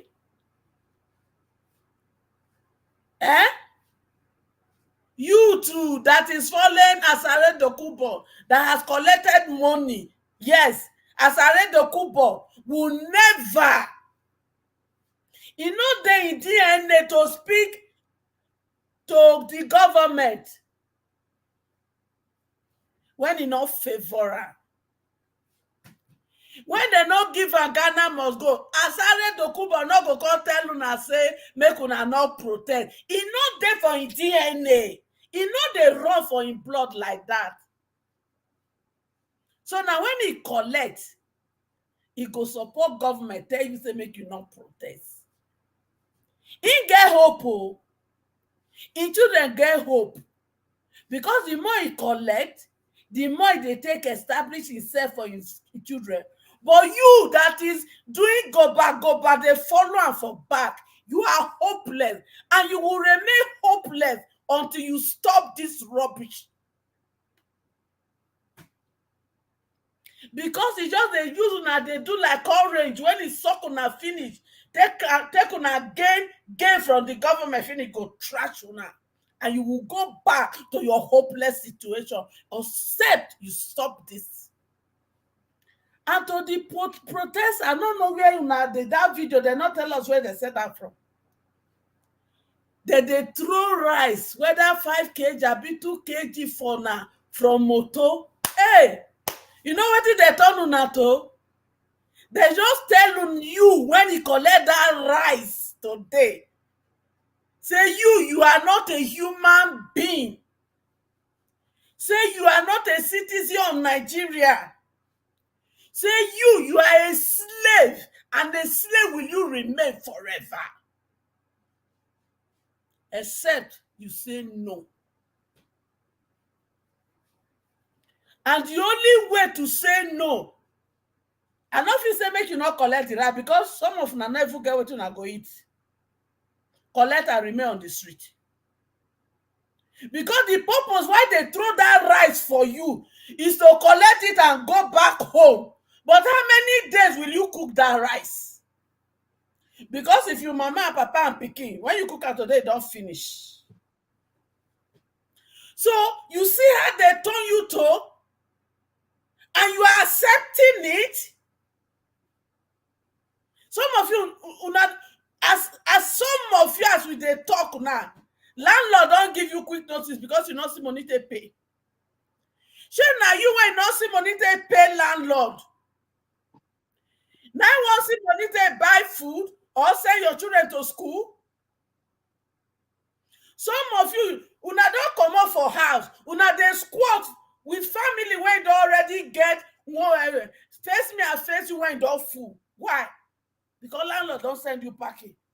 You don't owe 1 year or 2 years, 6 months. Landlord don't hire for you. And to the youth who are students, they say student loan. Una don't see them. Una don't collect. So you see, yes, we are dealing with Olumo Rock. But in unity and strength and determination, we can break it down. That is my call here. Home and abroad. And for those people, when you see they believe all these 419 pastors, yes, our pastors are 419. They are scammer. Why did I say that? There was a time in my life I had to sit down and look back to every year their theme of declaration. And I decided to apply my mind of research and statistics. And I decided to analyze it. They tell us this is your year of breakthrough. And you look at that year. How many people in your church have the breakthrough?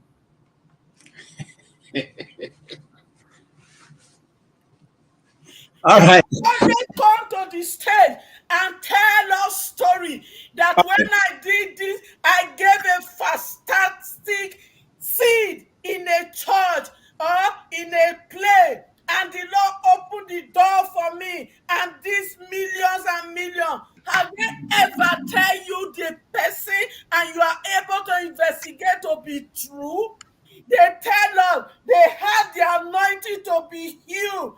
And look at their churches. There are many people who are sick, who has no healing because they are not telling the truth. They tell us, buy the handkerchief, buy the water, it will protect you. But when you look at them, they carry security around. They tell you that you should pray to God, God will give you money. But when they need money, they ask you to sow dangerous seed. All right, Ma. Thank you. How long are we going to be fooled by the politician? For how long are we going to be fooled by the religious leader? For how long are we going to accept ourselves to be defeated in Nigeria and say, no, we cannot solve this problem? We can, Nigeria, if we are determined. If you know you and me that is in the Western world, we cannot remain here forever. We must make a way to go back home. We must have a Nigeria for our children. We must wake up now or never. Okay. Thank you so much, Mama Hecho. And that was, I'm not going to even add anything to it. I just say he will let him hear. Yes, Fred, I'm coming to you. After that, I'll go to Heme, and then we'll go in that circle, all the way to the last, Madam Gladys. So, yes, Madam Gladys, get ready. We are coming to you, but not immediately. So just take note of what Ferrari is going to say. We probably have to answer him after that. Yes, Ferrari, go ahead.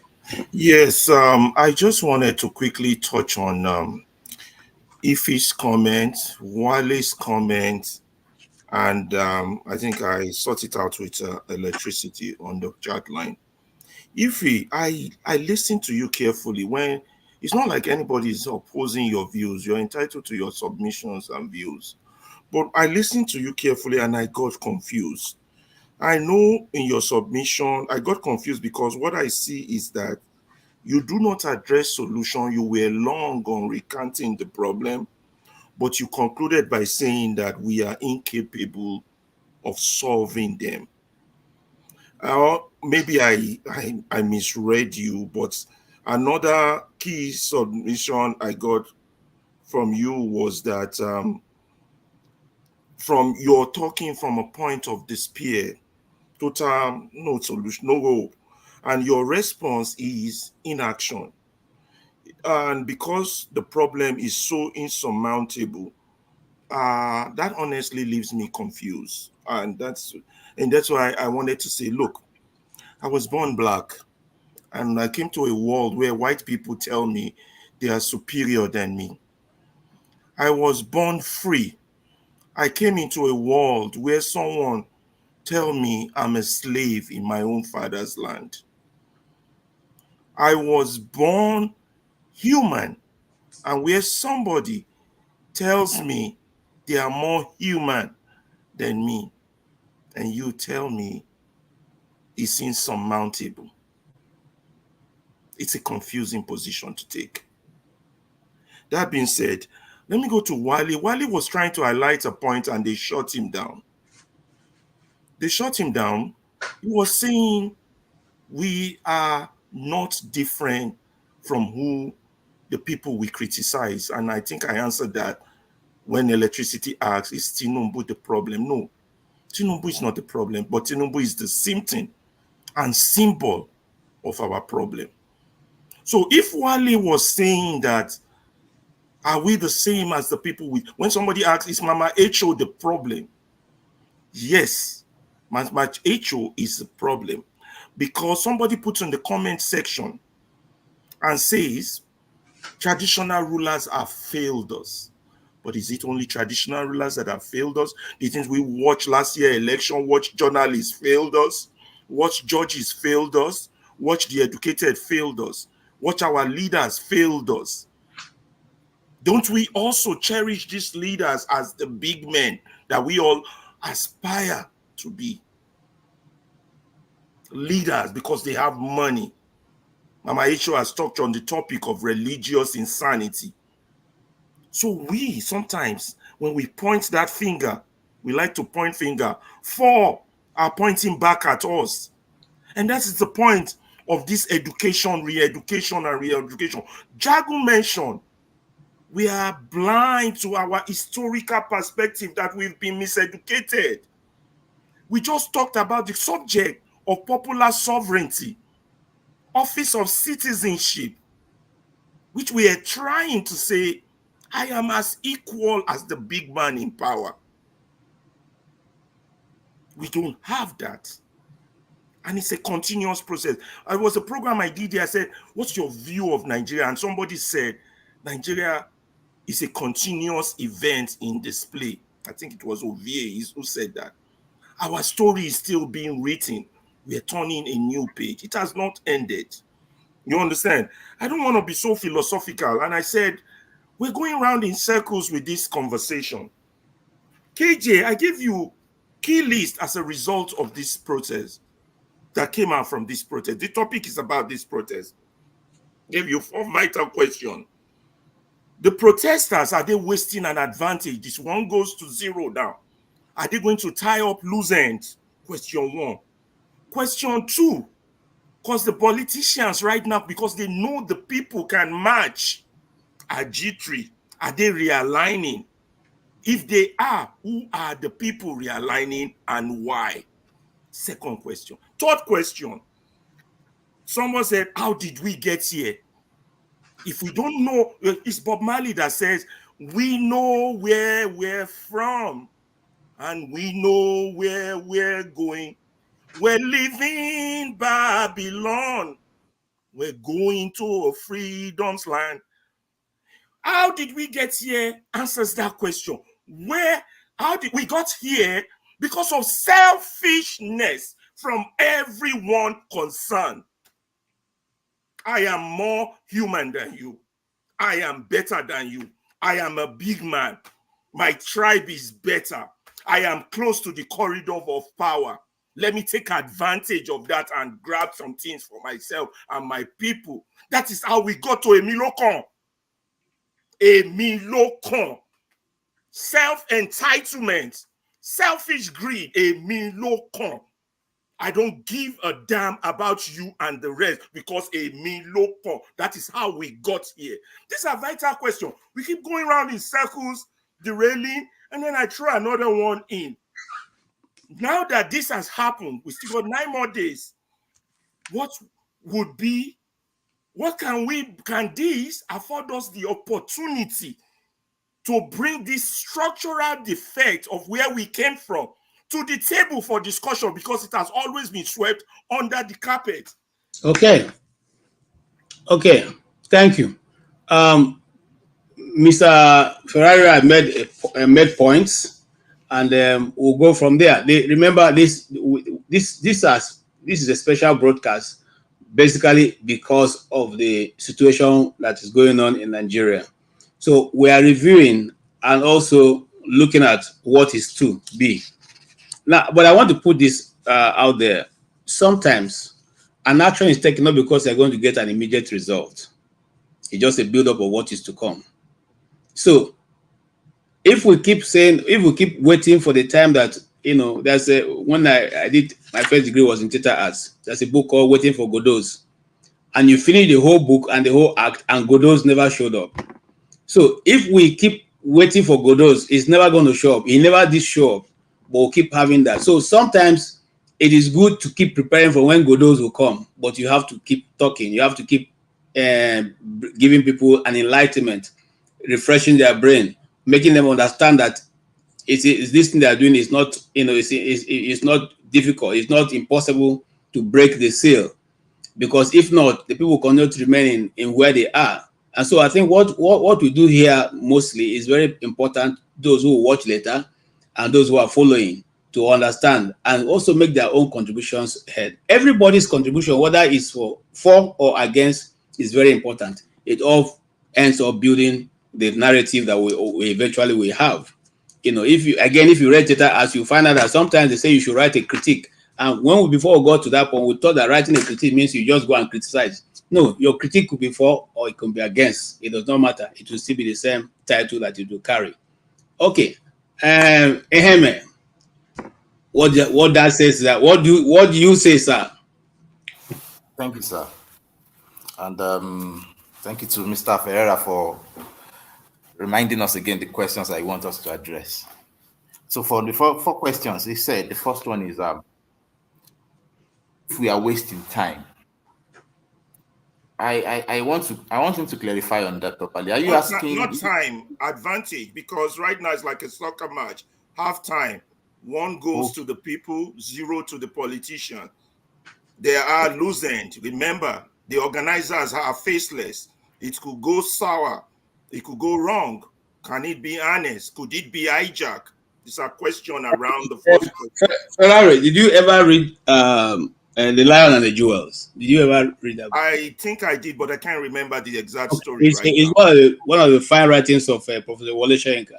Oh, I didn't. The Bola, what they call it, in that story, was more cunning than the young youth who felt that her beauty, because she was the beauty and the best in this community, could trick the old man, because since she had been told that she's the most beautiful and the king always comes for the most beautiful, and she felt that with her beauty she can always taunt him and get him to a point where he cannot act.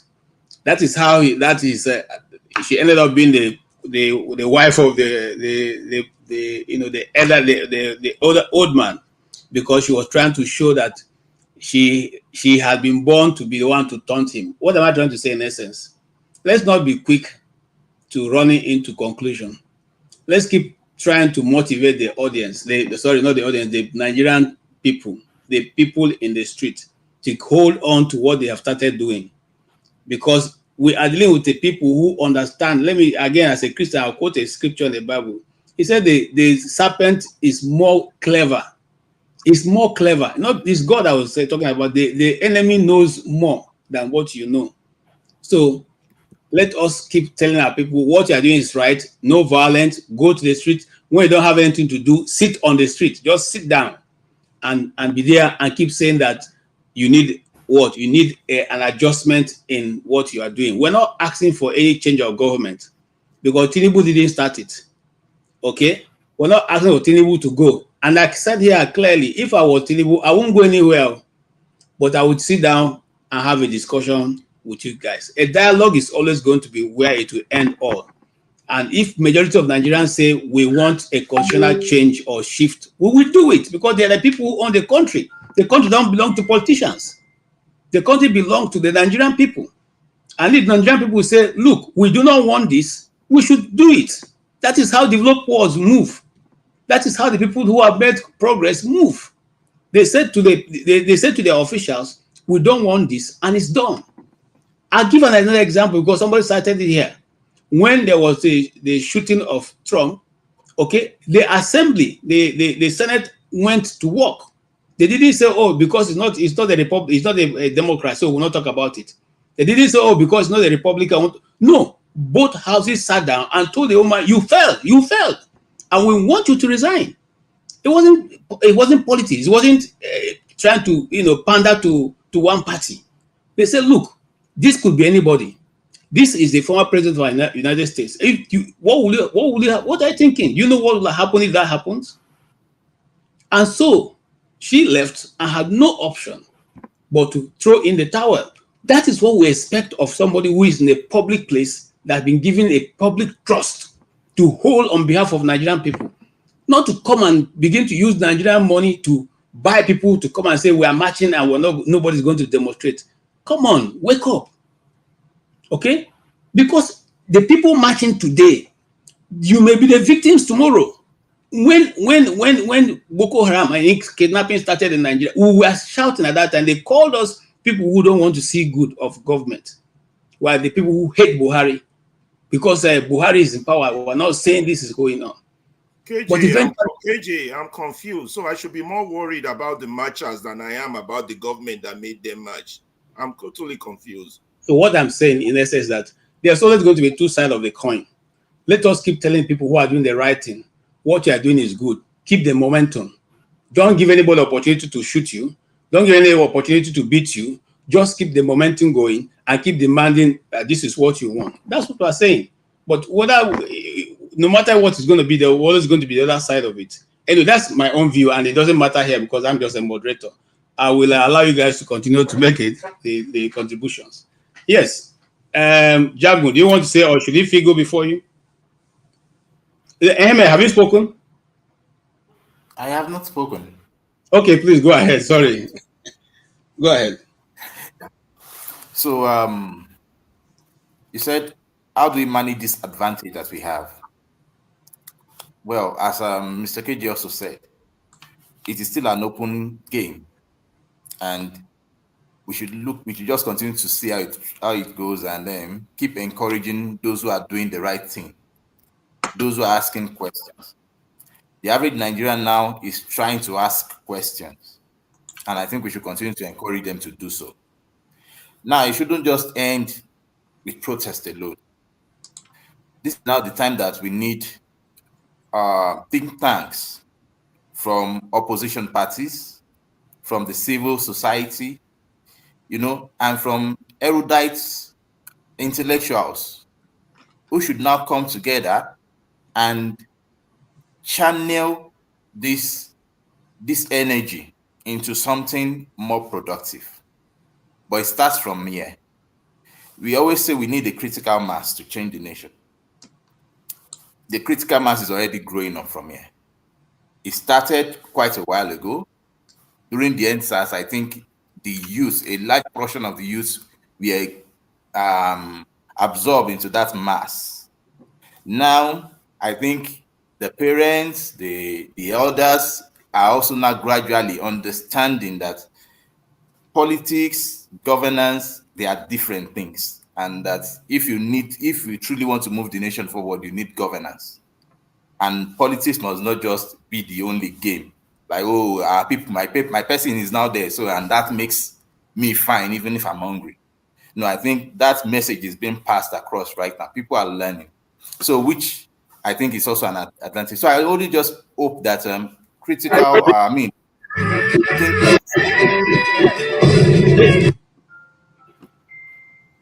I just hope that the think tanks can take advantage of this to begin to, give strategies so that this doesn't die down even after the protest. We should continue to sustain this protest attitude. You get the point? I think that is just one of the things that we should try and do. We must sustain this protest attitude within us, because that is what will make us to continue to query them. And trust me, once these people see that you continue to query and that at the slightest change, you can pick what they want to do and you query again, you realize that if before they wanted to hold 90 and give you 10, because you are querying, because they know you can query them quickly, they will be willing to release 40 and hold 60. And gradually again, they will be willing to even release 60 and hold 40. And that is how you make your bargain. And that is how you continue to prosper the nation. So that is just what I think can help us there. But I hope that civil societies, think tanks can just wake up and take advantage of this. And also, you also say, who are we aligning with? Well, I think that is just an open question as well. Who do we align with now? I don't think we can. No. Emme, you got me wrong. It's not who are we aligning. It's not us aligning. I'm saying the stakeholders of Nigeria that if we talk about, as they are watching in faith or fault, they are realigning because they want to keep their advantage. That's what I'm saying. Don't mix it up. No, not us, not the protesters. Okay. The stakeholders, those who have held Nigeria at its jugular because they've got financial interest. So as they are watching, they're going to say, how do I place myself in it and still end up at the top? Well, I don't think I can answer for the stakeholders. They know their game. They've been playing it. But I know that once they see that fire wants to burn, they know how to preserve their money. Yes. And usually they align with where they see that power will eventually lie. So whatever thing they want to do, no problem with that. But the thing is, I'm not holding any stakeholder to enjoy his money. He should invest it and make gains. That is what life should be all about. But not to make gain at the expense of the nation. Not to make gain at the expense of the people. No, it shouldn't be that again. They've done that enough because people have not been asking questions. They've succeeded in making the people feel like they are not part of the commonwealth of the nation. They don't own part of that. They don't own, they have made people believe that the wealth is personal and not common. And that is one of the things that I appreciate this kind of protest that is trying to achieve. It's going to raise the consciousness in people that come. We all own this thing. And we shouldn't see it as when I get it, I must chop my own. We must make it work for an average person. It's not going to happen in the next 1 month. No. But we are going to grow in it. But these are the kind of activities that expedite that growth, that facilitate the growth well. So these are why I appreciate this kind of activity. Once in a while, it should be there. Discourse should be made to happen. People, and it's one of the things why I'm blaming the LP for. The LP is given a platter. No, I think you've made your point. Don't go to LP. Yes, you have made your point. Oh no. You know why? Because I supported right. it. KJ is right. Don't go to LP because Yes. right now Nigerians are united by hunger. Let's move. Let's move. Thank you. I appreciate your contribution, and you are right on point. That's why I'm stopping you, because going into LP, you need another like 2 minutes to clarify your point. And then all right, I submit. Yes, you have made brilliant this thing. We should remain with the people. We should remain with the Nigerian people, the real Nigerian people in the street, and keep encouraging them to hold on to what they have come out to demand. We remember, some people are thinking we are here to demand for the end of Tinubu's government. We are not here to end anybody's government. We're not interested in ending anybody's government. We are interested in the ability of Nigeria to reinvent itself. Everybody who wants to make progress in life must know how to reinvent yourself. When some of us, there's some profession you went to, when we started, there were certain things that were not available at that time that are available now. When we started, there was no computers. We all reinvented ourselves to be able to use it. When I started using computer in the first, I couldn't write on the keyboard and be able to think. I have to first write on everything I want to write, then I'll come and type. Eventually, I started learning how to do that. So that is people all over, irrespective of your age. KJ. Sir. I hope you understand that you walked back on your words within one sentence. Like when you said that we are not here to bring down anybody's government. Yes. But we are here to reinvent ourselves. Yes. In the reinventation, in what I will suspect as reinventing Nigeria is about bringing down the government and the system. No, you're wrong. No, I don't think I'm wrong. You are wrong. You are wrong. I don't think so. I'm coming, sir. Hold on. Let me put it to you. Let me put it to you, and you can come back. Hold on, Jagun. You cannot shave my head in my presence. No, let me put it to you, and then you will come back. No. Let me just correct you. Where I'm coming from. What you have said is wrong. No, I'm saying that's what you said. I'm listening. I'm listening to you now, and I'm saying that in one sentence, what is it called when you critique your own language? I forgot what they call it. What I'm putting to you, sir, is that the protest right now, they're calling it end bad governance. One. Prior to that, the protest was about the end SARS. The problem is that not one singular thing is going to end if we don't bring down the whole infrastructure that we have there, calling themselves government in Nigeria. In order for Nigerians to reinvent themselves as in their rightful image, because we all know that Nigerians are powerful individuals and therefore should be a powerful country and therefore should be a power of influence within the world. And in order for us to achieve that with oppressors in our own land is going to be extremely difficult. So in the reinventation of ourselves, my brother, we have to take down the apparatus that is oppressing us from expressing our true selves. I don't know why we want to convolute things in our mind because of the English language.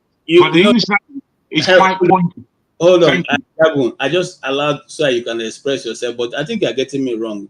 A reinvention does not mean that it's going to be without the government of Tinubu. No.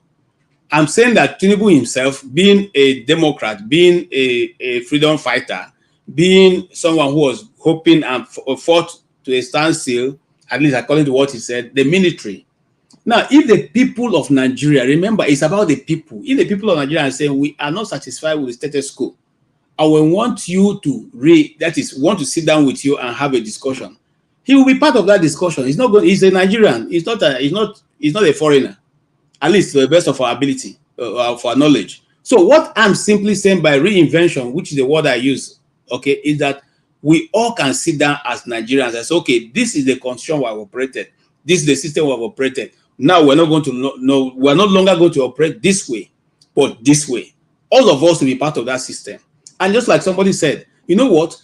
If you want us to change, if you don't want the Nigerian people to make a demand, let everybody be paid 70,000 naira as minimum wage. Let it be across board.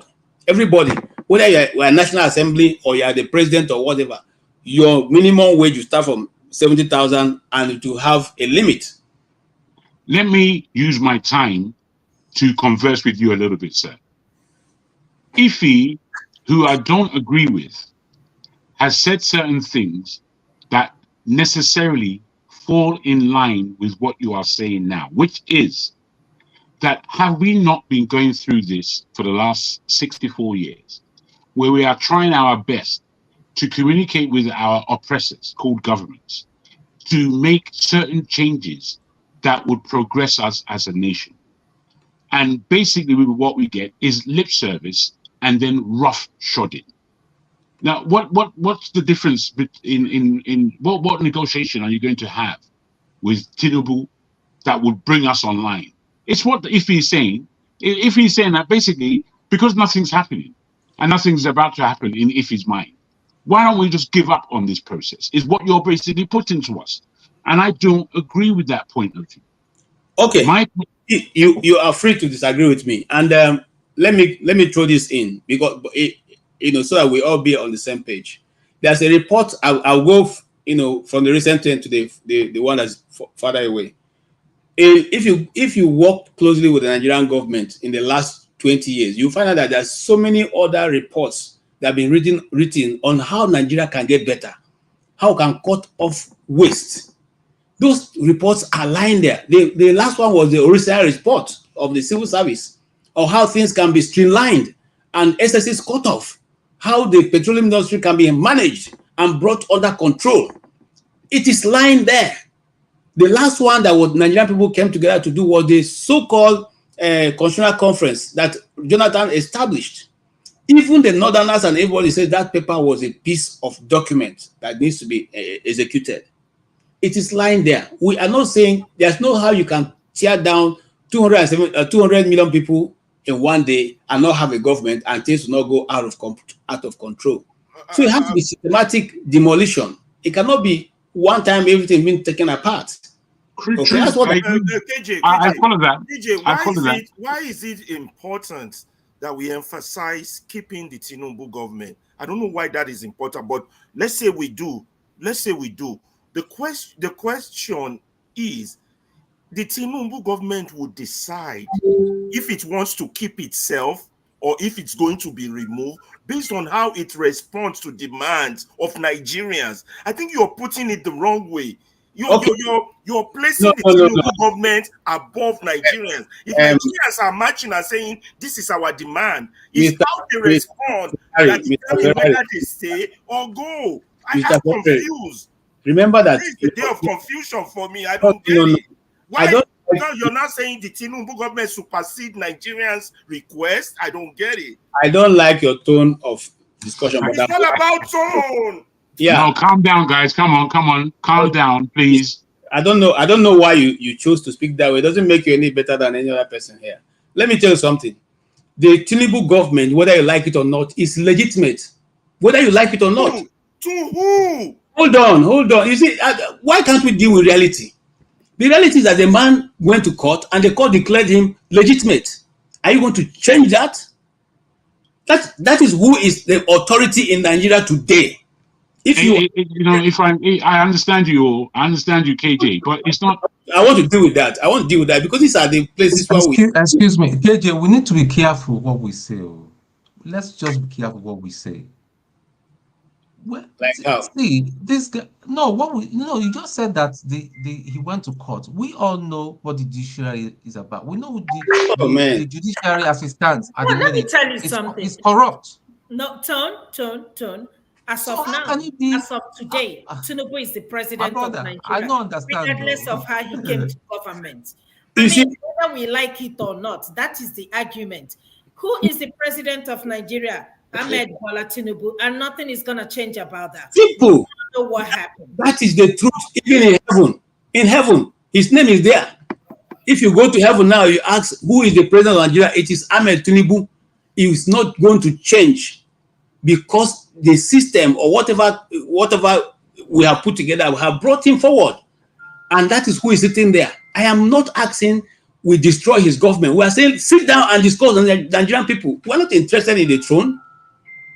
What do they want to? What do they actually want to sit down and discuss with us? That is why the Nigerian people are in the streets. Exactly. Oh, sorry. So that's the discussion. I don't want us to lead people to to look. The truth is the truth. We may not like the man. We may think he has stolen the election. We may think he went there through the back door. In whichever way we think he is the authority there. They're not going to invite me and you to come. No country today will be looking for the president of Nigeria is going to invite KJ. They won't do that. KJ, excuse me. Sir, KJ, 1 minute. Hold on. Sir. 1 minute, sir. No, 1 minute, sir. No, 1 minute, sir. Please, I want to draw your attention to something.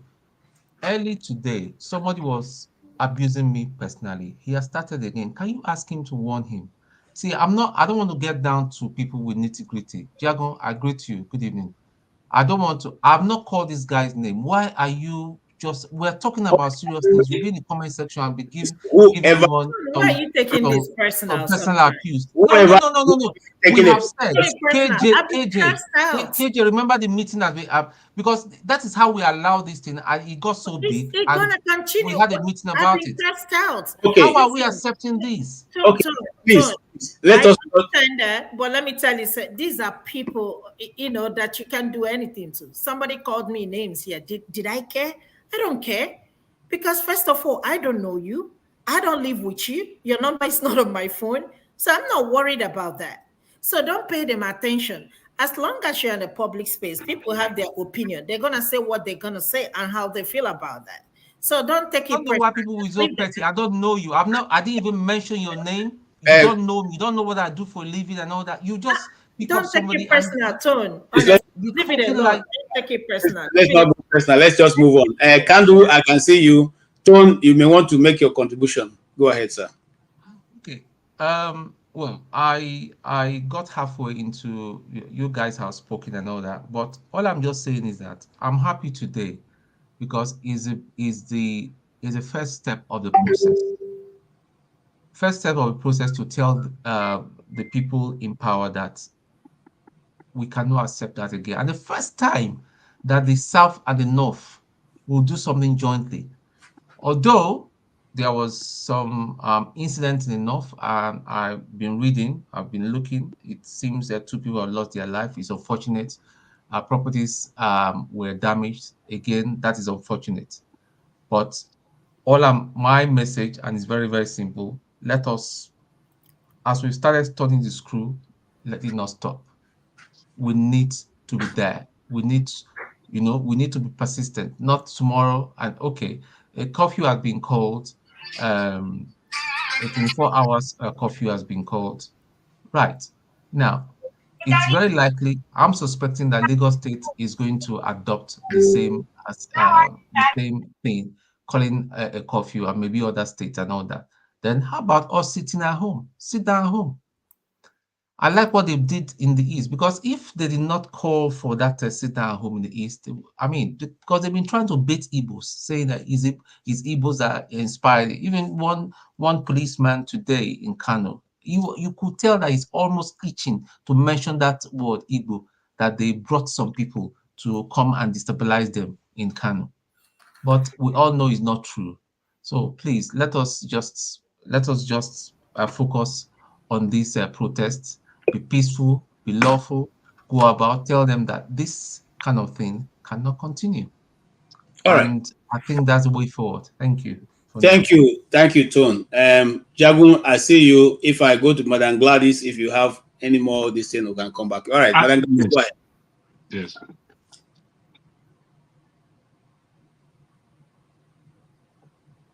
Thank you so much. I've actually listened to all our conversations. Like we need to advise each other. This is a collective protest. It is not something done, though we may say, why is it coming now? Or maybe we're not going to have any result out of it. But it is in the right direction for the country to rise up in unity to say enough is enough. The suffering has been on for too long. The people have suffered in silence. The prices of things going higher and higher almost every day. We have our graduates roaming the streets. And by the way, what is 70,000 naira going to fetch for one? If you have 70,000, will that buy you a tin of beans, rice? A bag of rice is going for 80,000. You need to buy so many things to be able to survive. So the tempo we are going now with what had taken place today, let's see how it is going to go tomorrow. We're only praying that it does not go violent, where people will begin to kill or destroy lives. But may the lives of those that were lost in the north rest in perfect peace. Ordinarily, in the past, the northerners couldn't have joined in this present protest, but we have seen it has risen above that. It's not something to do with religion, tribal sentiment, or whatever it is. So we need to be united in our support by saying that the people have to come out.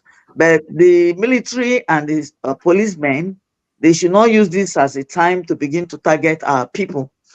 Because if we have such things on ground, why haven't they prevented Boko Haram, like Sister Ife said here?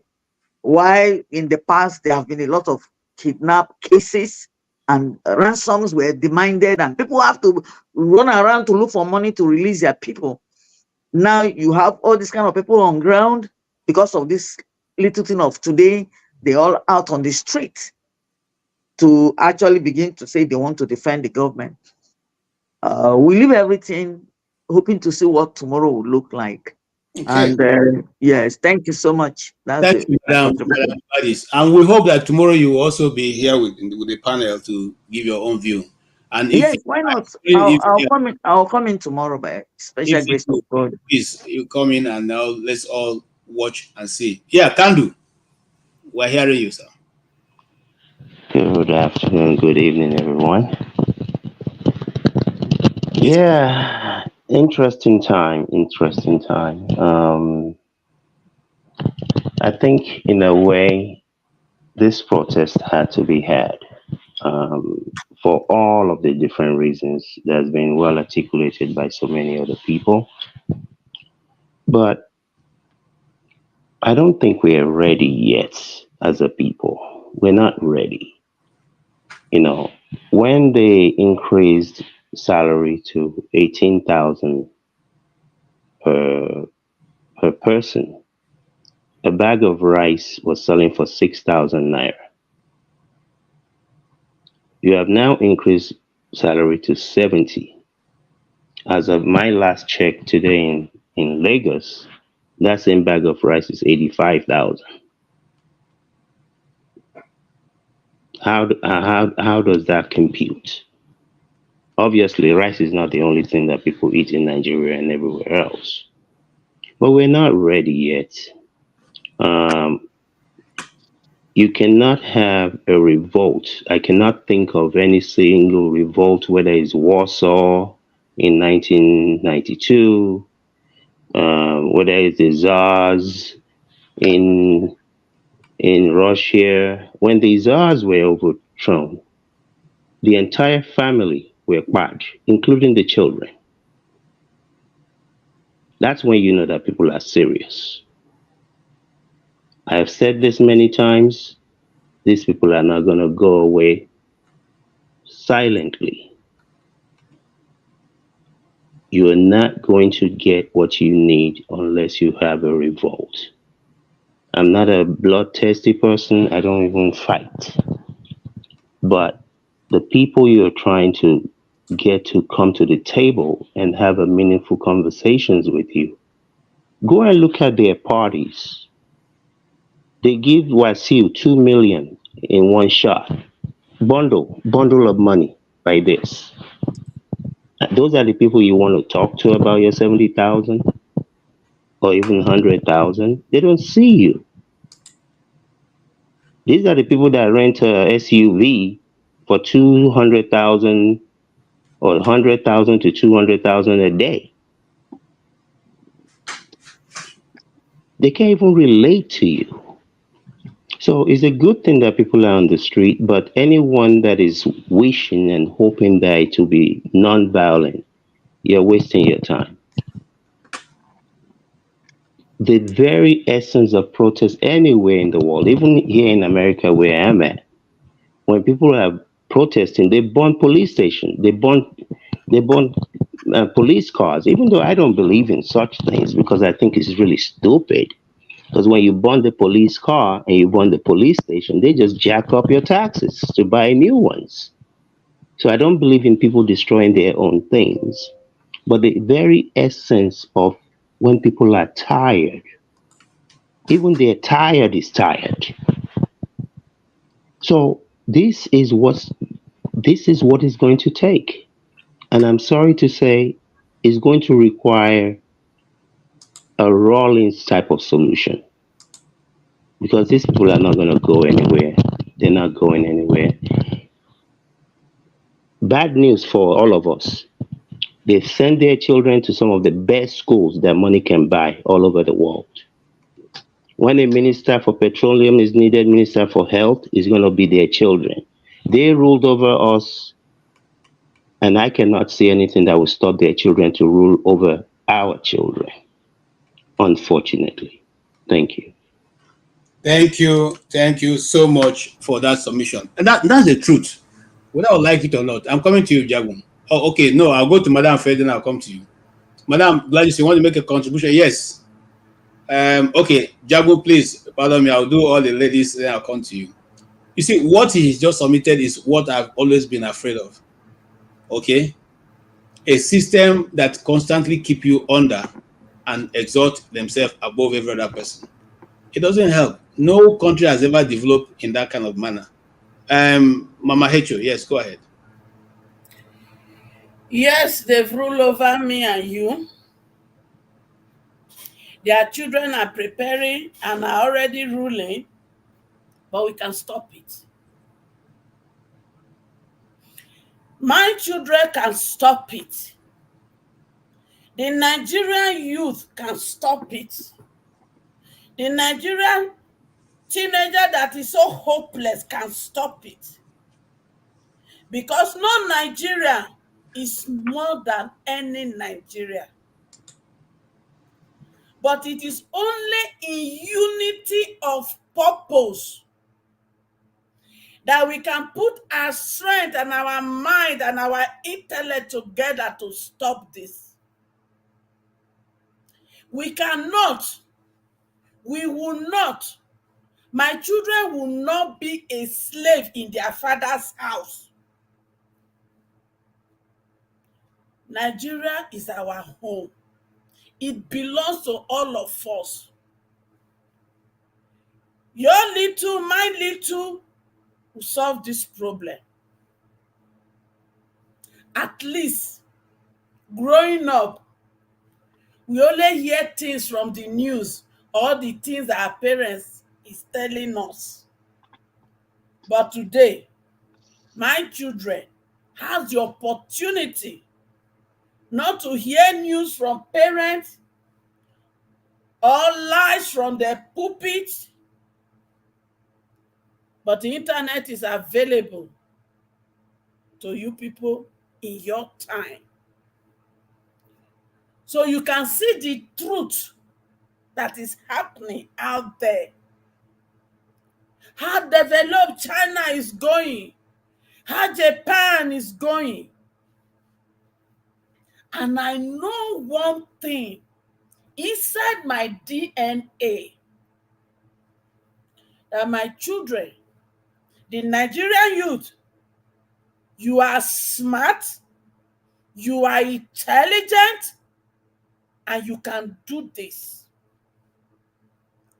If you make all the energy you put in doing the negative things to survive, all the smartness, all the sleepless night you do to do the negative things in survival, because I know if you are given the rightful environment, that your intelligence and smartness, you will use it to do negative things to survive. You will use it to rebuild your nation. You will use it to change Africa. You will use it collectively with your African brothers to build a new African continent. That is why you must refuse to be deceived by these people, making you Yoruba to hate your Igbo brothers. Do not play into this nonsense, because there are only two tribes in that country called Nigeria: the tribe of the oppressed and the tribe of the oppressors. And in the tribe of the oppressors, they do not divide themselves by tribe of Igbo, Hausa, Yoruba. They marry themselves. They go to party together. When they finish deceiving you and me that we are Igbo, Hausa, and Yoruba, you are Muslim or a Christian, and we begin to run with that message, they are busy marrying themselves. They are busy partying together. Do not. They deceive my grandfather with that story. They deceive my grandparents with that story. Same thing with your grandfather. They deceive our father with that same story. And it has brought us to this we are suffering today. My children, the Nigerian youth and teenager, you must refuse by every strength and blood that flow through you. Do not allow them to deceive you. If you allow it, you will leave this battle that they live for us, that we are struggling to fight. You will leave it for your children, and their children will rule over you. When I know, if you were given the same opportunity like their children, you will do greater and better than their children. Therefore, you see this fight, it is fight to finish. And to those children of mine that plan for them also, they throw you tear gas today. You also came with your tear gas and you throw it to them. I say kudos to you. Because they say Connie man die. Connie man bury am. Thank you. Thank you. Thank you so much. Okay, Ehime. Nami, you say after make I wait Oh, for sorry. my Okay, sorry, Ehime. Yes, go ahead, Jagu. No verse. I know vex, brother. Thank you. Okay.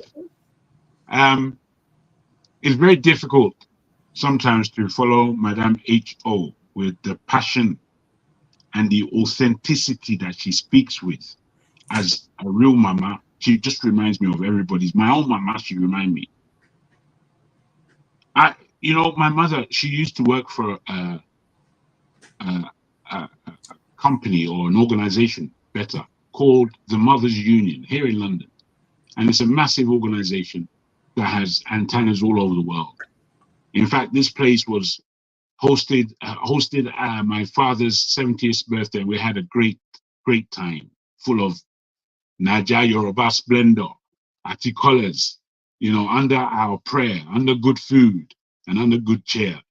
There is something when a woman cries that will touch the heart of any normal man.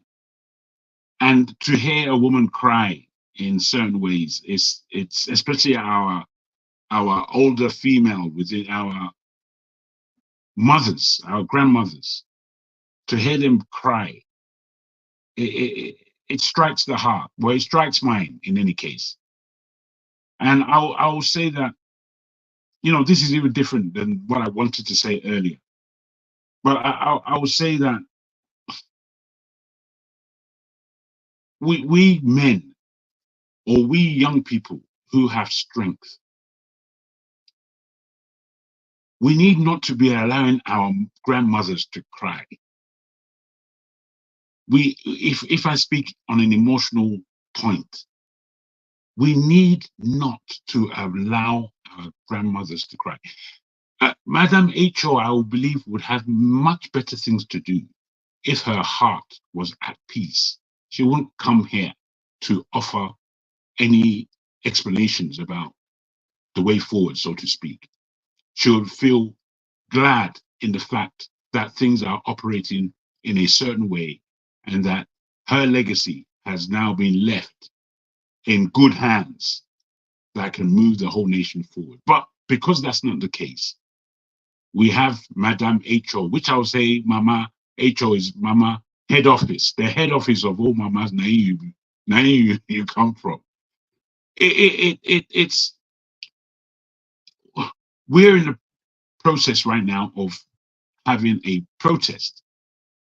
I particularly want that protest to turn into a revolution. I want that revolution to be spiked by many assistances, many questions, many points of view that add to positivity coming from the African Nigerian diaspora particularly. We've got big questions to ask in Nigeria. And if these questions can ever be answered correctly, then the Black world is emancipated. And that is what we are fighting for. And I want us to really understand the level of importance that the protest in Nigeria is. I want us to really appreciate that there are examples in our trash can, in our dustbin, amongst all the rubbish that we have left behind. There are answers there if we can pick up the pieces and put them together correctly. I would say this, that the biggest question and answer has been an example of the AES countries, those countries of Burkina Faso, Niger, and Mali. If we are not paying attention to the fact that they want to take off the ugly suit, let me not say agbada, the ugly suit of colonialism and put on the better African attire, whichever it may be. That is the process that they are going through at the moment. But I don't think that we are paying attention. We want to speak about Kenya. Kenya, I'm afraid, as much as they have done, it's a one-issue process that they are doing there. That is not sufficient in Nigerian terms. We need to take off the whole nonsensical agbada, be naked for a while before we choose the kind of attire that we are going to put on for our future purposes. And I say this most earnestly, that what's going on right now in Nigeria, I hope it continues. And I hope that it wakes people up. And I hope that we are able to attach ourselves to the solution and the building of a new Nigeria. Because believe me, the politicians are not, the politicians we have right now, they do not have anything on paper called New Nigeria that is going to affect greatness for us as a nation of people. I leave it there. Thank you. Thank you. All right. Tone, you have, yes, you want to make your contribution, or should I move to another person until you're ready? You can drop me now for now. Okay. All right. Ify, are you smiling with us and smiling against us? Are you listening or you are somewhere else? You know, I'm always here to have fun. Listen, first up, Mama, hate you, Mommy. You know I'm with you now. You know I understand everything you are saying. Happening in the spirit realm. I will never be against you. Of course, I look up to you, as my mother. Praying, and all of a sudden you get this scent of something flowery or rosy. That okay, is actually commonly associated with the presence of God. Many saints who are carrying the presence of God actually had a scent of. Okay. Okay, go ahead. Go ahead, Ify. So like I said, I totally understand what you're saying, Mama H.O. Everybody, we all have different opinions. Ferreira, Alaba, you know, I don't want to use the word disrespect. We are all entitled to our own opinion. You may choose to agree and disagree. That's fine. But again, whether you like it or not, there are people that owns Nigeria. I am not part of it. I am just a citizen. There are people that own this country we live in, this country called America. I am not part of it. I am a citizen. You said that you are confused. You don't know what I'm talking about and all that stuff. That's fine. You can be confused from Jerusalem to Jericho. But whether we like it or not, you see what is happening in Nigeria. It did not start today. Let us understand it. This thing started about 60-something years ago, way before I was born. And it's still happening today. The issue of the protest, it's been looming, even right during Buhari's tenure. But I think this is it got to a point, completely out of control during this current regime. And let me make it clear to you, and what I said and what I will continue to say, Tinubu is not my problem. Tinubu will never be my problem. The problem are the people who are making the laws. In fact, Abuja is even more of my problem than Tinubu. The state governor is even more problem to me than Tinubu. So all of us here calling federal government, I don't even understand where that is coming from. Channel your anger. Let us start. I said, and I'm saying it again. Let us channel our anger, starting from the local government, moving down to the state. Before even talk about federal, somebody make a point here. Somebody made a statement and said, don't you think Tinubu is the problem based on, he makes the decision. Tinubu doesn't make the decision. The House of National Assembly, they are the ones in charge. And all of them, they all travel. I heard they all left the country, that they are nowhere near Nigeria, waiting to see what is going to happen. And I will say it and say it again. Until the people who owns Nigeria decide to let go, you can, if you like, you can burn this country down. Whether you believe what I'm saying or don't believe, whether you agree with what I'm saying or don't agree, we will all sit down here in abroad and be looking. There are people that owns the country. I am not part of it. I am just an ordinary citizen. I'm not in the same level with Wike. You can shake them with the protest. The only way Nigeria and people that are saying divide Nigeria. For example, Atiku Abubakar put up something on his account and said that people are asking Igbos, let Igbos go. Igbos should get out. Igbos should do this thing. Let Igbos go.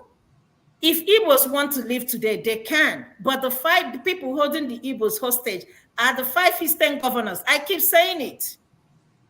So if you people want Biafra, I don't mind, and I've said it before, I don't want to be part of Nigeria. I want the Igbos to go. If Uncle Paul is here, Paul will challenge me. Paul will fight me because I've been saying it. And Paul will jokingly say, if I want to come to this thing, I will get a visa. Come on now. Let us be honest. This protest that is going on now, they have targeted Igbo. Obayo Onanuga and his co, they have called P2B. So if Igbos are the problem of Nigeria, if Igbos are the reason why things are expensive, let Igbos go. They've been asking you people to let them go. But unfortunately, the Igbos, including myself, you people know they get respect for yourself. Because person they tell you, say, make you leave. What is in this Lagos everybody's fighting? The Lagos, you can't even breathe. Immediately you breathe out, somebody else will breathe it in. This Lagos that is so congested, they make it look as if Lagos is heaven. Igbo should go, Igbo should go. And I promise you, if Igbos leave Lagos today, there will be no Lagos, whether you like it. Okay. Let us be realistic. Okay. Hold on, let me finish. To you, Ferreira, wherever you are, if you are listening to me, I know what I'm saying might not be making sense to you. You might not like my opinion. That's okay. You don't have to like or agree with what I'm saying. But we can't be an abroad here making noise. There are people that own Nigeria, and I will say it again 200 times. I don't own Nigeria, the country. I am only but a citizen. So the only way we can move this country forward, if we choose to, is to work united. But this person telling Igbo to go, but at the same time, you want Igbo to join Nigeria and protest, right? Please, you people are not serious in that country. I beg. Let me even cross my. All right, thank you. And I want to say this to whoever is listening. What if he said there Except you didn't have any brush with politics. There are people that own Nigeria. They don't forget it. If there are particular position you want in Nigeria, you have to visit 5 locations in Nigeria, and I'm not going to call those locations, but I know them. So what she's saying is very true. They are 4 of those places. 3 of those places are in the north, 2 are in the south. So let's leave it. But that's why I'll end that. I will come to that KJ. Yes, ma. Hold on, ma. Hold on. Let me. I won't say something when you are in say. You see, I can understand one thing, that there are some people that hold Nigerians captive. Yes, that's what she means. But they do not own Nigeria. No, it's not a question of owning. It's a question of those people that hold Nigeria captive. No. That's what she's saying. Not saying that somebody. Mama wait. If you and Ify are making me and my children to say we are held captive, I can understand that. But if you are not telling me that there are some people who own Nigeria, therefore me and my children, we are bastard. No, let my children know that it is their father and their mother property. But there are some few group of people who have decided to say they don't belong, so that my children can have sense to fight for their inheritance. Okay, I hear what you're saying. Let's move on. I just want to throw this in, and then maybe on a later date we'll discuss it. Was there the people who own oil wells in Nigeria? Was it discussed in the National Assembly before they were giving those oil wells? I beg you. Is there any legislation, any voting, any place we went to vote to say if this person should get oil well? Have they not been harvesting it for the past 30 or 40 years now? And some people has monopoly of our resources, right? Right. Let's move ahead. They stole it from us. Oga KJ, if in your papa house, if they collect your papa compound from you and tell you say it not belongs to you, you don't go fight for it. Mama Hecho, even in America, there are people that owns this country. Let us understand it, whether you like it or not. All I want to understand, Mama Hecho, is this. See, holding captive. See. It's different from owing. Okay, let's move ahead. I want to give Righteous Man an opportunity because he's in Nigeria, and you guys know what it is to get networks. So, Righteous Man, in where you are now is about almost midnight, right? So, give us an update. KJ, the way this platform gives references to our sisters, they should also be given to us that are in Nigeria, because we pay substantial amount of money to join this platform. And when we come, we'll be hanging hours and will not be given privilege to make our input. So please, the owners of this platform, just like if he said, they are the people that owns Nigeria. So those who own this platform, you guys should also pity us that we are here. We need your understanding, okay? And you are part of those that own.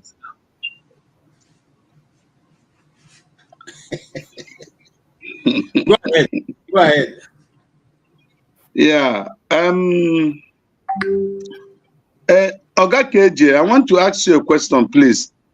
Is the discussion today about Igbos or the condition in Nigeria and the protests?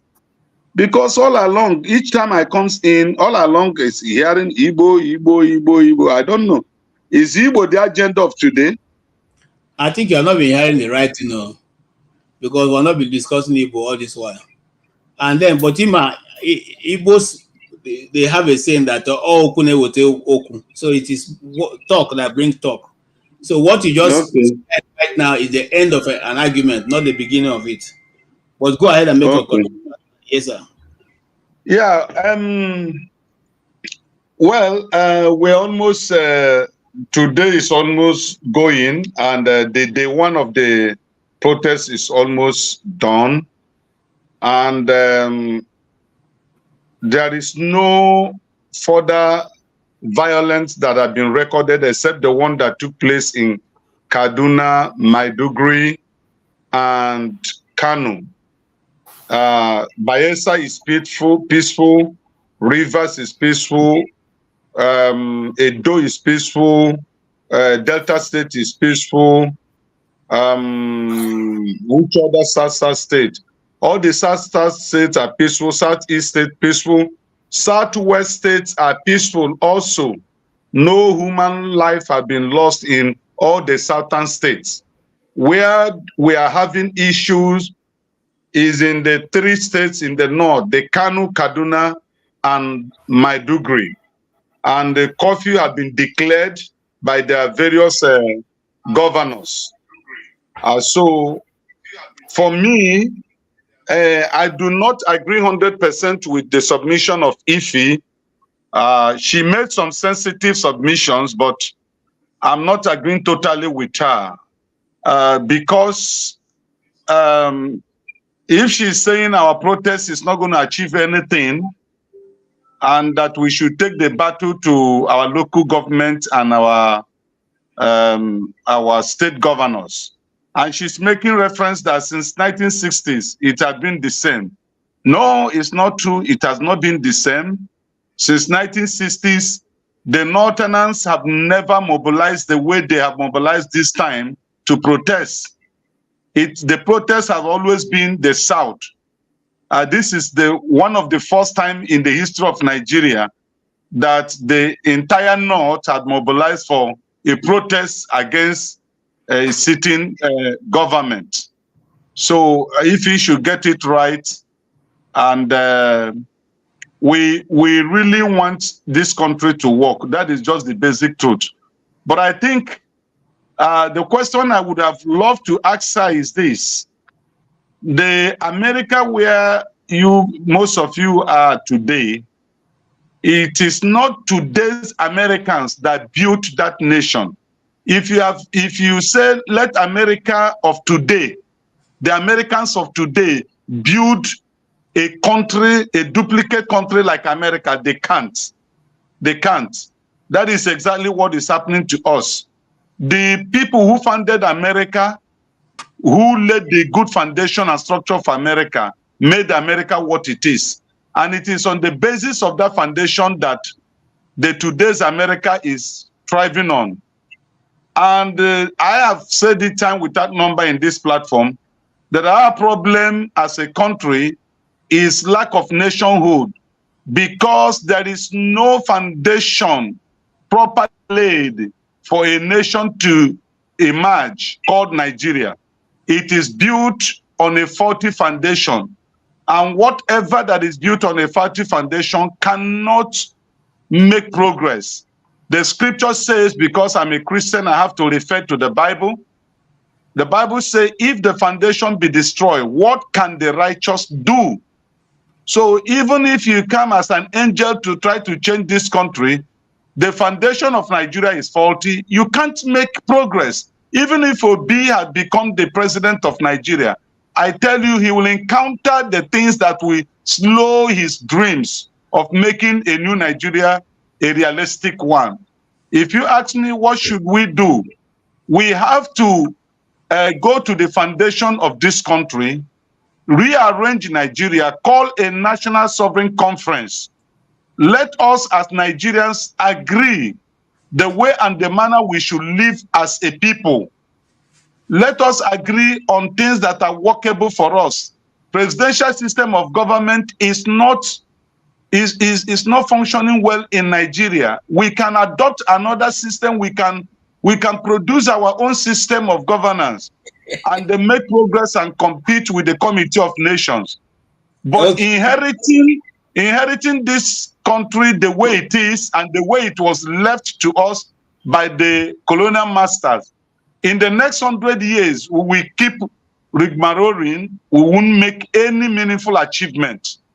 Because if you compare Nigeria with other countries that got independence at the same time, some in the Middle East, you discover that they have left us far behind. Singapore came to Nigeria. That time I was in school. I think I was finishing my primary education when they came to Nigeria to pick palm nuts. And today, they are first-class nation in the world, and Nigeria today cannot even feed herself. Okay, So thank you. Just man, you've made a lot of contribution, and I appreciate that. Fansad said that KJ speaks Igbo but has a Fulani soul. Fulani, so I don't understand that, how that works. But I think I'm full-blooded. Oji breaking, Oji eating Igbo man. So I'm fully, full. All right. I'll go to Mr. Guru. Is there any reason for your dressing? Are you going to space or something? Because your outfit is making me fear, Mr. Guru. No, I am actually a Kenyan, and I am bringing greetings to you from Kenya. Oh, wow. Okay. Really? Oh, great. It's good to hear you. Good. It's good that you are here, because I was looking forward to talking to a Kenyan. It's very cold here. Oh, okay. Oh, really? Yes, it is very cold in Nairobi. Oh, yeah. Kenya not be Nigeria now. Kenya be Kenya almost. You know that Nairobi, I have been in Nairobi. It can be quite cold. It's quite cold. All right. So give us. You've heard what we are discussing, but let's start from your place. What is going on now in Kenya? I must say that I'm excited about what is happening in Africa, because for a long time Africa has been under a colonial mindset. We got independence, but in reality, the systems, the narratives, everything that drives our countries is controlled from other places, mostly from our colonial masters. Even the manner in which we exploit our resources, where they go, who gets them. So parts of the poverty you see in Africa has to do with the systems that these people did not, abandon. They just found a new way in which to continue perpetuating that mindset of colonialism.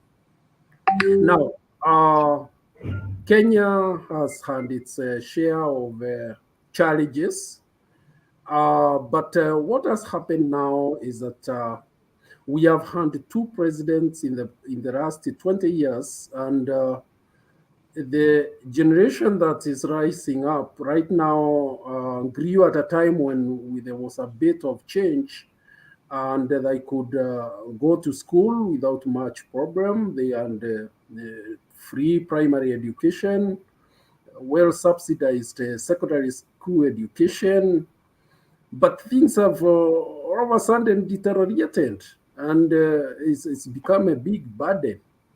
And that's not to say that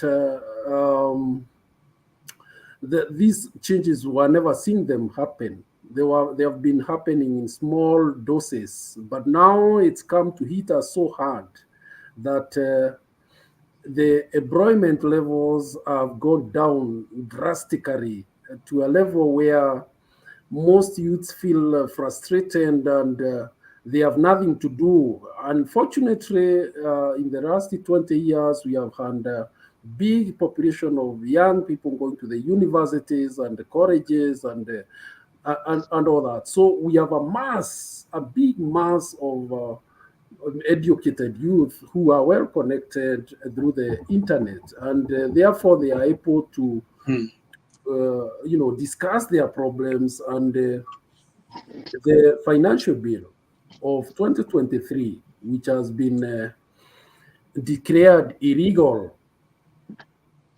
and the one that was thrown out of 2024 financial bill, brought in a lot of taxes that have hit so hard on families to a level whereby survival has become difficult. And that's why you can see the reaction has been very, very intense. Thank you. Thank you. All right. So you've heard also what's, I'm sure you also abreast of what's going on in Nigeria. Yes. Do you think that the steps taken so far is working in the right direction? Or do you think that the government is going to find a way to scuffle it? No, I think you are doing the right thing, because if you look at, I understand your president has already adjusted the minimum wage. I don't know how far that will help, but those small, they may look small steps, but it shows that the people are now positioning themselves in Africa to influence the manner in which they are read. We are not merely going to be sitting down and waiting to be told what to do. We are coming strongly into the policy positions that our leaderships make. And I do not think going forward, it's going to be very easy for any leader in Africa to just assume the population and go ahead and implement policies that are not sensitive to the people. You've seen what is happening in the west of Africa. Unfortunately, they took a different route, where the young people taking over leadership through military power. But for countries like ours, which have practiced democracy for quite some time, we can only use the people way in which we pressurize the government to do the right thing. I think slowly, this is not something that you win in one day. You must keep pressing hard every other day until you get what you want. Okay, so far, coming back to Kenya, do you think that the Kenyan people, are you trying to unseat Ruto, or you just making him, just shaking him a bit so he knows that the power belongs to the people and not him? No, what's your final goal? We gave ourselves a very progressive constitution in 2010, and that constitution is very clear that the sovereign power belongs to the people, and the people can exercise that power through representatives, or they can exercise it directly. And I think this is the only constitution perhaps in the world that envisages a situation where people may lose confidence with the leadership that they have put in place, and they may want to exercise that power directly. Now, that is where the challenge is, and that is the testing that it is currently going on in Kenya. Wow, that's a good one. That's a good one. So is everybody mobilized? Is there a division among the youths or among the populace, or is everybody acting in one? The most interesting thing about this is that it is an organic kind of, it's problems that have been brought people together, particularly the youths who feel that the policies are not progressive and are not sensitive to their needs. So they mobilize through their small, WhatsApp groups and the rest, and then they agree that on this date we are going to meet and move to one's certain government office to present our views. And therefore, that is what has made it very difficult for the government to contain, because you can imagine you do not have any political leadership. In fact, this has nothing to do with the opposition leadership here. We have opposition leaders, but they have been told to keep off. But what has happened in recent days, we can see some of them trying to kind of hijack what is happening. But I do not think it is going to work, because the kind of youths we have understood how we have always handled our things. So they have understood, and they are also being told by those who fought especially for multi-party how these things work, and how governments try to circumvent public initiatives like this one. And therefore, today, right now, they are preparing for what they are calling Nane Nane. That means August 8th. which has been historical because of the fight for multipartyism. So it is something that is difficult for the government now to handle because they do not know who to arrest, they do not know who to put blame on. They resort to running after bloggers and harassing them and that kind of thing, abductions and all those manner of things. But it's not working. It's not working at all. Thank you so much. Anybody have question for Guru? He's Kenyan, of course. Kenyans are in the streets also, as well as Nigeria. I read in the comment section. I don't have verification for that also the Ghana protest is about to start. I don't know how true that is, but the guy who have turned Africa upside down and have given the youth the ability to know that they can actually push is here with us, and we are proud of the Kenyan guys. You have any question for him? I would just like to make a statement to the brother from Kenya that we are very glad to have you here. We are very glad to hear what you just said, actually. I am. Because I think there are notes to be taken in what you said. And I think there are three things I underline in terms of what you have broken down for us. One, the protest in Kenya, you underline the fact that the politicians would look to manipulate the output or the outturn or how people perceive the protest. And I want us as Nigerians to pay attention to that. Secondly, your constitution is the first time I've heard that type of constitution indeed. And that's as far back as 2010, as you said.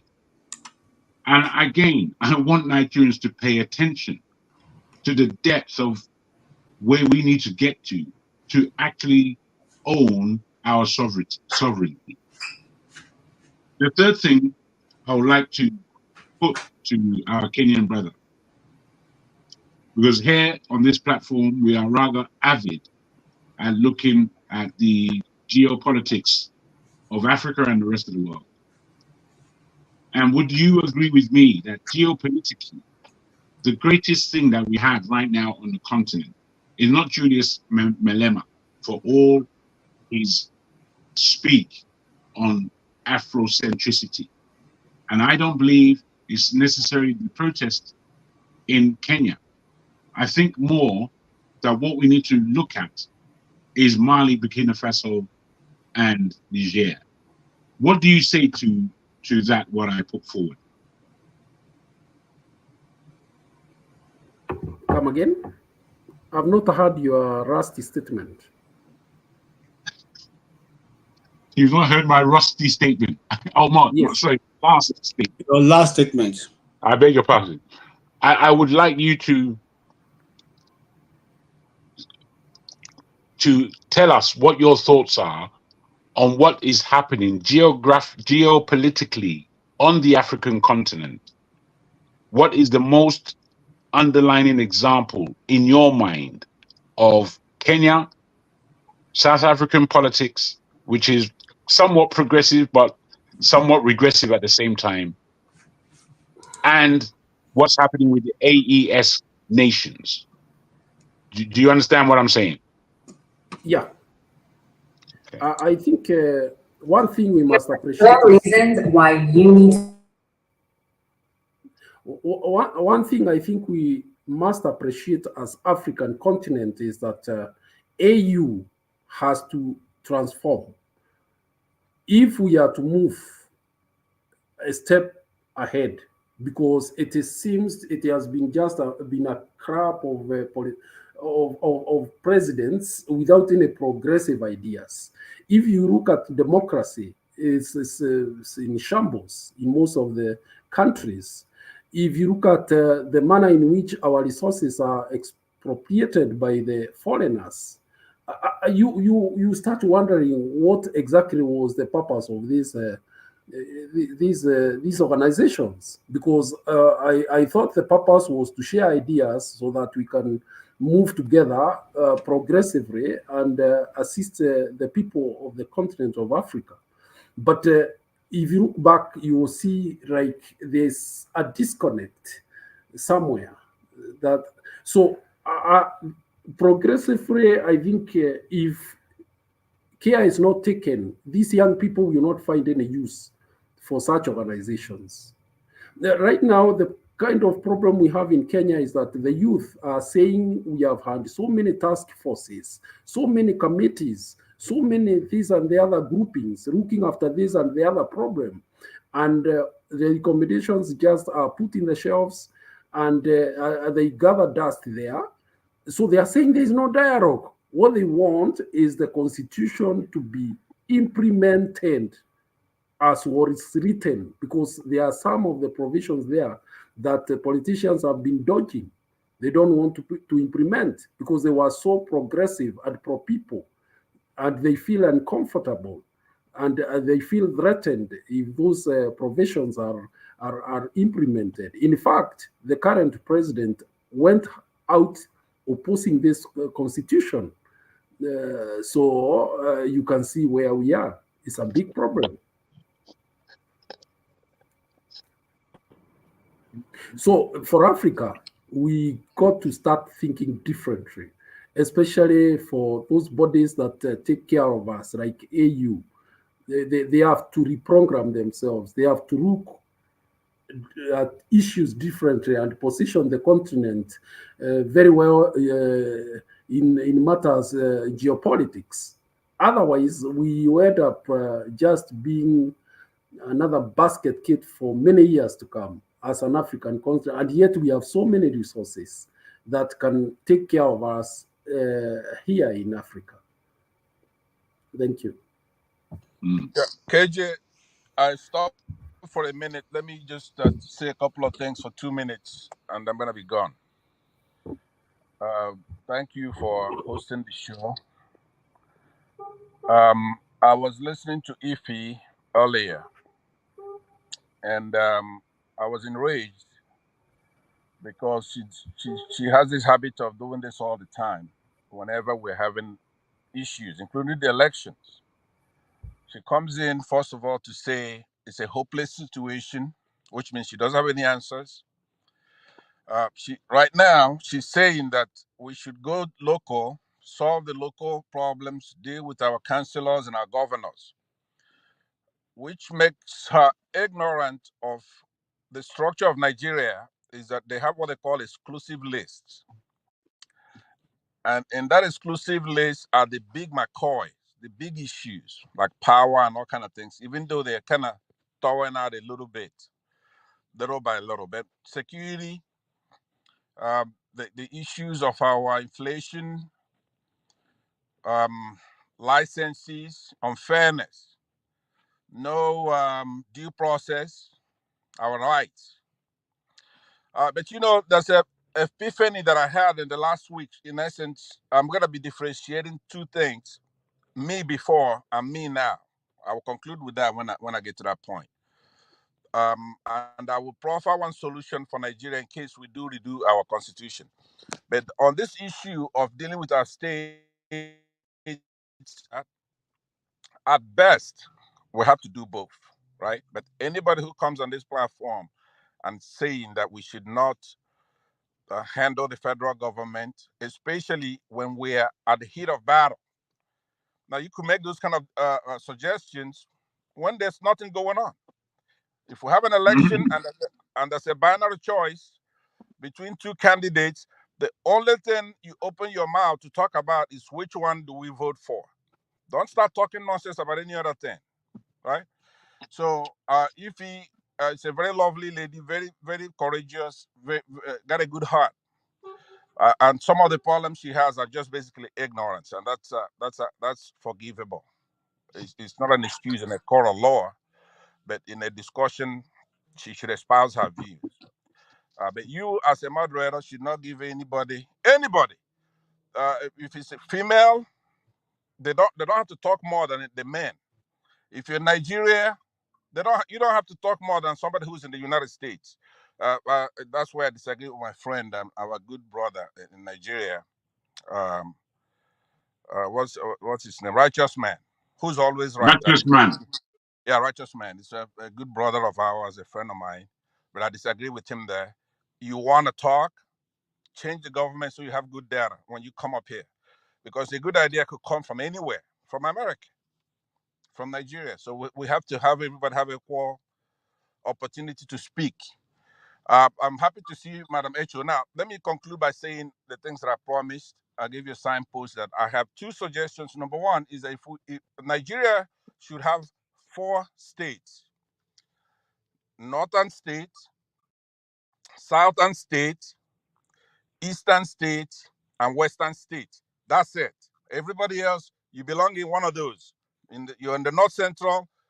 Some of you there are northerners, some of you are westerners. Because when you run your mouths on this platform, that's the way you run your mouth, right? So the Nigeria should be into 4. Now, I'll conclude with what my new thing. It's an epiphany I have. I only care about Nigeria now because it's where I'm from. I care about my stuff. I'm looking at everybody else in Nigeria as tenants on my land. I don't give a damn what happens to you there. You're like a tenant in one of my buildings.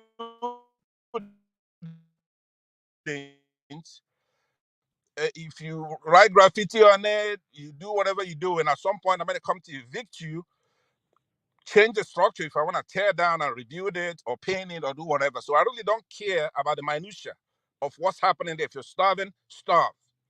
A lot of Nigerians are very wicked, very, very wicked people. They don't deserve not even a protester. They don't deserve an activist. All our activists are captured and they're put in jails and they're suffering. You may disagree one thing they said or the other. Somebody like Showere, he went through an ordeal. They didn't care.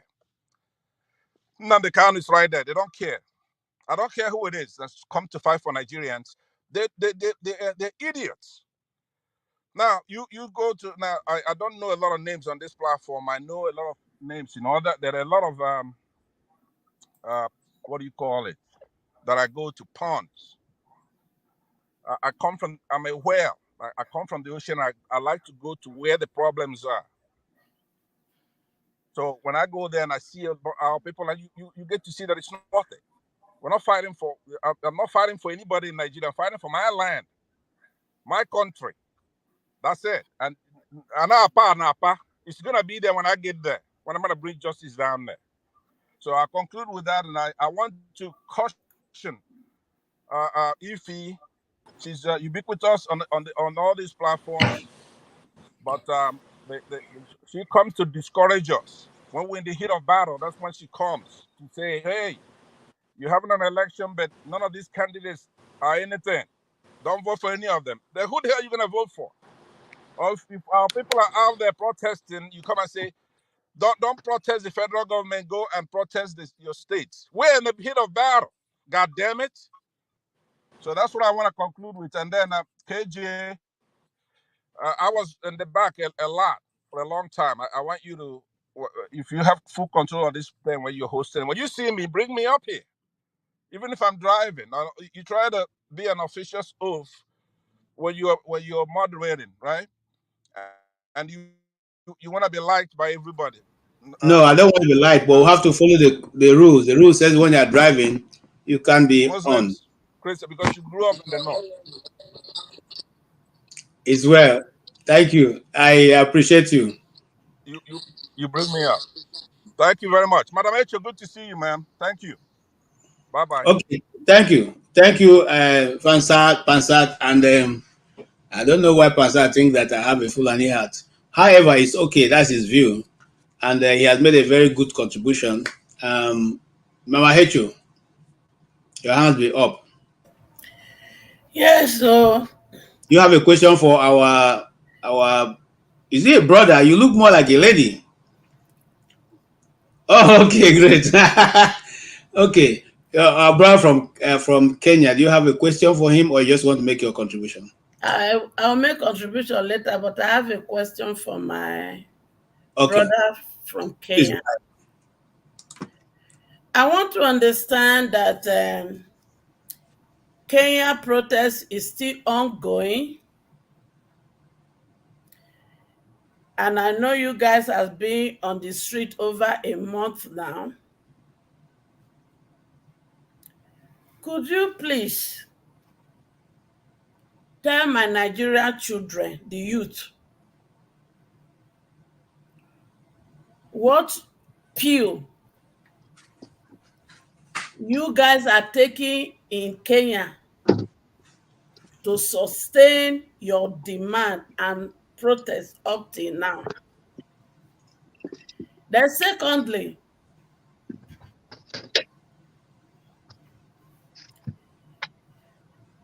in Nigeria, we are so divided. Not because we want to be divided.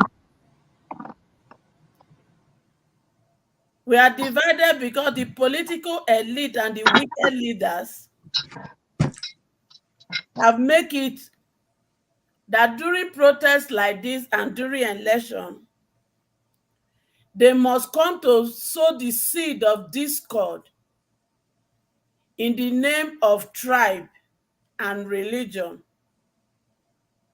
so that we can do their bid, not our bid. And my question is that also existing in Kenya, or it is only in Nigeria? Then my third question is,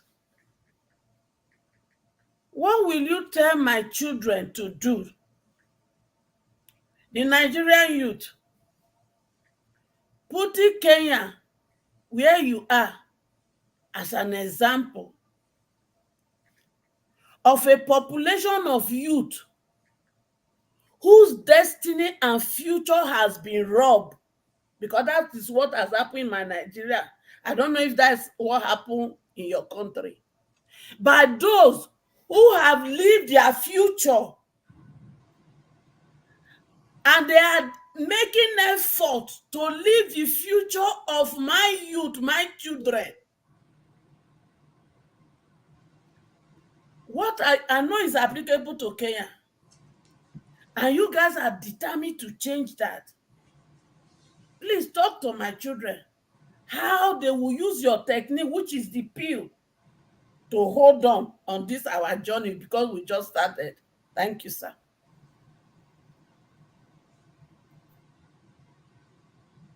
Thank you. I think the first question you asked is about sustainability. I can tell you this for a fact, that the youth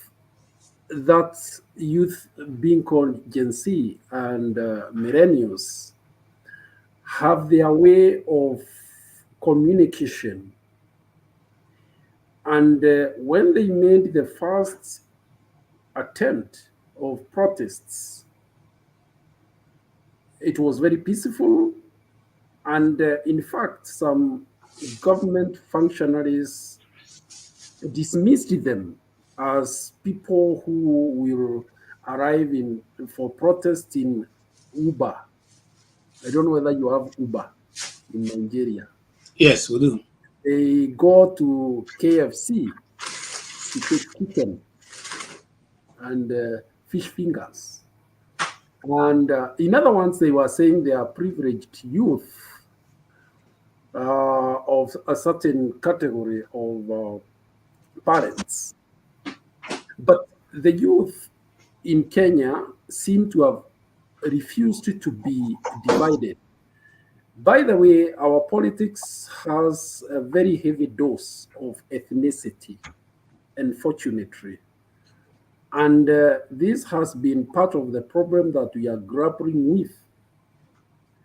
Because every time there's an issue to be discussed nationally, there are those who quickly bring in where one comes from, so that you reduce the impact of that movement. But our youth seem to have understood that to be the main problem that must be dealt with. And that's why today the kind of movement we have of youths cuts across all the communities in Kenya. And it's shocked the political class that has been used to using division, using ethnic divisions like the one you are talking about in Nigeria. In Kenya, it's more ethnic than anything else. Of course, there is also religion, but religion is not so much of a problem. Religious division is not so much of a problem in Kenya. But ethnicity is. So this time, the difference is that the youth seem to have defied that kind of a division, and they are moving together. If you look at the platforms that they open, they come from all ethnic groups in Kenya, big and small. And their argument is that ethnicity has been used to deny them jobs, to keep them poor, and all that manner of thing. So they are actually overcoming the issue of division, which unfortunately now, I have told you the politicians have been kept out of this, both in government and in the opposition. But what the government is doing right now is the president has brought in members of the opposition into government and calling it government of national unity. We underwent contentious elections just in 2022 with a difference of only 200,000 votes.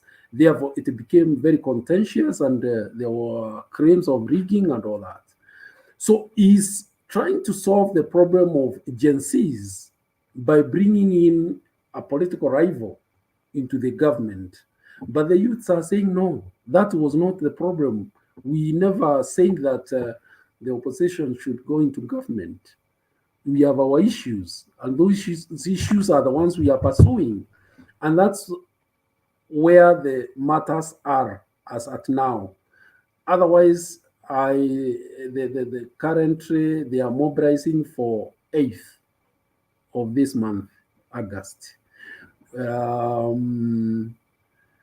I think they have mastered their ways of doing things. There's a generation that parents have had problem with because they have their own way of doing things, which are completely removed from the generation X, like the one I belong in. I have them myself, and one of the ways in which the politicians have perpetuated themselves is through churches in Kenya. They go to churches every Sunday, donate big monies, stolen, of course, from the taxpayers, but they see that as an easy way of getting political mileage. But the youths have said no. They have said occupy churches. So today it's difficult for a politician even to be given an opportunity to talk in the church. That they have said no. And if you take money to church, you must swear the money is coming. In fact, they write to the pastor of that church and tell him, we have heard so and so will be coming on Sunday. We also be coming to greet you. And most of them have now entered, in a situation where they fear confronting these youths because they mean business. So they are not only trying to cleanse the state of the dirt of corruption, but they are also cleansing the church of pollution that has been put there by politicians over several years. So I think I've answered the first two. Then the youths who have been robbed of their future, there are very many in Kenya. I think Kenya has been churning out of between 80 to 100,000 graduates every year for the last 6-7 years. This is a huge number.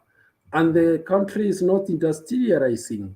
We are still remaining at that basic level. And then the gap that presents itself, that of earning through the internet platforms, is where now the government has come very hard to make sure they squeeze out some money through taxes. And that's why the youths ran mad in Kenya, because the kind of income they are getting there is what the government is going for. So they were not pleased, and the anger you saw in Nairobi had to do partly with that. They cannot understand. You don't pay for us university fees.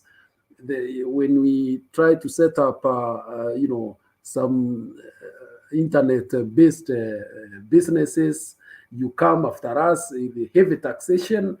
You increase prices for the gadgets like telephones, mobile phones, computers, and the rest. So you are kind of completely removing these people from any platform of survival, as you may say. So that is what is happening in Kenya right now. So we have very innovative youth, by the way, in the ICT sector, and many are making a living out of it. There are very many software developers, although there are no good structures. Some make innovations that are stolen by corporates, and there seem to be no, very strong frameworks to assist these youths to advance these ideas into monetary. So there are so many issues here that the youth feel no, they are not, their future is being compromised, and they are bitter with us, the parents, that we have just seemed to be very docile, conformists, and timid. So they have said no, and why you see the sustainability to come now back there is because the parents and the millennials who came before them are supporting them. They go there because they are funded in terms of transport. They are encouraged emotionally. So, in any battle, the psychological part of it is a very strong part of it, apart from material, that you are pushing a cause that many believe in.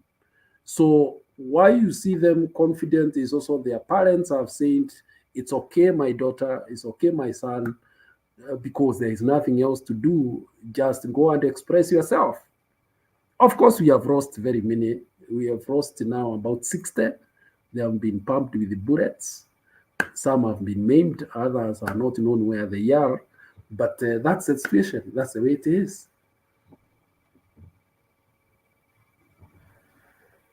Thank you so much for that explanation. Let's move on real fast.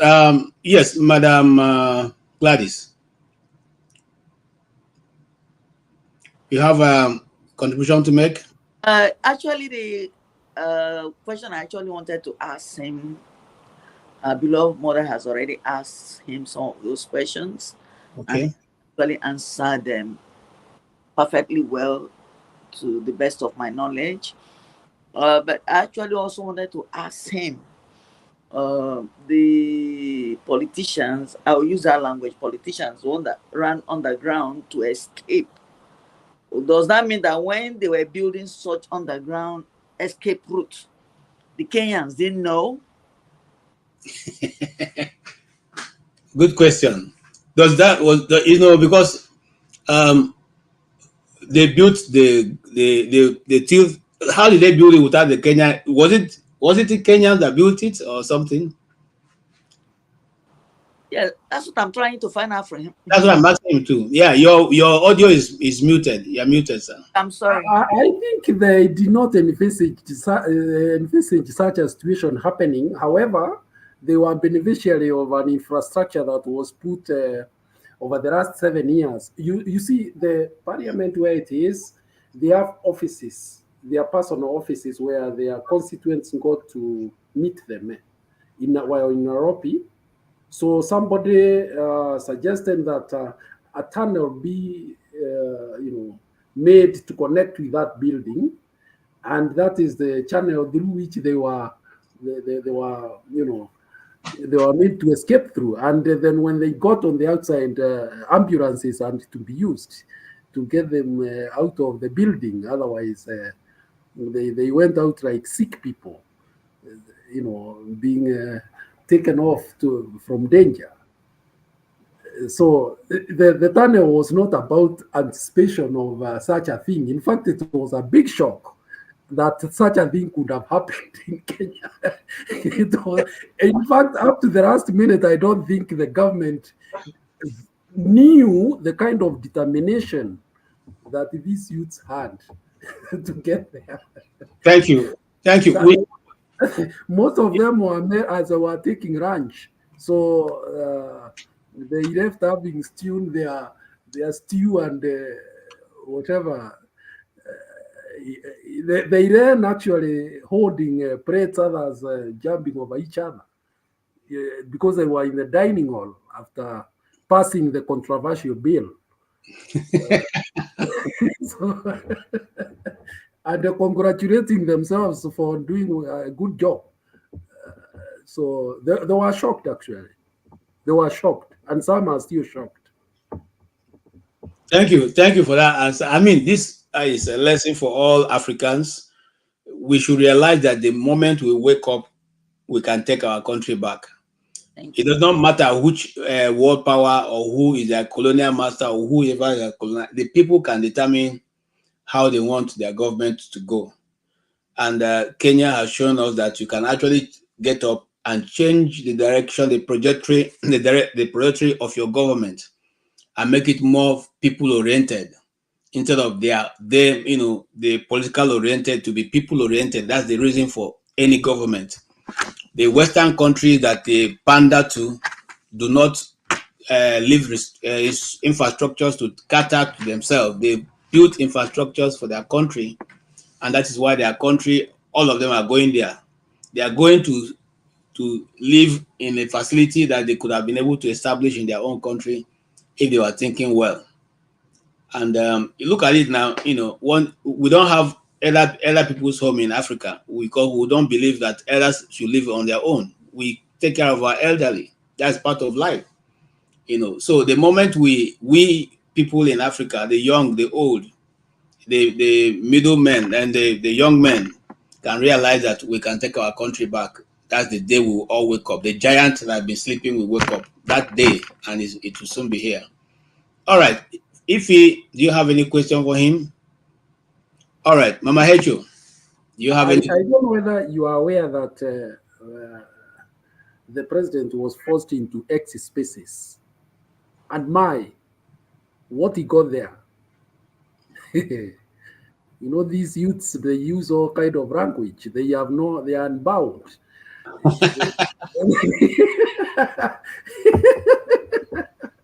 I think it was not daring of him, and I think I would commend him because I don't think many would want to get to those spaces.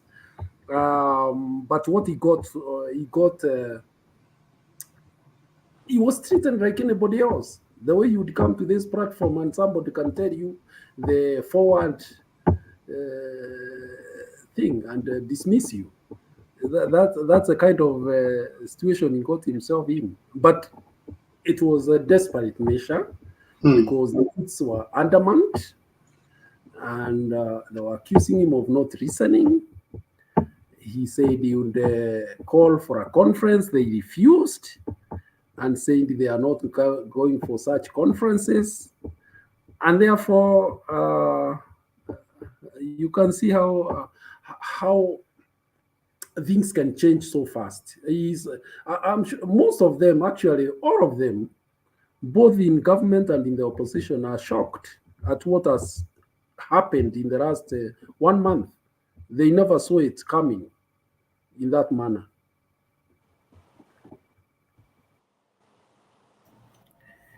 Thank you so much for your response. The reason I ask those questions so that my children can learn. because I want them to be free. And in fighting for freedom, they should know that not only in Nigeria have these wicked politicians used tribe to divide us, use religion to divide us. So and also, it is not only in Nigeria that some group of people have taken the country as if it is their personal property. So my Nigerian children, you've heard it all. The same problem we are suffering in Nigeria is what happened in Kenya that make young ones like you to say enough is enough. Kenyan youth realize that it is their future that is at stake. They also realize that the politician has been dividing them with religion and tribe. And they also realize that it is only in unity of purpose that they can overtake the wicked leader that have stolen their destiny, just like yours. And their parents also realize that they failed the children and they refuse to fight when they're supposed to fight. Therefore, they are not supporting the children psychologically. And this is also applicable to all of us in this platform and those in the comment section. That instead of us throwing the towel and saying nothing will happen, let's throw the support to tell our children in Nigeria right now that if Kenya can do it and they are still doing it, we can also do it. Did you hear what my brother in Kenya said? That the youth have also realized that the religion leader, the pastors, the prophet, these have been telling their lies and they die in secret with this politician with diluted money. And they celebrate their arrival when they come to church. So they also take the battle to their doorstep. So learn from all these statements. Because some of you in the comment section are saying when he was talking that it was boring. So I have decided to use my Nigerian language, which you understand, to explain what I heard when he was talking. So that you can go and we can apply it to this fight.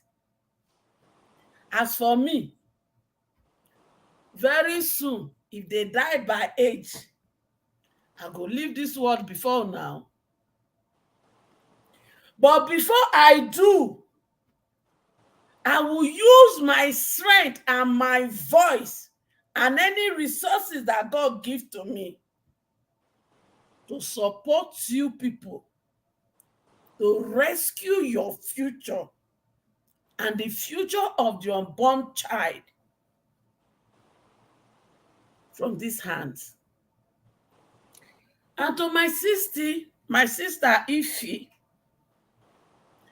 make you not take anything when any person talk here.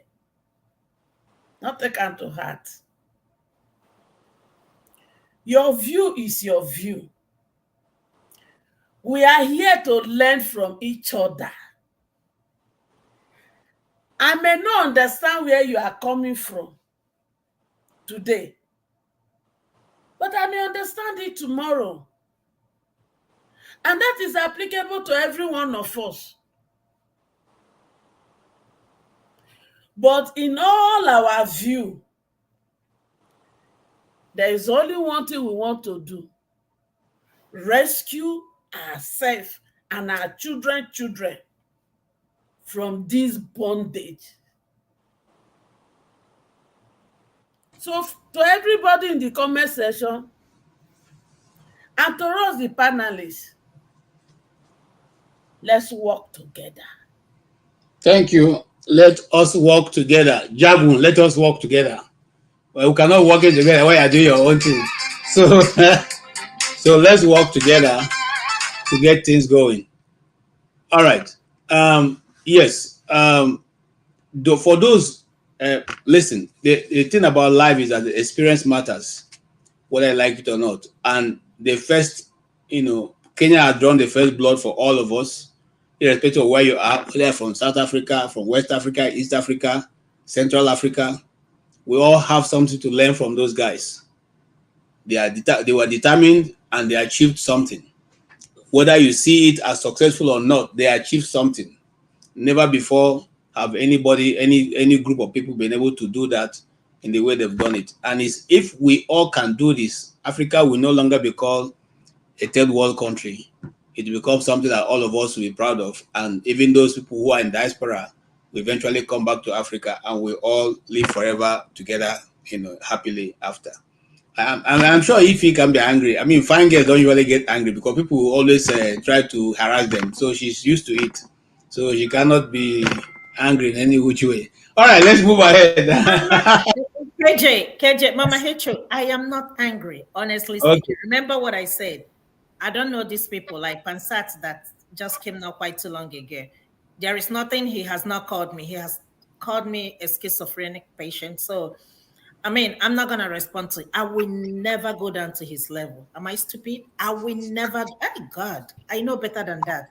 I'm not mad at anybody. Like I said, everybody's entitled to their own opinion. That's it. Whether we like it or not, again, we wake up, we know that 1 + 1 is 2. We live in the world of reality. That is the bottom line. So, yeah. I mean, I'm not against protest. Let me say it and say it loud and clear.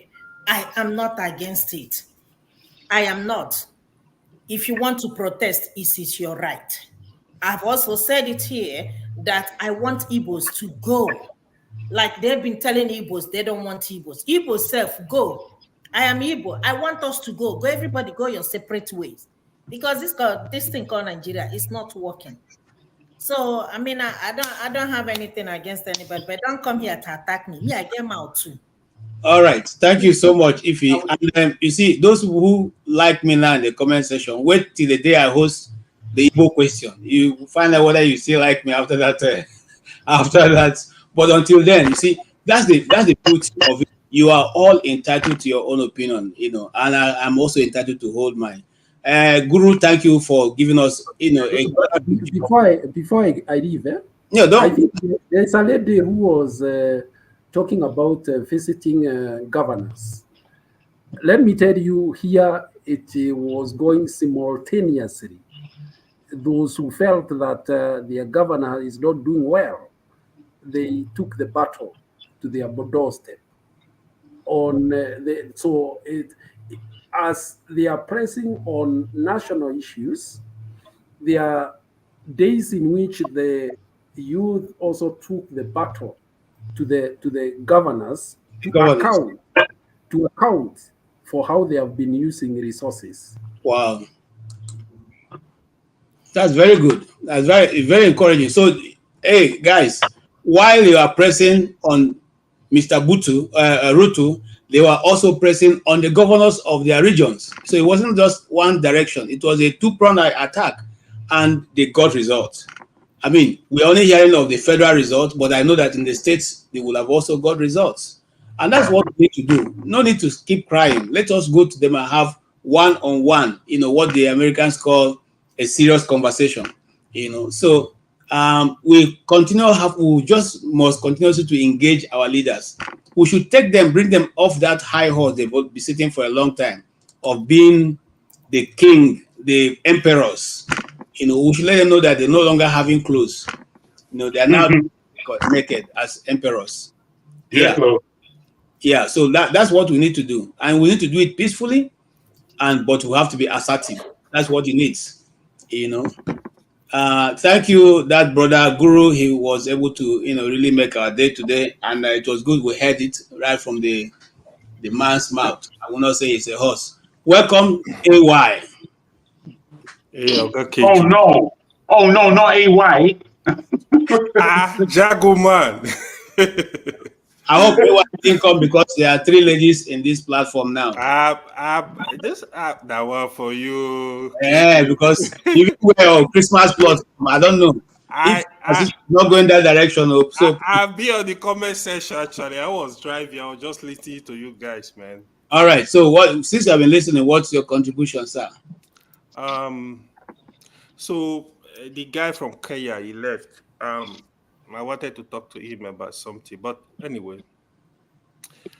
Well, I've been listening to good contribution. Mama Echo, as always, man, it's always on point. On he understand the issues we have in Nigeria, and I think she was basically speaking on my behalf. I mean, we have to respect our individual views. I heard Passad coming, talking again, coming back today about Ife. I don't know what problem he has with Ife. I don't think we should be treating women like that. I thought KJ was you will stop him, but you did not. So we should not be allowing that. Allow people to speak their mind as long as they are not insulting anybody. They are not. I think they are free to speak their mind. With what is going on in Nigeria, I think there are lessons we need to learn, right? Which I think we've kind of indirectly enumerated here. It's just unfortunate we don't have leaders that are thinking about the country. They don't understand the urgency of our problem. They don't understand the future problem they are creating for the children of Nigeria's unborn. They make joke out of all this stuff. Like I heard the Senate president, he said people can go protest. He will be eating in his house. No, man. These are statements that are very reckless. I think one of the issues where in Nigeria, KJ, you are mute. KJ, mute. Amen. Are you at home? These are the issue, right? Like, I think one of the point I would have demanded was in Nigeria. Okay. The Senate president must resign. Okay, man. Because the guy just told me that he has been laughing at the pain of Nigeria. The hunger in Nigeria is not a joke. This is just the beginning. They are still seeing it as a joke. This is not about. I don't have issue with the president. I don't have issue with what we are saying is get the country working. You have to do something. They need to know, like, I was speaking here yesterday, I believe before yesterday, that the protesters, they were very, very kind.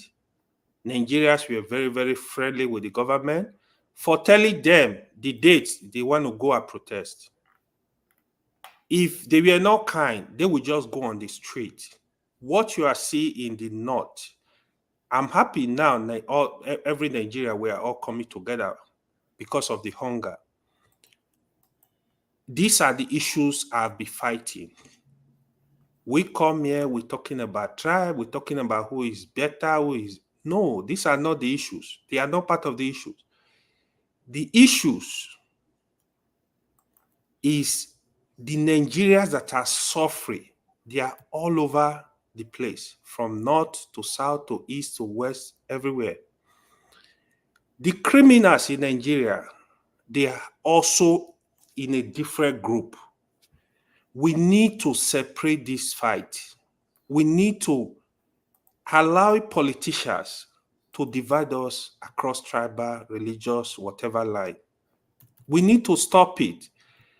If we come here, I see people making all this kind of statement, dividing, it really gave me work up, because I feel even some of us, we don't understand the problem.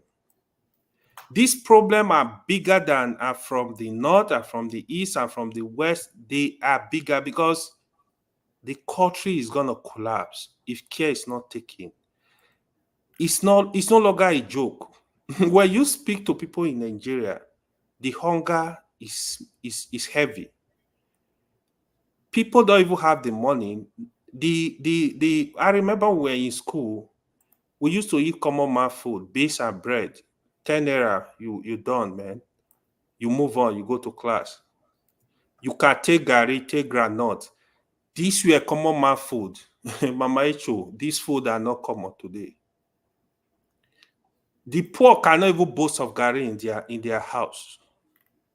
So it's not, they need to understand where the pain is coming from is do something, be doing something, and let the people know what you are doing. If you remove subsidy, what are your plans?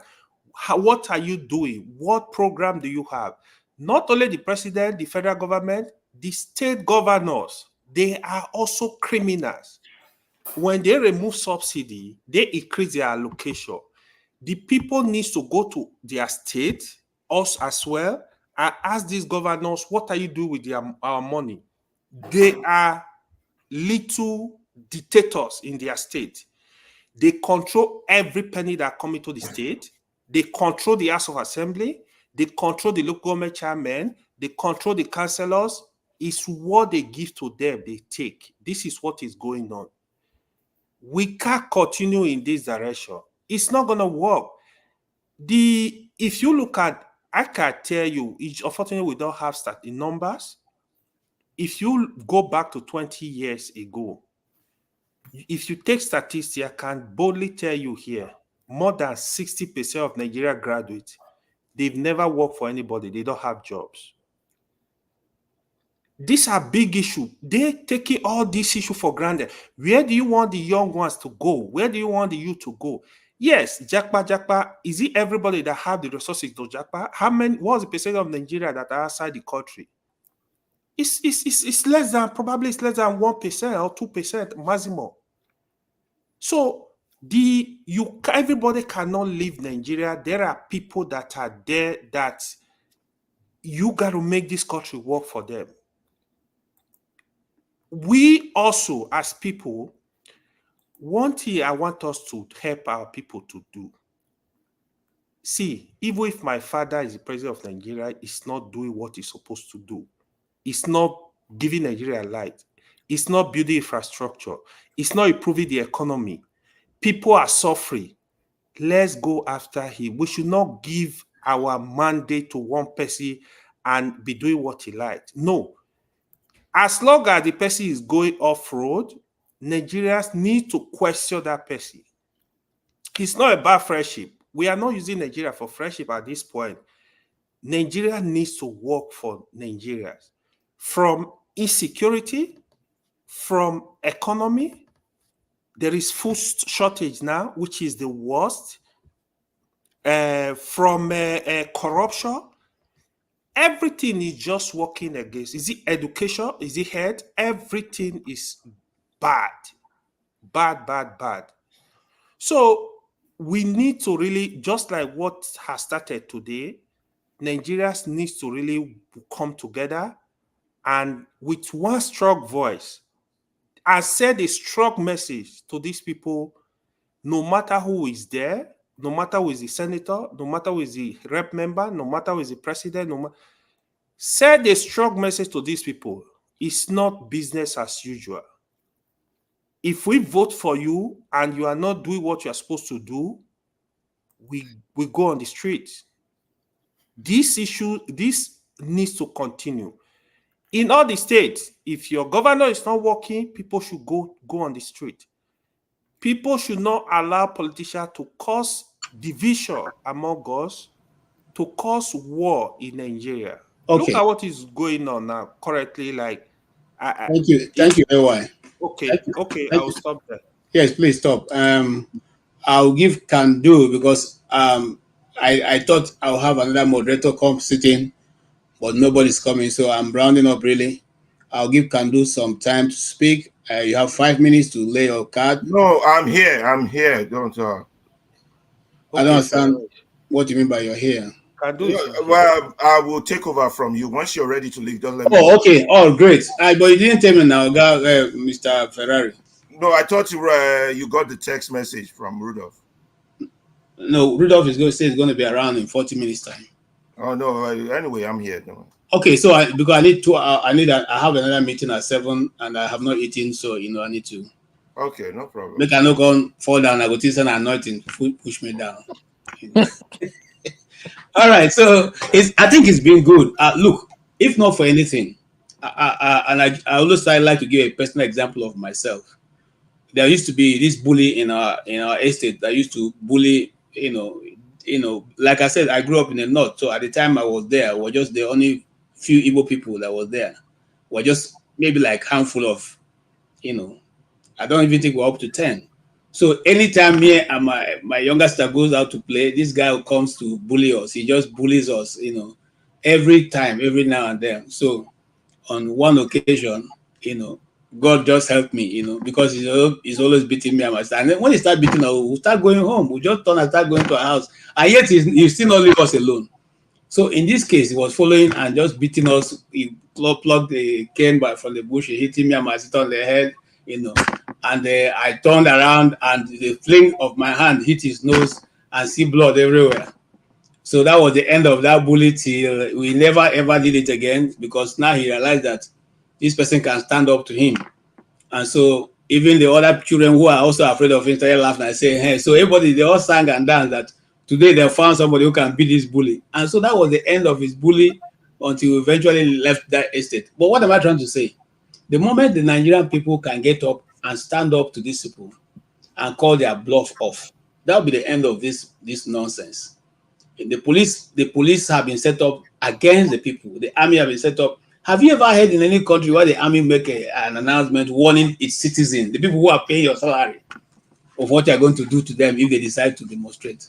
Have you heard it before? Where a whole police will pull up all their armories and line it up against the people who are not even going to carry guns.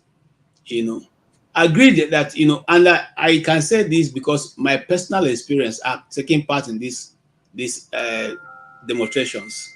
I mean, the last one in Abuja. And we saw, of course, we knew when they went to Nasarawa to go and bring the talks of Nasarawa State to come and start breaking things, and eventually say it was the NSAS people who were doing that. We saw them, they were brought down. I still have the videos. I mean, so if somebody tried to doubt me, I can play the videos for you. I still have the videos where those guys were being dropped from, government SUVs, and they went out, rampage, in the city of Abuja, breaking everywhere. So that is the next point. And that's what the people who are in this struggle have to watch out for. If you see any miscreant trying to come to forge to be one of you and then begin to, try to break things up, you people be the one to hold him down. Because those are people that are going to give the government the opportunity to begin to bring in law enforcement to come and begin to arrest or even, maybe go ahead and injure some people.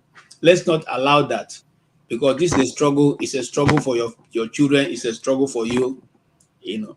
If you come into the, and I want to say this: how old should a person be in Nigeria before he stop being a youth? Because youth in other nations starts from 25. Once you are 25 and above, you are no longer considered as a youth. But in Nigeria, people who are 55 years old are still leading youth organizations. They have position. It helps your mind. I don't know if anybody has a contrary opinion. You can help me. On this. I think to the Nigerian who the system has not given opportunity is a youth. I agree with Mama Ichu. Then to the Nigerians who happens to be favored by some cabals into power, and they are claiming to be youth, they are fraudster. That is the two definition I have for the youth as it applied to us in Nigeria. Thank you so much, Mama Hecho. On this faithful note of yours, I will sign off for now. I'll be out for like 2 hours, and if you are still on, I'll be back. But until then, Alaba, over to you. Thank you for every one of you. I really enjoyed myself discussing and rubbing minds. That's the only way the world goes forward. Let us always judge you. As long as we are talking, we'll continue to live in peace. God bless you all. Well done, KJ. Thank you very much, KJ. Well, KJ is a man of peace. Some of us believe that when there is an impasse, you go, first of all, you have dialogue. Then when dialogue leads to an impasse, and that protest and war is a continuation of dialogue. That's a political fact. Protest and war is a continuation of dialogue, and there will be no peace without justice. There would be no peace without justice, and we can tweak it all we want. We can paint it all we want. We're all born equal. We're all born free, and it's our duty to seek that freedom when a bully tries to tell us that we are not as equal as they are. The Nigerian government, in my own opinion, since the day I was born in 1969, around the time Nigerian civil war was ending, to this present day, the Nigerian government I have known has been nothing but a bully. It's a government that has met a land rich in arable land, but they have turned it to something terribly disgusting and disgraceful, because we have not utilized what God has given us. And it's not because that we're not capable or we're not smart, but this human thing called greed, selfishness. Every leader we have had from independence, every leader have done things just in their own interest, not in the interest of the people. In their own interest. Everybody had a chance from 1999. Every regime had a chance to fix Nigeria in terms of the structural constitutional framework. They all know, but everybody refused. The current government knows, they refuse. The people who are protesting now give them a demand. They did not respond. Rather than respond, they threaten them. They threaten them. They look down on them. And then they fly out of the country, and we'll fly back in when you're done whining. That's the way they look at. That's what Akpabio calls us, whiners. When you're done, we own this country. But maybe the Nigerians of today will teach them a different lesson that we are used to. That's what we are hoping for. That's what we should encourage this youth to do. Before I go on to I speak the truth, I think it's Nest. I can see the other names. My eyes. Maybe I've been up too long. I think, is that Gladys? She's not there. I speak the truth. You'll be speaking next. What has been your view on this protest? What is next? What's the way forward? And then I'll go back to, I think Ife should be next, because I saw AY spoke, and then Jagun, and then Mama Echo. I speak the truth. Understandably, there's frustration in the land, right? Yes. And there's a lot of tension.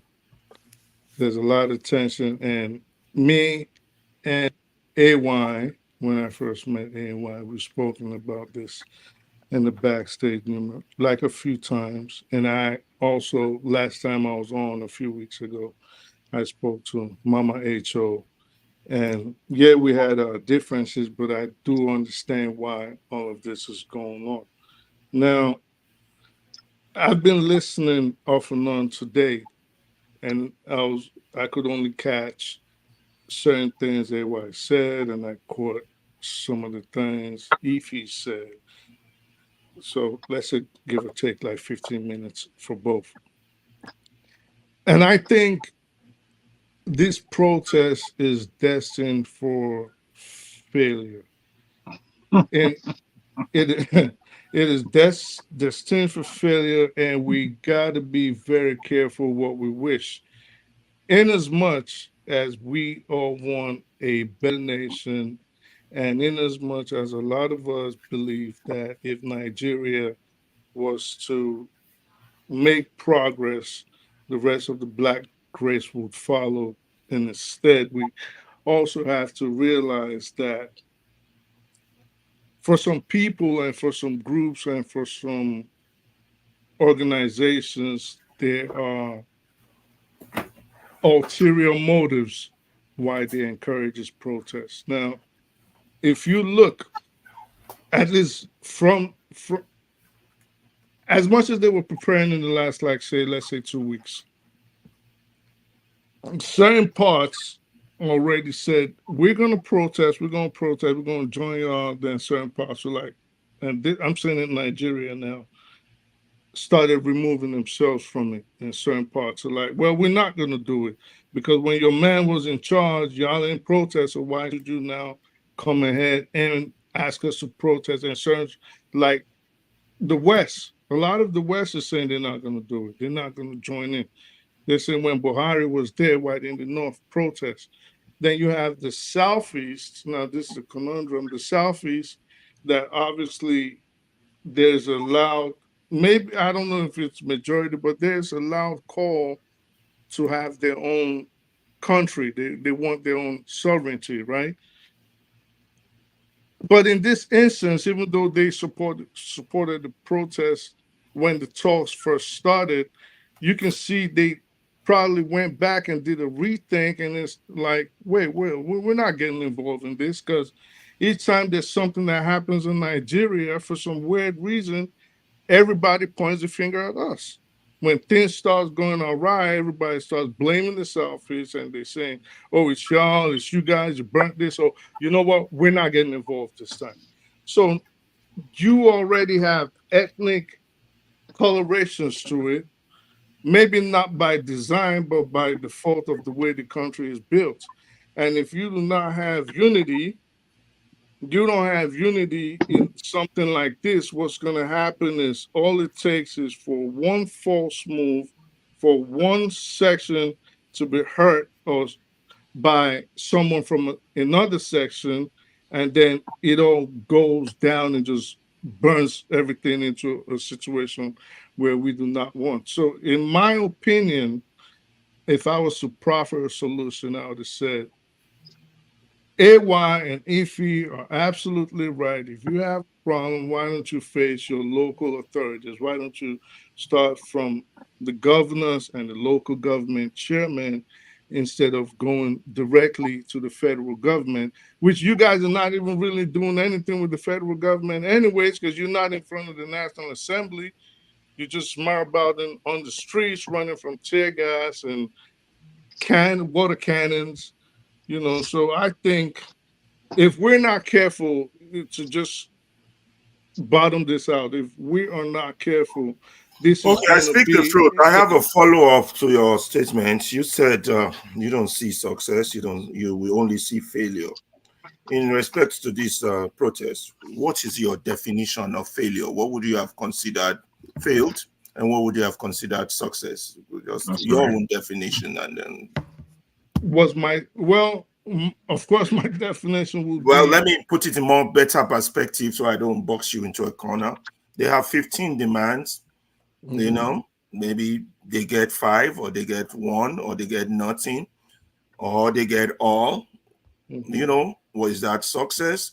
Or they don't get the demands, they just whine for 10 days and everything goes back to normal. They continue to go eat their suffered and buy their yam. What do you consider as success? And failure and success, it got to be clear to us, not just mere speculation.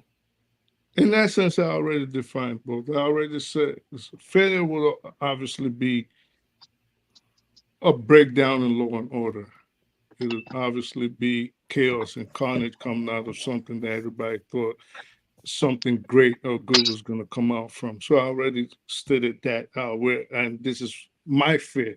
I didn't say I see failure, I just said these are my fears, you know. And in terms of success, obviously success would be if they got their demands. But I don't think all of it, some of it, or none of it.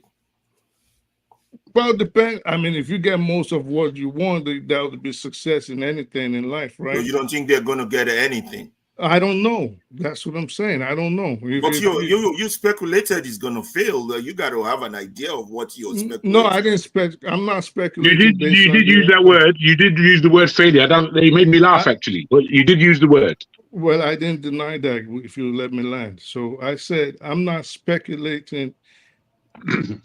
In essence, okay. Let's leave the protesters alone. Let's look at the government. Half of them, your legislatures are out of the country now. The others have a state of chaos to manage. Do you think their strength is still strong from your perspective? Strength is still strong in what way? What do you mean? The government in terms of holding its own. Are they in jittery mode? Are they on the edge of being pushed out? The resignation, quitting, forced out. How do you manage their level from what you observed today? I don't know. I think if it was me, I would not be worried about the people. I didn't get you. You will not be worried about. Not at all. I will not be worried about the people per se. If you're the government, okay. Yeah. I won't be just worried basically just ignore them. No, sir, I mean, I really appreciate each time I try to say something like, you know what I mean? So I will not really be worried about the people per se. If anything, I'll be worried about my political opponents taking advantage of the situation on ground. And why do I say I would not be worried about the people? I won't be worried about the people because, first of all, they are not organized. That's one. Two, they're divided, going along the playbooks that the political class always uses on Nigerians along religious and tribal lines already. Even before it started, this is already on the ground. You have a place like in Lagos, for example. They're already telling people, do not come out. You're not from out here. You're not from this region. You're not from this tribe. Don't even try. Did you watch we started at 3 a.m. today. Did you watch any of our broadcast showing each section of the country? Did you watch any part of that? We showed Lagos, we showed Abuja, we showed Ogun, we talked about what was happening in the east. Did you see any of these parts to have a clear assessment of what the outcome of the protest today was? How would you assess it? If today was a success, today was a failure for the protest, what would you say that? Well, what would you say right now?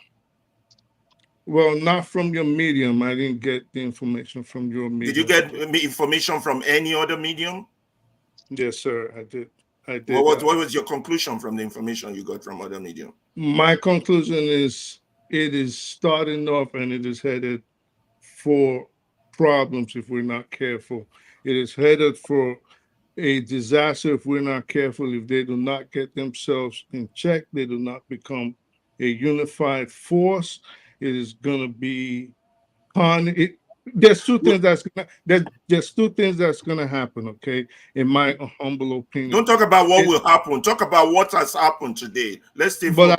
But I just what did. happened today, sir? Would you let me finish? Like, I understand it's okay to be combative, but it's not combative. I just don't want. Not combative in a bad way. It is. Ask your question and allow him to express. Please, it is. Don't badger. I speak the truth. Yes, ma'am. I think your definition of failure is quite different from mine in this matter. Because the government went all out with all his might and strength to say this protest must not hold. But the protest still hold. That is success. Yes, sir. That is success. Did you see the number of our trucks, ammunition truck, leach out on the people? Did you see the number of policemen, army, fully armed against unarmed citizens just because they say they want to protest. And yet, my children still came out. Those who will sit at home, sat at home. They locked their shop. That is success.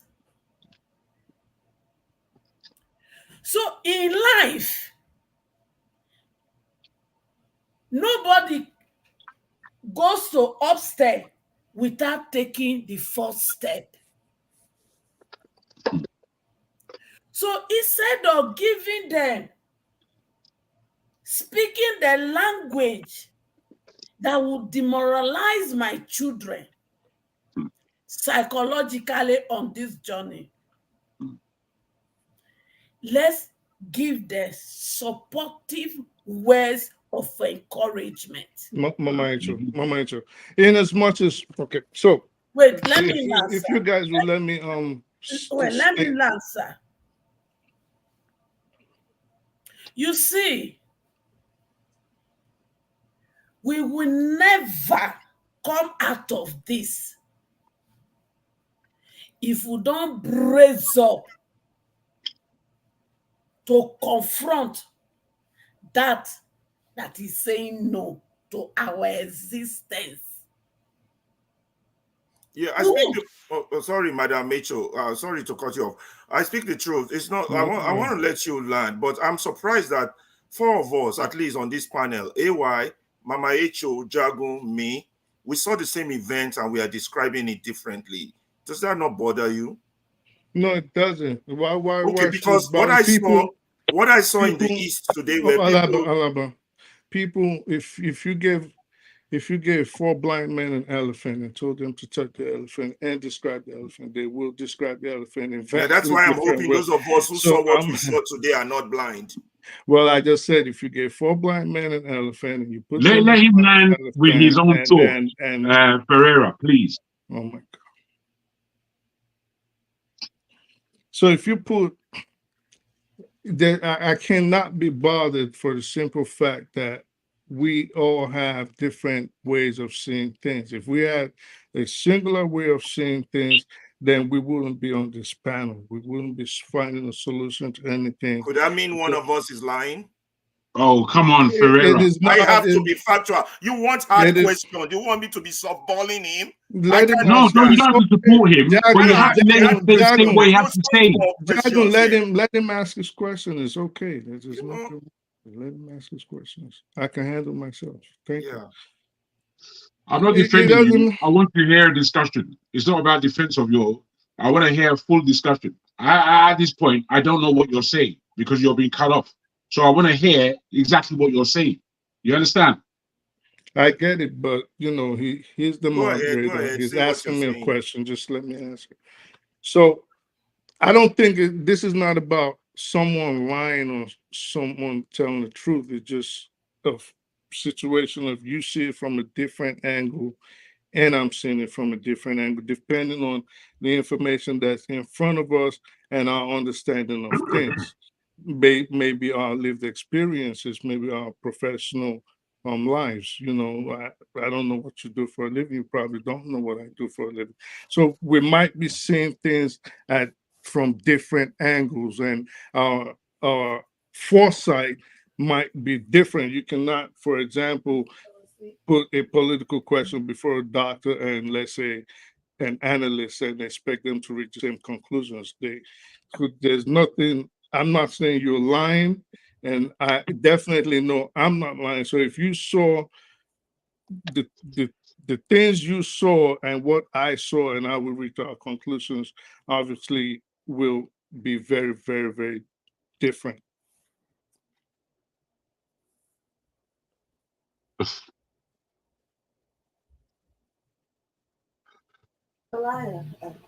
Yeah, well, we're gonna have to agree. We gotta move on from this point.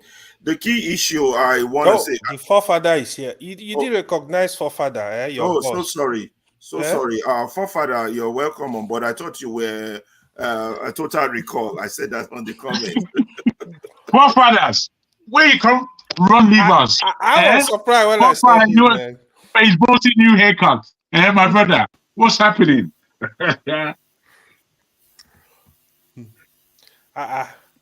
He look handsome with his new haircut. Too much money. One father go Nigeria go protest, so he just dey come back. Too much money. Now, APC Father, haircut. you are muted though. That's APC haircut. No voice. He don't remove himself. Yeah, I think he's having a problem with his microphone.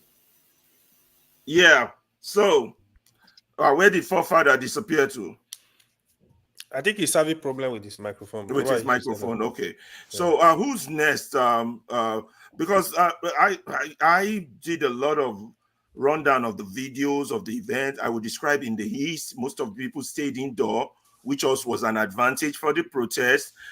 In the west, people came out. In the north, people came out, and there were a lot of riot. I would just adjudge the entire thing a success.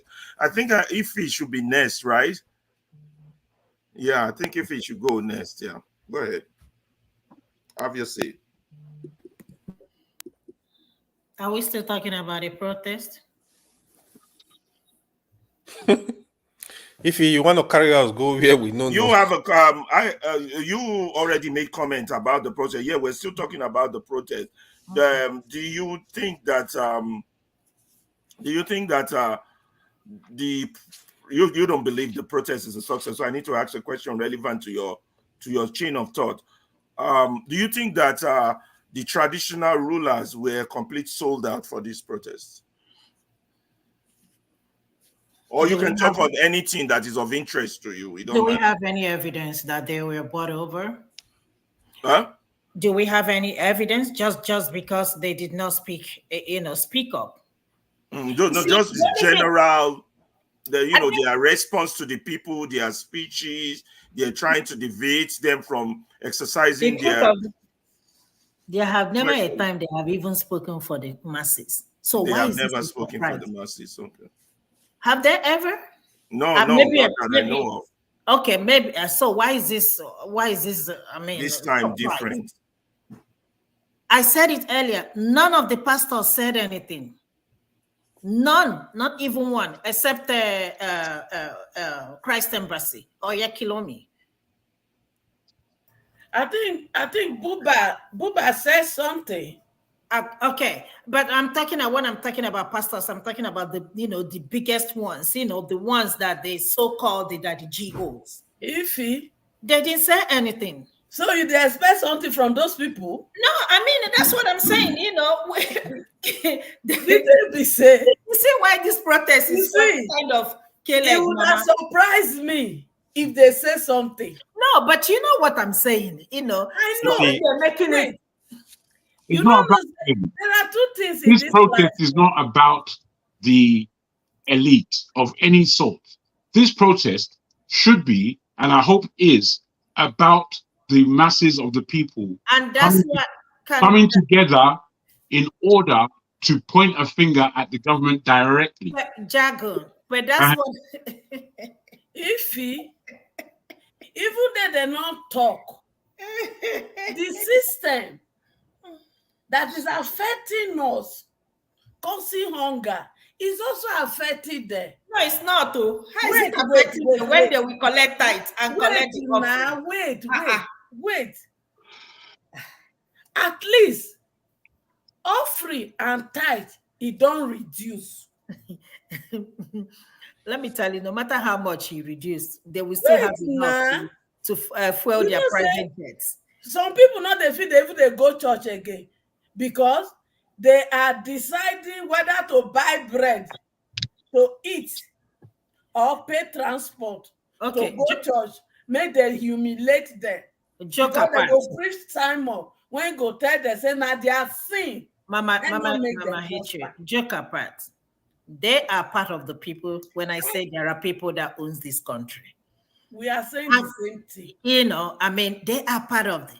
I don't know why people are keep attacking me, when I made that statement. And I still stand by it. Because if somebody like, let me say, somebody like, I don't know, who will I even call? I'm not going to say Ndume, because Ndume, he has been speaking up for a while. I don't know, somebody I can call, I can say something and say, if this person is not part of the government and he's speaking up for the Nigerians, we will say that, okay, people are speaking up. I don't know who I can call now, but who is speaking up for Nigerians? It's just ordinary citizens on the street. So there are people who have a stake in this country called Nigeria. And that is what I'm talking about.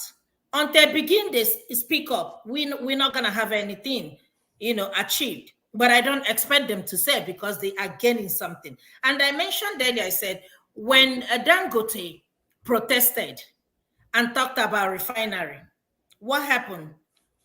Within 2-3 days, they called him behind, settled him, and case closed. Do we hear him again? No.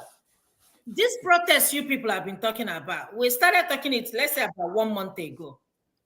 If Tinubu truly cares for this country, he would have made a statement at least one time. And all this time, when I can't even remember the last time he addressed the nation anyway.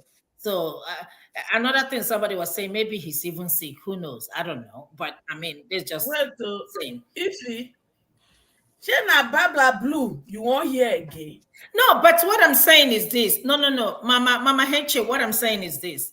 They were given enough time, even though I'm not a firm believer that you have to give them dates to tell them that you're going to protest. But he did not address the nation. And you think he's going to address them now. Okay, we have 1 day gone, 9 to go. We are waiting. I don't have anything to say, Ferreira. 9 days to go. We are waiting to hear from our president and see what the 9 days will amount to us. We're here. I think that his failure to respond to the demand before he started is to further indict the ruling class that they don't care about the people. It's further indictment against them. But what I see is that the protest was strong today. It's going to get stronger as time goes on, because more people, people generally have a pulling effect. They see success of something, those who are standing on the borderline would further join. And eventually the government would have no choice but to confront this protest either way, because if they don't make the peaceful change possible, they would have to deal with the inevitable one. They would have to come to the terms with the reality of their situation. So whether they misdiagnose the reality or not, that I don't know, but eventually it will get there. But it also depends on how strong the protest itself is going down the line for the remaining 9 days.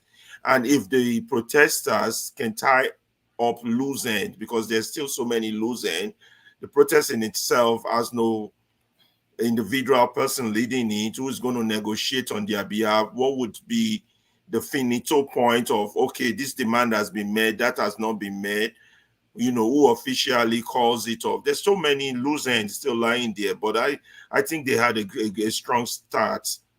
I really believe they had a strong start. Particularly the North was violent. I don't even know how that is, and their involvement, that's the first time collective involvement of the North in anything you guys are complaining about. I don't think that has ever happened in the history of this country. And that should make the government very scared. Now, there's some other deeper thinkers who are say, okay, with this chaos, if this chaos persists, would it create room for like a possible military takeover, resignation of politicians? You got to think all angles, like they do in the Game of Thrones. You got to look at all angles. Would they, because like you said, the owners of the country are not just going to let go like that. Resignation, quoi? Exactly. Who is going to resign? I just throwing down one out there, because I'm not talking to Who's going to resign? Ababu. I'm talking to Abroadians, people from abroad. Okay. Well, point of correction, none of them is going to resign. Jagu, go ahead. Before them to resign, that country called Nigeria, they will burn it down from the head to toe before anything can even happen. Well, you guys might be surprised. They might resign Fabio by putting his letter after the 5th day of protest. I'm being sarcastic. Wait. Let's not go back and forth on this level. Guys, go ahead. Thank you. Listen, you see, whether we see this day, because it's only today, as a success or not, I think we must underline that the Nigerians are trying. And we know they're trying under very difficult circumstances. And the history of protest in Nigeria is not very strong. So therefore, we must give some kudos to the fact that they're even doing it in the first place, to be frank. Because to me, the docility in Nigeria, it's just far too much. For me, it's just incredulous how the people take the rubbish that they're being fed. Now, from that standpoint, we have to then... Did we lose Jagun? No, I'm here. Okay. We have to look seriously at the fact that they have begun to protest at all. In this day now, are we in the diaspora in any position to assist? This is the real... I mean, since I've been on this platform and listened to our continual dialogue of complaint, we understand the headache, to put it mildly, that Nigeria is in. Given this position, most of us who are in the diaspora, we look to do what we can here and there, but largely we're not doing much.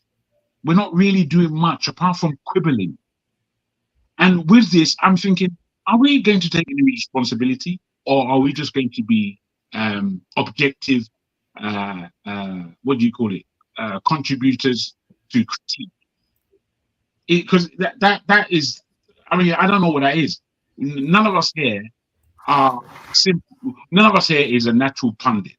We're not called on TV to ask our opinion on anything.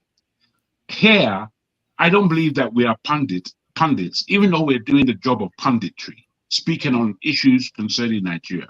From the game is on the field, and we are the fans, if you like, and we cheer and we boo accordingly.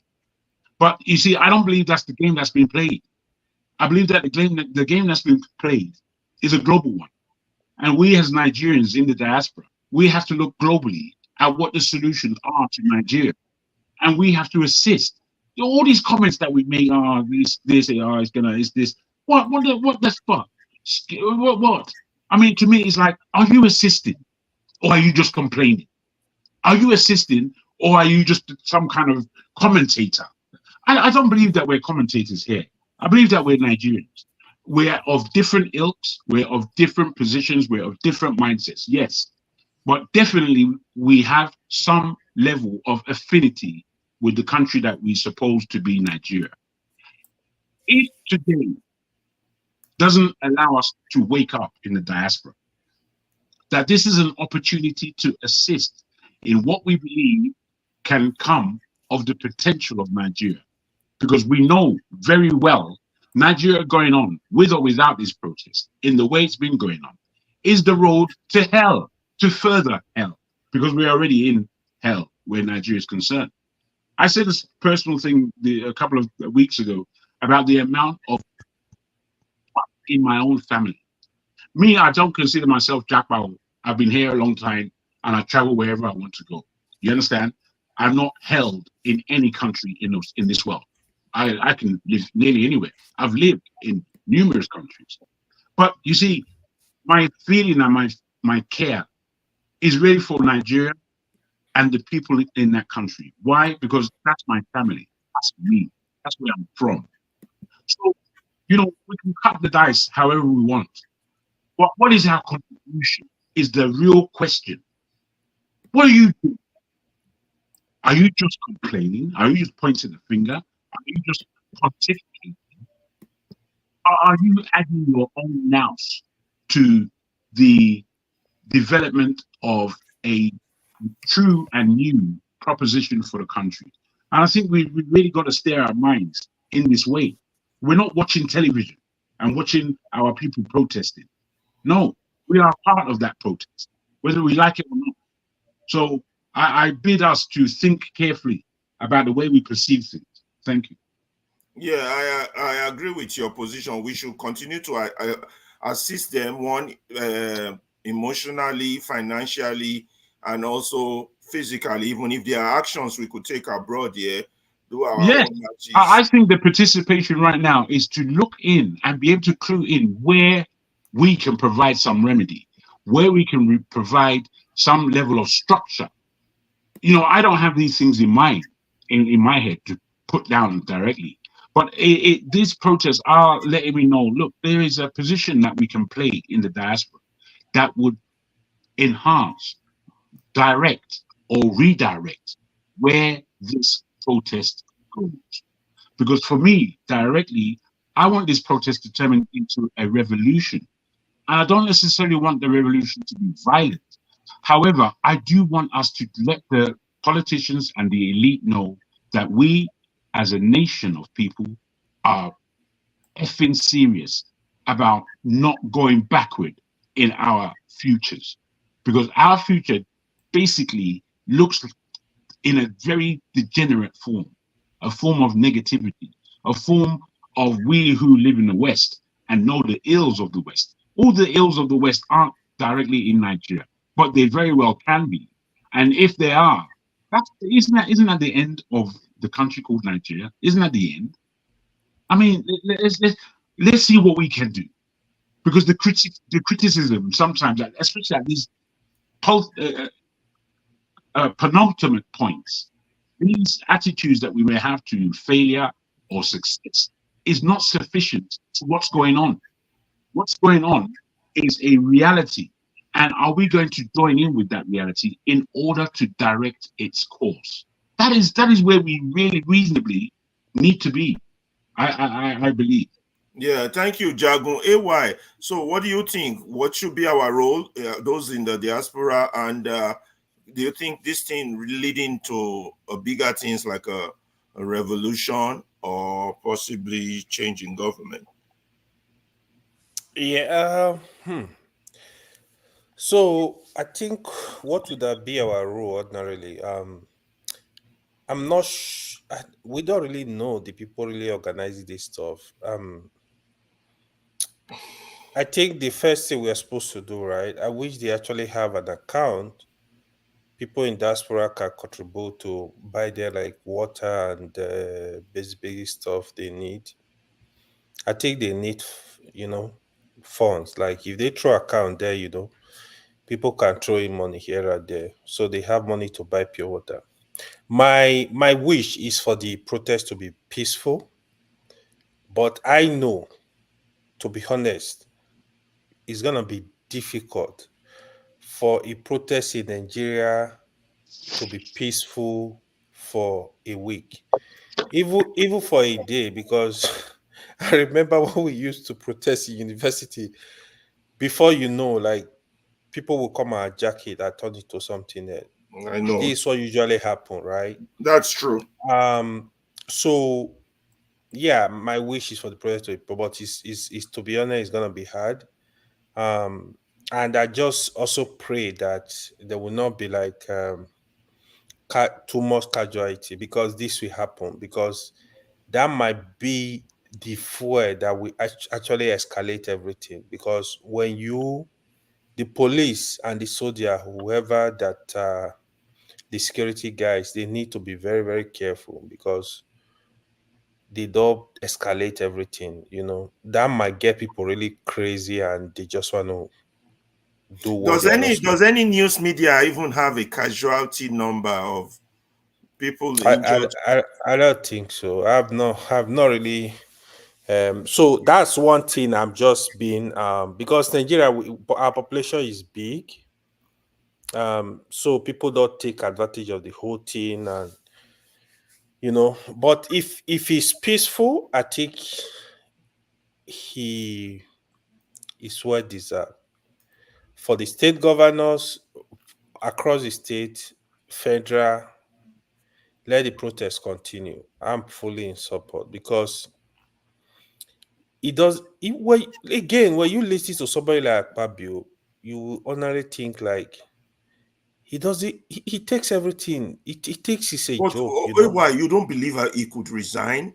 Like No. you don't think Tinubu Yeah, could use him yeah, as a that- political fall guy Yeah, to you appease know the people? what they're supposed to do, right? What they're supposed to do. I wish I actually know the organizer is to add to that list. The Senate president must resign.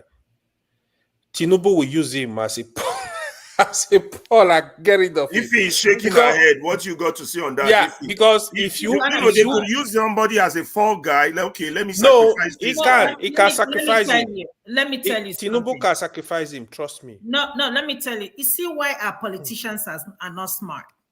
This is a man that talked down on Natasha Akbuti, and nobody said anything.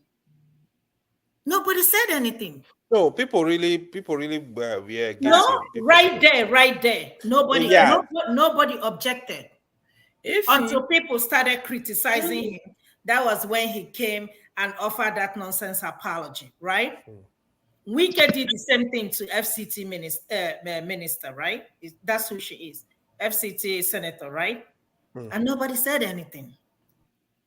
First of all, let's even talk about it. When Tinubu came in power and removed subsidy, nobody said anything.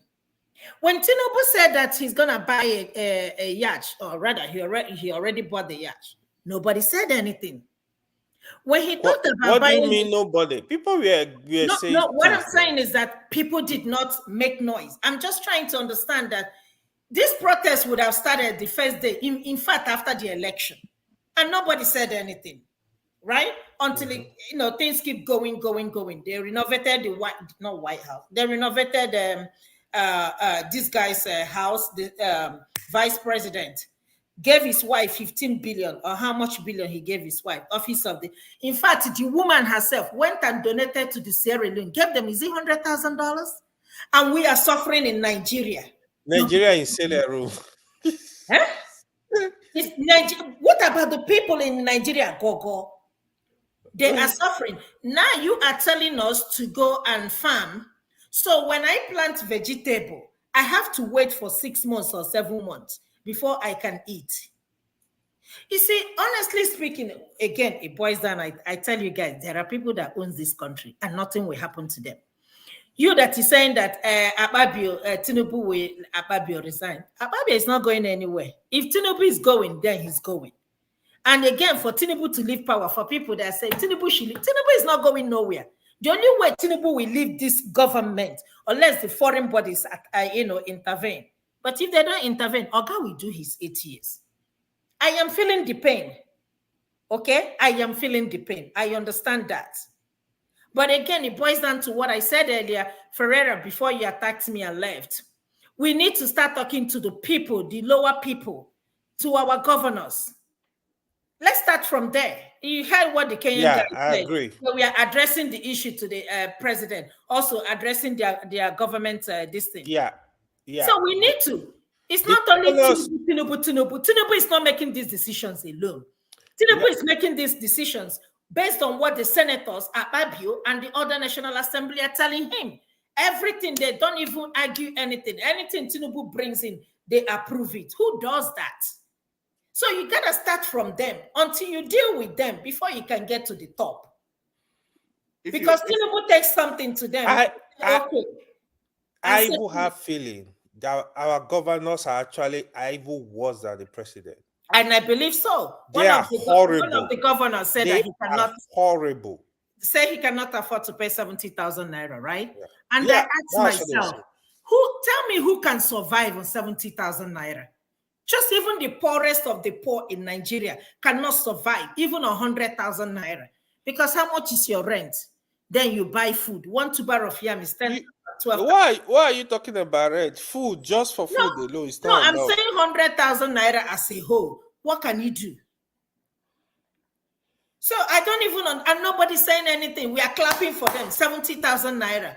And that Babio, the idiot Abambo, was even there hailing everybody now can earn 70,000 naira. Yeah. When I did you service, we were paid 7,000 naira, right? That was a lot of money then.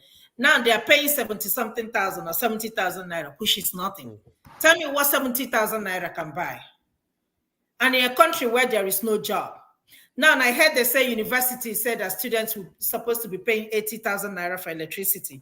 I think I saw that, or is it that my eyes is deceiving me? I saw that on let's social. Ify, let's Mama Icho speak so that I speak. The roof can go one with his next, with his So comment. sorry, guy. Go ahead, Mama H. So go ahead. I'll step out for a minute. You see, we don't start journey. We started a journey with this protest. Let's encourage ourselves to sustain it in peace. But if they bring pieces and they collect pieces, not be my children fault. Because in one of the sites today when they protest, police come with tear gas, they throw to my children. My children too, they come with tear gas, they throw to them. Equal. But one thing that is certain is that those when they collect whatever they collect, come they do no protest. In the next how many days, if not now, you would have finished spending whatever they give to you. And you are back to square one. And to the Nigeria police, how far? Una IGP de Nyakpata. Because in they collect extra. How is your barrack? How is your children? And how is your wife? Your take home. If you not collect a good job, they not post you go where a good job day. If they take care of your family, I'm taking time to say this to you because the assignment they send against you, my children, with you people on the street, it don't make sense. If you will not protect them, then pull your uniform and join them. Because what they are fighting for is affecting your children and is affecting you. And to the Nigerian military, especially the one where they send go north to sacrifice. And some of you, when it happened,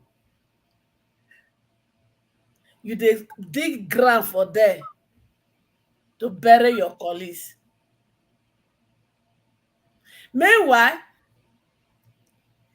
if that happened in this western place when we did now, they go bring them come home and give them national burial. But you people know, say wetin I dey talk now. So when your own colleague buy in the war front, when they send una as sacrifice, because before you go there, they go tell the son that they come. Be one. No be.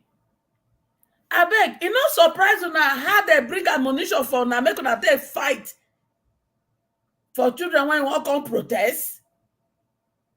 And yet those ammunition they not give una. Make una take fight insecurity. So be one. Nigeria government, be one.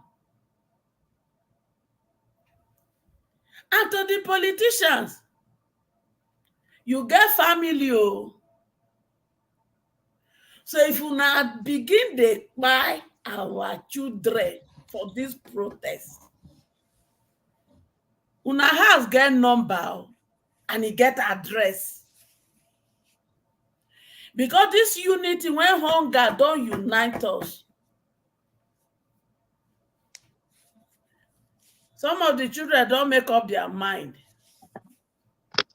Instead of hunger to buy me, I go come street. And if buy happen, I go take am. And you know, say people when make that statement, before it happen, they go buy somebody. And to you policeman, when they buy for not, when you buy one of the protesters, because Oh, they buy policeman? one today now, because he Wow. buy protesters. Yeah. So I think that was Bauchi or something like that. We were saying it in this morning. There were a few incidents this morning. They need to be careful. So And to you policemen, when he did them, I don't see what did go happen to that policeman now when it happen? His children go suffer. Because now the peanut when they bring before, now the children they take manage and the woman. So now nothing. They go bury her like chicken. And if he get anything, any benefit when he there for government, before his wife go collect her, he go sweat like this. So make una take chill pill. Make una let these children protest in peace.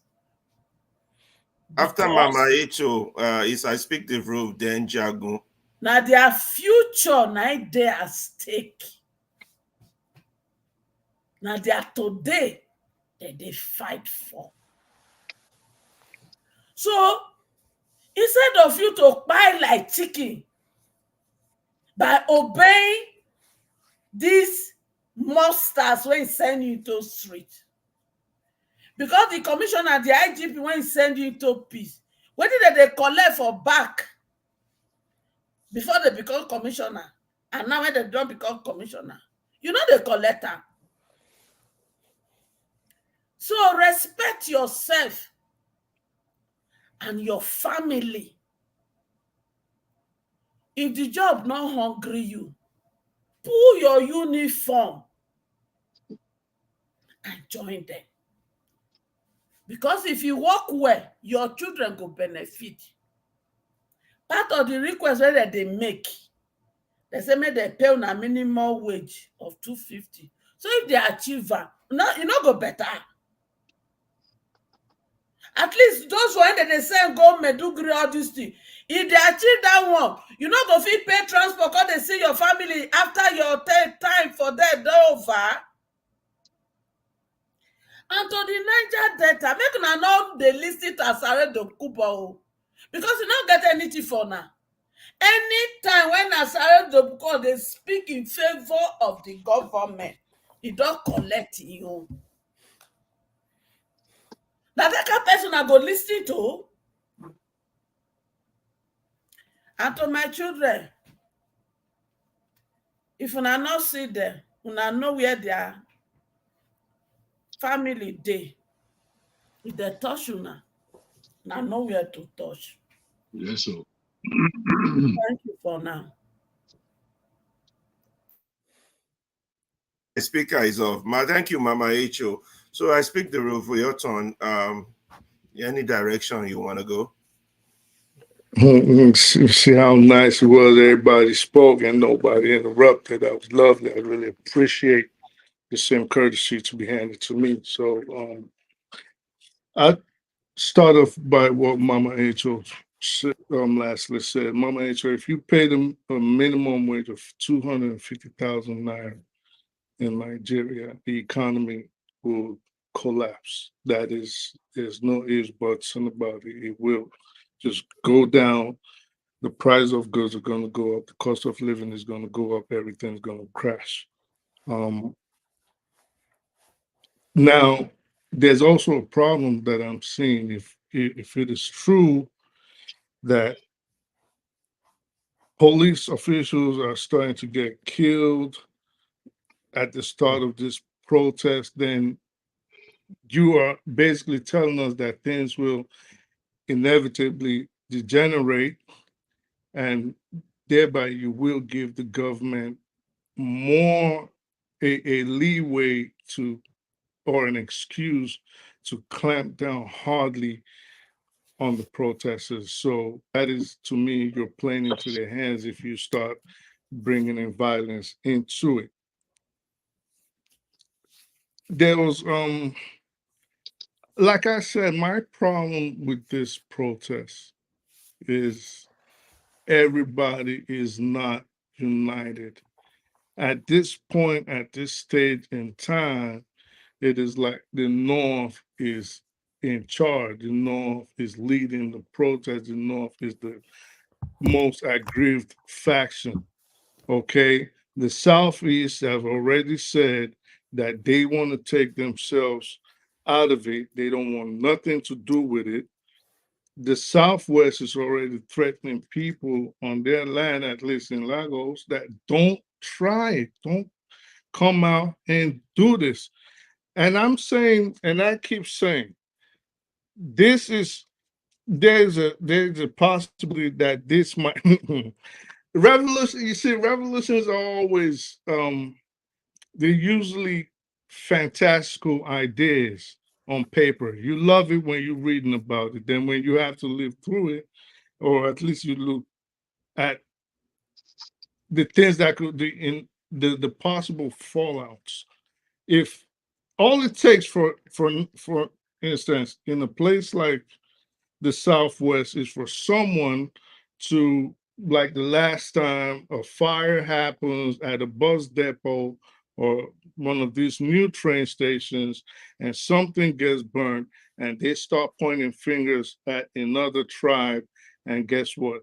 Now you have intertribal chaos. I really think, and this is just me speaking from my own opinion, everybody's saying the same thing. They do not even know the leaders in charge of this protest. So basically, you're telling people to line up behind a group of faceless people that we do not know their ulterior motives.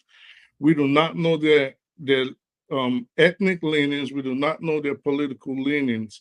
In a place like Nigeria, where we know everything is usually based on tribe and ethnicity, and you think at any point you will have success in it. Well, I guess to each his own. But for me, when I see people like Dino Malaye and Atiku already supporting a project or supporting a cause, I think for me at that point I start looking over my shoulders and I start getting very concerned at what is really happening. So we all want a good Nigeria. We all want a prosperous Nigeria. We all want a successful Nigeria. But if you ask me how to get it, I would say this is not the way, especially again, and this is my final point on this. People have already started pointing fingers. Even before this started, they started saying, well, Buhari was there and things were just as bad. If anything, people are saying the present government is trying to clean up the last government's mess. Why didn't the North protest at that point? Nobody protested. The federal government is not in charge of paying a minimum wage for state civil servants or local government officials. Why aren't people taking this up with their state governments or their local governments? But listen, all I can say is good luck. I guess we're all seeing everything different. We're all seeing everything, we're projecting different. I don't have a crystal ball. I doubt anybody on here does. We can only wish them good luck, and I just hope it does not degenerate into chaos where the country will not be able to recover from. Because right now, I think if the government, you already told them, 10 days. They probably in their mansions and their villas just, okay, 9 days to go. Let's wait it out. So I guess good luck to everybody, and I hope there's as less carnage and as less loss of life and property as possible. Thank you. I speak the truth. I think it's Jagun's turn. Jagun, any other thing we're not thinking of? Direction, points, things to consider, things we've not mentioned. Well, I think we've mentioned quite a lot today, but I want the consideration of where we would like this to end. What is the focus? What is the narrative that we are bringing? What is the outcome of a successful, let's put it that way, protest? What is that outcome? What are we looking for? What do we want Nigeria to turn into? And I think unless we are conceiving of these things, then the protest will be for nil. I know there are 15 points that they have made, and they're good points, but I don't think necessarily they are the ultimate point of real exhausting change in Nigeria. I think we need in the diaspora to assist them with that. The way I look at Nigerian economy, away from the politics for a moment. Politics hopefully is what they are protesting for, and hopefully what would change fundamentally. But along with the politics goes obviously our security and our economy. And the economy, the way it stands right now, Nigeria, as expensive as it is, in global terms, we in the West, I measure the economy based on property prices right now. And I know there are many more probably better indices that one can use to measure Nigeria's economy. But when you look at property prices, for 4.5 million naira, £50,000, if that, for 4.5 million naira, property. How much is that in pounds, Jagun? 4.5 million. I think it's roughly about 250 to 300 million, 300,000. I beg your pardon. So the property that I'm in now in the UK is £700,000. Now it's a mad price. We know how expensive it is here in the West. Especially if you're in New York, London, or any of these big enclaves. So when I look at that, and I look at 4.5 million in Abuja, and I see the kind of property that this would allow, that kind of money would allow me, I'm thinking, my goodness, man. My goodness. If the economy can be based around the property prices, if the economy can be set in such a way, and obviously corruption and all the stolen money is a factor in what I'm saying. Because I understand what was said as to I've just lost it actually, but it was to do basically with the general economy. Yes, if you were to pay 250,000 naira to a Nigerian and make that the what do you call it, the basic wage, I think is the term. If that was the case, the Nigerian economy would collapse. Well, I beg to differ. You can look at it through the lens of the way Nigerians have been mishandling their economy. But the fact of the matter is, people are suffering because of the way people have mismanaged the economy. And 250,000 naira, when you translate that into currency of USD or pound sterling, if you translate that, it's peanuts. We're still talking about peanuts. And the fact of the matter is, Nigeria is supposed to be able to manage that. But because it's been mismanaged and corruption abounds, we find ourselves in this ridiculous position. And unless unless we're pointing at that side of the economy, we can't say to give people a reasonable way to conduct life with some level of dignity would mess up the whole country. I don't think that's the right way to look at it. We have to look at it for what it is. These people who we're protesting against have brought us down to this level. They've brought us to the level of penury.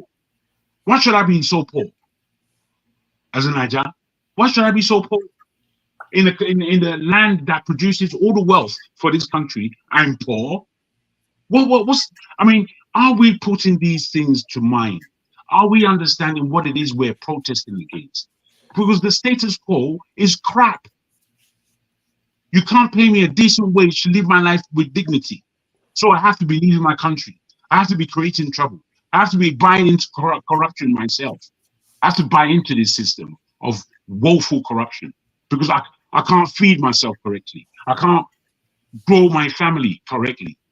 You see, I don't know. Sometimes we look at economy, we look at it as though it's not attributed to the people and the emotions of people. The economy is a living, breathing thing, and those who are sucking the life out of our economy are not those who want a decent wage in their life for their livelihood. It's not them. We need to give these people justice. We need to give these people some hope. We look at things in such a way. It's like, man, do we understand what suffering is? Me, I'm a person. I've lived all kinds of lives, and I've been rewarded greatly financially, and I've lost based on my own decision making in business. It brings me down to understand both sides of the life. Whereas a bum and a billionaire, they are the only free people in this world. The rest of us who are caught up in the middle, we are all in something other than freedom. A bum, he doesn't give a damn about what's going on left or right. As long as he can put something in his mouth, he will exist. A billionaire doesn't give a damn what you're talking about. I'm here. I don't care. I don't have to care about anything. Those of us in between are the ones struggling and fighting. Believe me or believe me not. It is us who are engaged in going to work on a daily basis. It is us who have mortgages to pay. It is us who are raising children who give a damn about what the hell's going on, because it affects us directly. So unless we're understanding, I fast when I don't want to fast, if you understand what I'm saying, which is that I go without eating, not because I'm being spiritual, but because sometimes it comes to that point where I have to make ends meet and I have to stretch my own personal economy to make some kind of semblance of decent living. So when you go without what you know you may or may not deserve, when you go without, you are put into a predicament of being satisfied, hoping that they'll be better for tomorrow, or going out and doing whatever you can to feed yourself. This is the position that we are in. So, sometimes we can speak from a governmental or presidential point of view and look at the economy like this. This is what I've inherited. There's not enough money in the system. We're having to borrow money at this stage in order to make everybody satisfied. We have to have some serious cutbacks. Okay, fair enough. Okay. Yeah. But are the government cutting back? We have seen over the last year the level of cutbacks the government do for themselves. And we're talking about the economy of the poor man. We're talking about the economy of the poor man. Man is looking at private yacht and private jet government. What the fuck is that? Which kind of slap in the mouth? I was trying to cut you off there, Jack. I hear you, bro. But I'm really wanting us to be serious. I was going to go to AY with a very good one, and then they said, AY, you can go any direction you want, but I can't notice all the video where I see today, I don't see the Oro where they say go come out though. I mean, they promise us Oros go come out. I know I download and I show plenty video. I Oro be any ke. of una see the Oro. Oro people not see food chop now, so they not get energy to take come Oga back. dey beat Toro himself. Yes, No be so. human being, they tie clothes. Well, I don't have any more questions. So, why, whatever direction you want to take it, anything you think needs to be covered, not to be talked about, and you got the floor now before Jago took 2 seconds out of your time. Yeah, the only thing I'm gonna say, right? So I don't know the organizers of this protest, whoever they are. Kudos to them.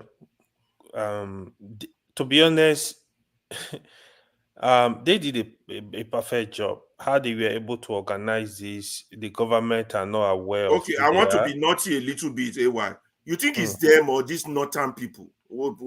Is it them or they just the north we just That is what I don't know, really.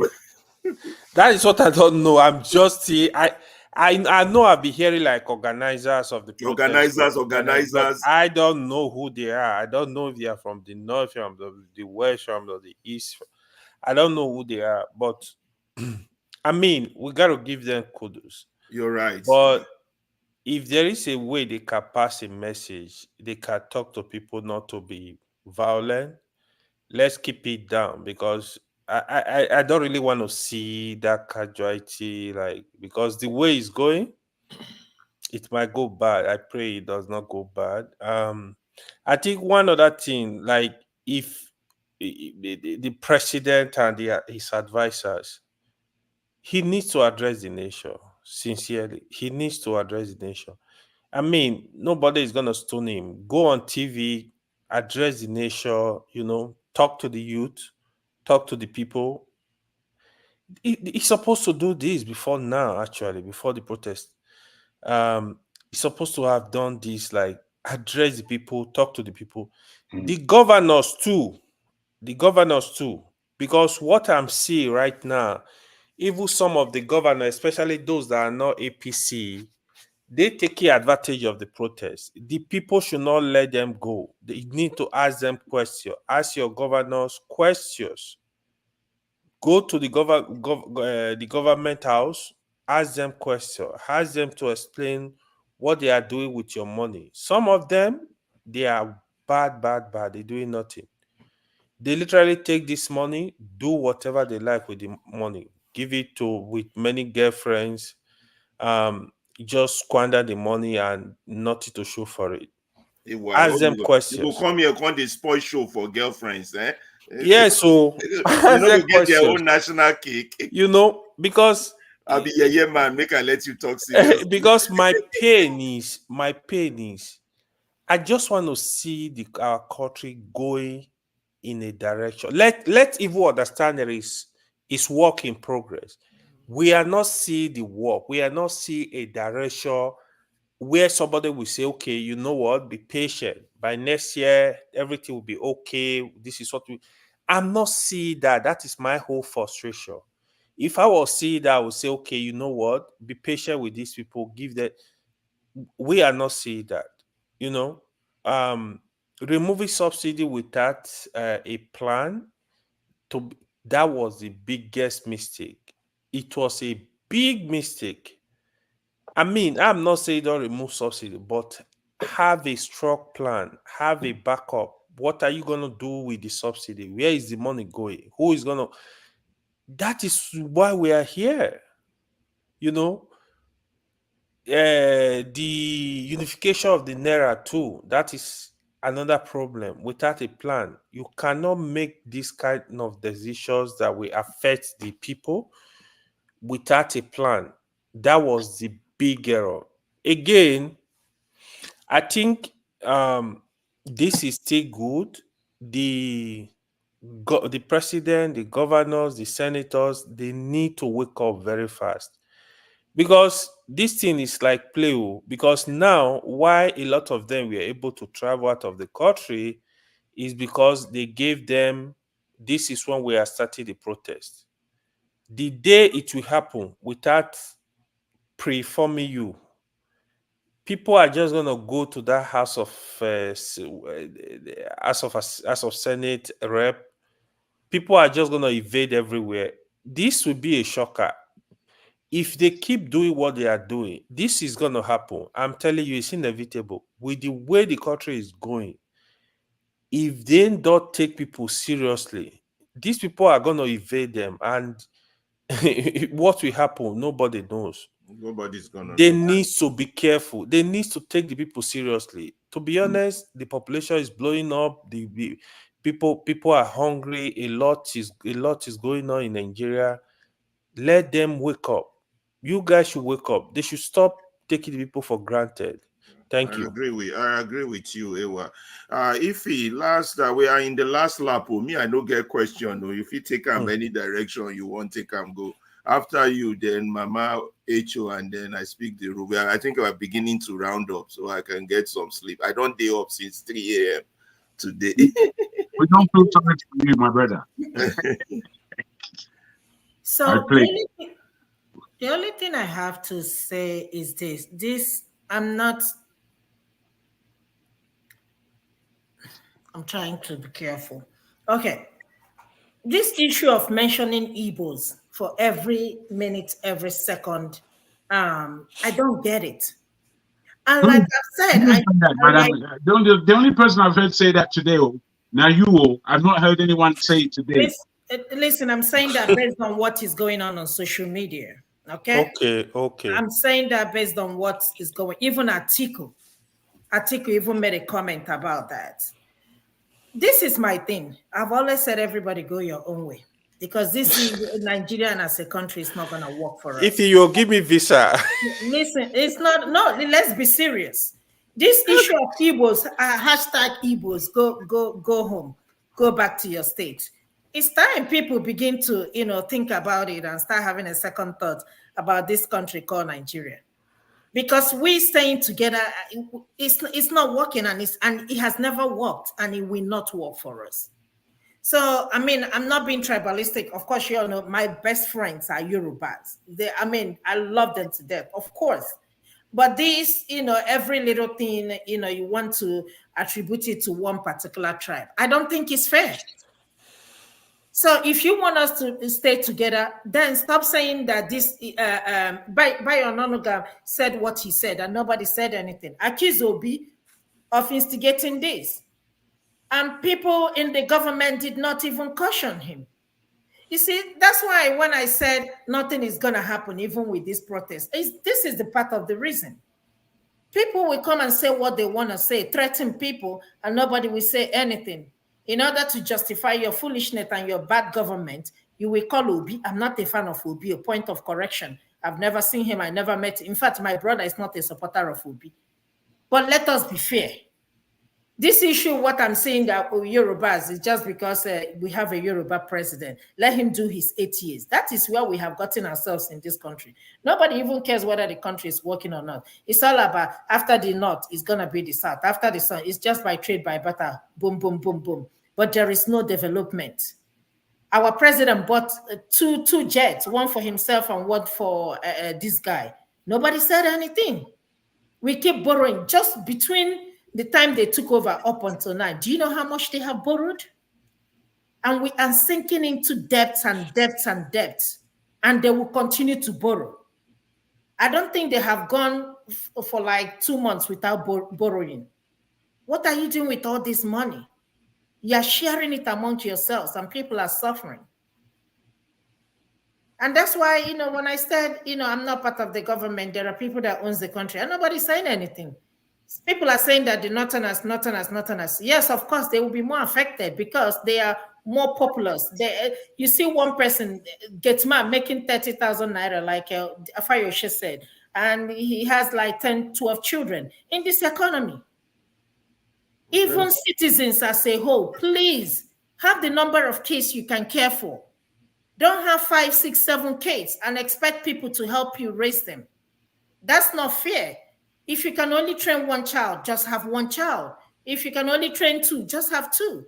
But don't try to get a boy, find a girl, and have too many kids without any plan for them.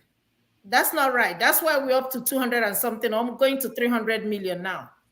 But we don't have any resources, to raise these kids. Okay, thank you so much, Ify.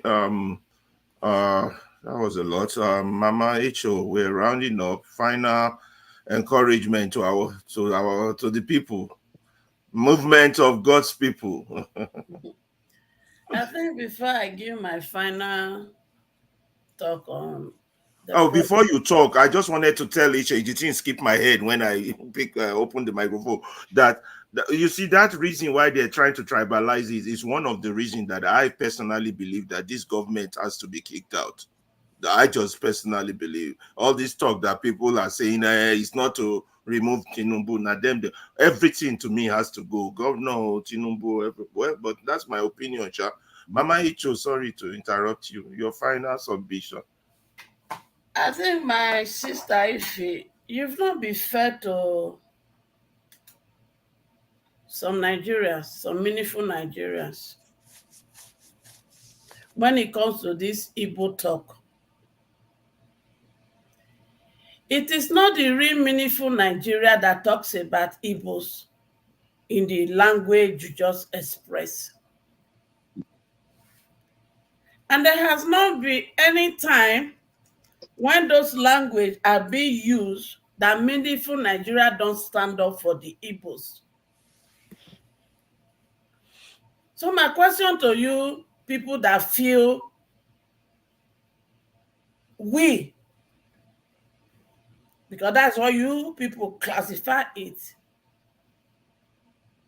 My question to you people is that, how do you want us to respond that will please you people? Because personally, it hurts me when you people speak like this.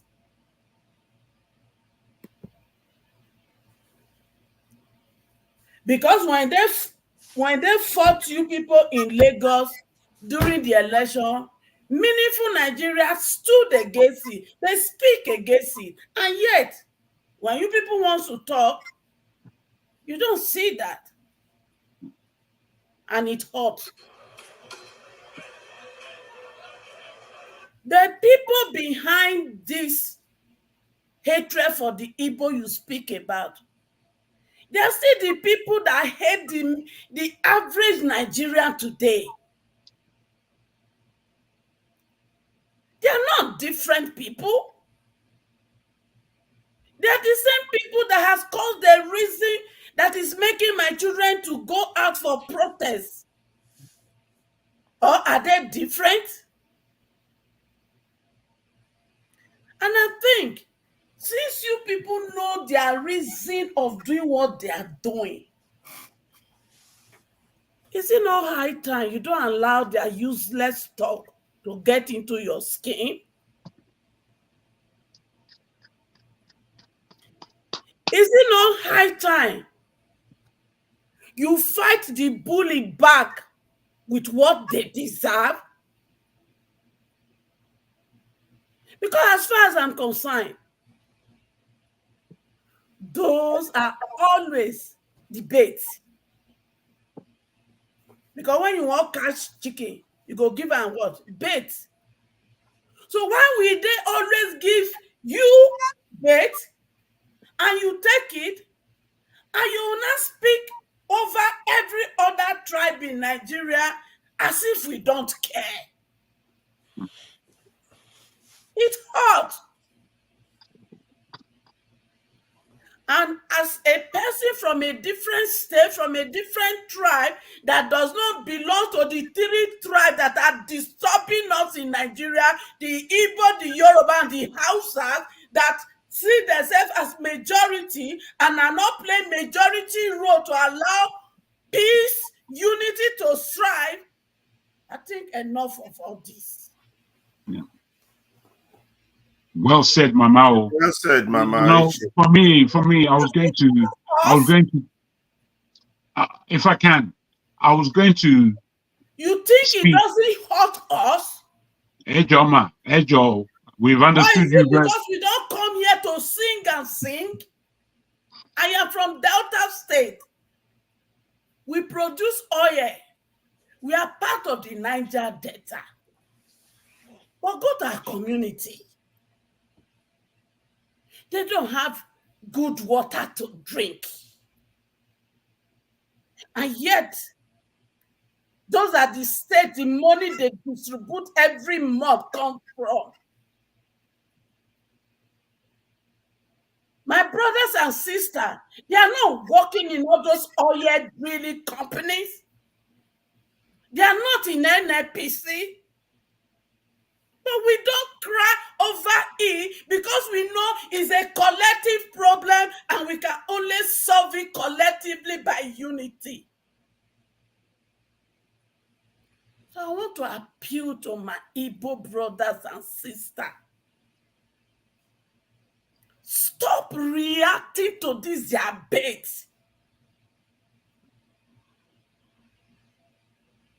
Stop. Because it doesn't add to nothing than achieving their purpose of always giving it to you, which is disunity. So that anything that will make us to work collectively together and liberate ourselves and decide the way forward for ourselves will never be achieved. I am begging. Because it is only in unity of purpose we can come out of this.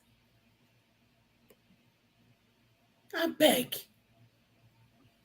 Sister Ife and my Igbo brothers and sisters, the very meaningful people of that country called Nigeria does not hate you. We are always suffering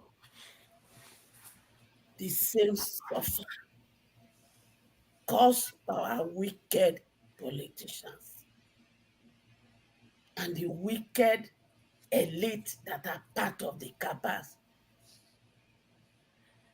I beg,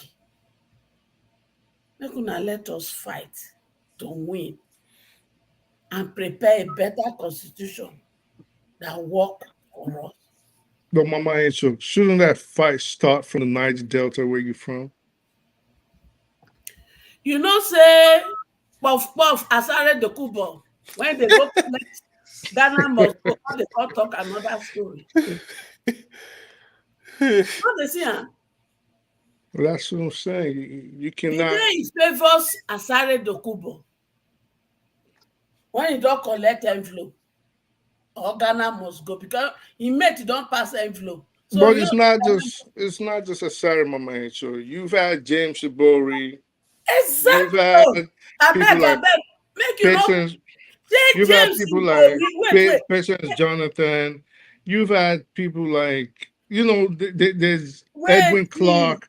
There's people out there that are really roughshod. People out there that have been. That's supposed to do what? Fight. Not supposed to fight. You've had someone like Edwin Clark. When I mean fight, to discuss the issue and solve it, Abi. Yeah. But make you go during Jonathan 6 years in office. I passed by Bayelsa to Warri. The federal road, nothing to talk about. That is somebody who was privileged from Niger Delta to be in power. Yeah, but nothing. Mama Angel, you're not saying anything new, okay? So this is where I always have a problem with the political discussion in Nigeria. If you still have people like James Shibori running around, Temipre Silva is running around, Edwin Clark has been pilfering Nigeria from the coffers of the Niger Delta forever. We have all these people in that area, but nobody has ever said anything. Now, what do they do in a situation like this? You're facing the federal government. I'm not saying don't face the federal government. Speak the truth, ma'am. All I'm saying is, I think that is why we are saying that there are only 2 tribes in Nigeria. Because just like you have some group of people in the north, in the east, everywhere that goes and collect and satisfy their belly, and that is all they talk about, we are fighting the same fight.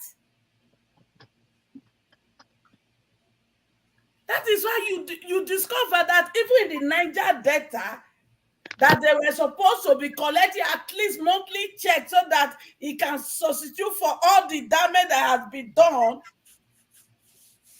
We are saying the same thing. Okay. So if that is why we can only unite to fight. Yeah, okay. I'm about to round up and start saying thank you. So you finally, yeah, to my children, Aluta continua. Be strong and be courageous.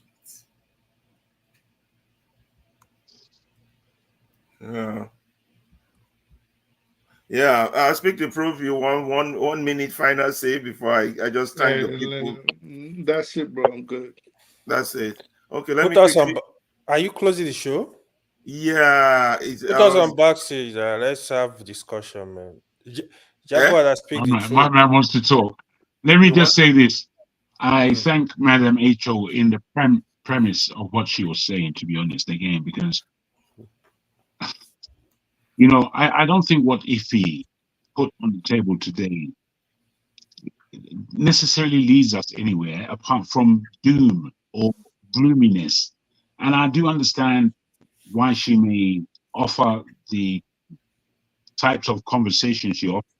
I understand we are frustrated with what is Nigeria, but we can't just throw everything away. I don't believe our frustration and throwing everything away is the right course, no matter how deep our frustration is. And I know our frustrations are deep where Nigeria is concerned. Nigeria has hurt all of us. It's hurt us. In this, I don't know if propagating a solution of break it all up, let's all run away, Igbos are this and Yorubas are that. You know, apart from it's boring, apart from it's extremely boring to listen to some of these times when they're just putting themselves, you're putting yourself forward. You're making yourself the most important thing, and it's not the most important thing. No one thing in Nigeria is the most important thing. Unless we understand that the geography that we are positioned into is a failing political one, a failing social one. And unless we kind of agree to that then we as Madam Ife said, we have no real way of changing it. It needs a lot of weight to change the level of bad governance that we've had continuing years. It's been years and years. Some of us weren't alive when the bad governance began. We weren't even alive. We were born into a bad governance. We have to understand the might of what that is to take on. I think the level of reasonableness that we need to show to tackle the monster at hand, if we haven't got it, we have to assume it. We have to become reasonable if we're basically unreasonable.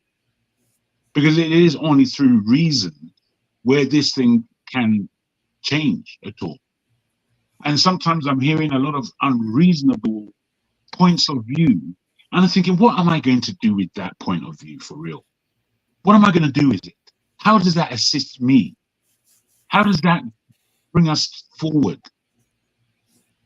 I don't know. I think everyone needs to take a step back, especially us in the diaspora. You know, because the Nigerians in Nigeria, they're in it. They're living inside it. They're living under the suffering of it. We are here because we can turn the lights on and work. We believe that we're in heaven. Some of us are very funny, you know. We believe Internet and light. we believe that there's no corruption in the land that we are actually in just because the lights come on. It's pathetic. No. It's pathetic. Yeah. So I ask us to, in the diaspora, to just take a step back and look at the opportunity in actual fact that this can be. I'm not saying I know where it's going because I don't, but it could be an opportunity, especially for those of us in the diaspora. That's how I ran up. Thank you. Okay. Nice one. So I just have to close out, right? Oh, so if you close, I'll make you leave them for those who want to continue talking. In the back, okay. First of all, let me thank those who have donated to help us today. Don Anthony, thank you very much. Mr. Egbon Alexander Gomez, thank you very much. Don Anthony again. And then Kulata, which is Coconut Head, thank you very much. All right, and all the people in the chat section, thank you all very much for joining us on this historic day. It's been wonderful. We will continue hopefully tomorrow to bring you events and coverings in Nigeria, analysis and reviews. It's been real good, real nice. Thank you all, Mama H.O., Ifai, AY. I speak the truth, Jagun, and the panelists and the moderators. You've all done a great job.